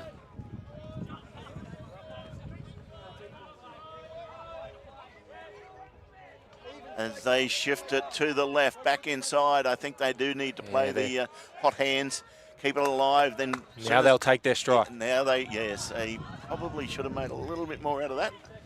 They've got to the line, which is dangerous for the Roosters with Bailey Deacon on the ball. I think they've got him here. They got him here. And Sharks score in the corner with only seconds left. We'd imagine there's only seconds left on the clock. Oh, what are they calling here? The referee's having a conversation. No try. No try. As the siren goes. So they're going to have, that might have been the last set. Or Roosters have 1 more set. What is probably really good for the Roosters is this is going to be classed as a set because they've got a tap. And I believe they get their 4th player back on the field after full time.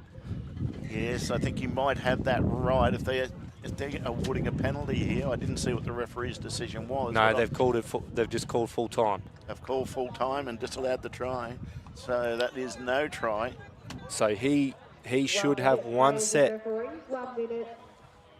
Okay, we're going to a drop-off here. So we're playing extra time in the Enterprise Legal Toowoomba Touch A-grade men's grand final. At the start of the game, mate, we were both thinking Sharks. Half-time, we're thinking, well, Roosters have got this. You know, their processes were a lot better. They were, and then it just seesawed second half. It honestly probably wasn't rinse and repeat for the Roosters. They had patches where they were really good through their drive, and they kind of went away from that and then started making some silly errors. So I believe Roosters will have to start this set with 1 in the bin still. And for only 1 set? Only 1 set. The bonus for them is it is attacking. So they will get their 4th player back for the defensive set. And who knows, 3 on 4, you could probably still have a bit of space. So tough, but... Yeah, key players. So, you know, with the Sharks have got a wealth of talent, you know, to put out there. Youth experience, a whole box and dice, so... 20 seconds, play the referee. Please take the field. Yeah, they called too many touches. Too many touches. I didn't know what they called. Okay, so we have the players coming back on the field here. Sharks are already out there. They've got the ball. They'll be tapping off in this drop-off. Yeah, two pretty good drop-off sides too. Obviously, Roosters only playing with 3, but you've got Jay Schofield, Ryan Ward, Ronan Delaney, and then on the Sharks side, you've got Rylan Martin, Bailey Deacon, Ben Moore, Tyler Madden. Yeah, 3v4. So Roosters have the ball, they're attacking, and as we said, they've got a player in the bin, so they've only got 3 players on the field in this drop-off. They should regain that 4th player who is running as quick as he can to his sub-box, so they can get it back to 4-on-4. And their 4th player comes onto the field. The Sharks go on the attack. So they're going to look to attack from long range. Well, if you're the Roosters, you need to stay up because this Sharks side can check the ball around. That's going to be ball down. And it's almost like we're restarting the drop-off. Oh, forward from the ruck on touch 1.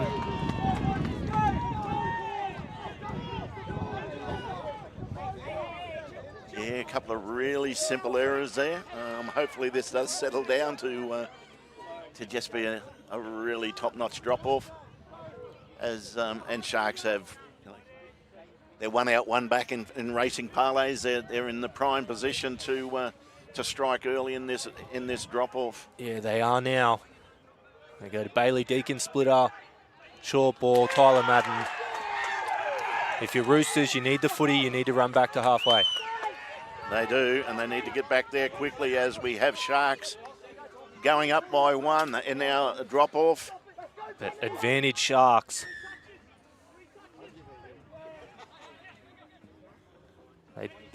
There's not much time, but I don't think they need to fully rush. They should be able to get a good crack on the line.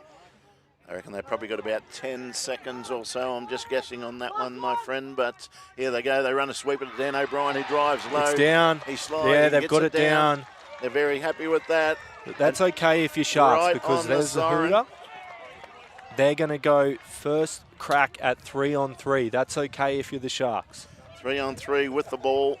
They will, well, I would walk it back as slow as possible. Yeah, take Just your time. Recharge, as Ben Moore is doing. Now he gets into a bit of a trot, and they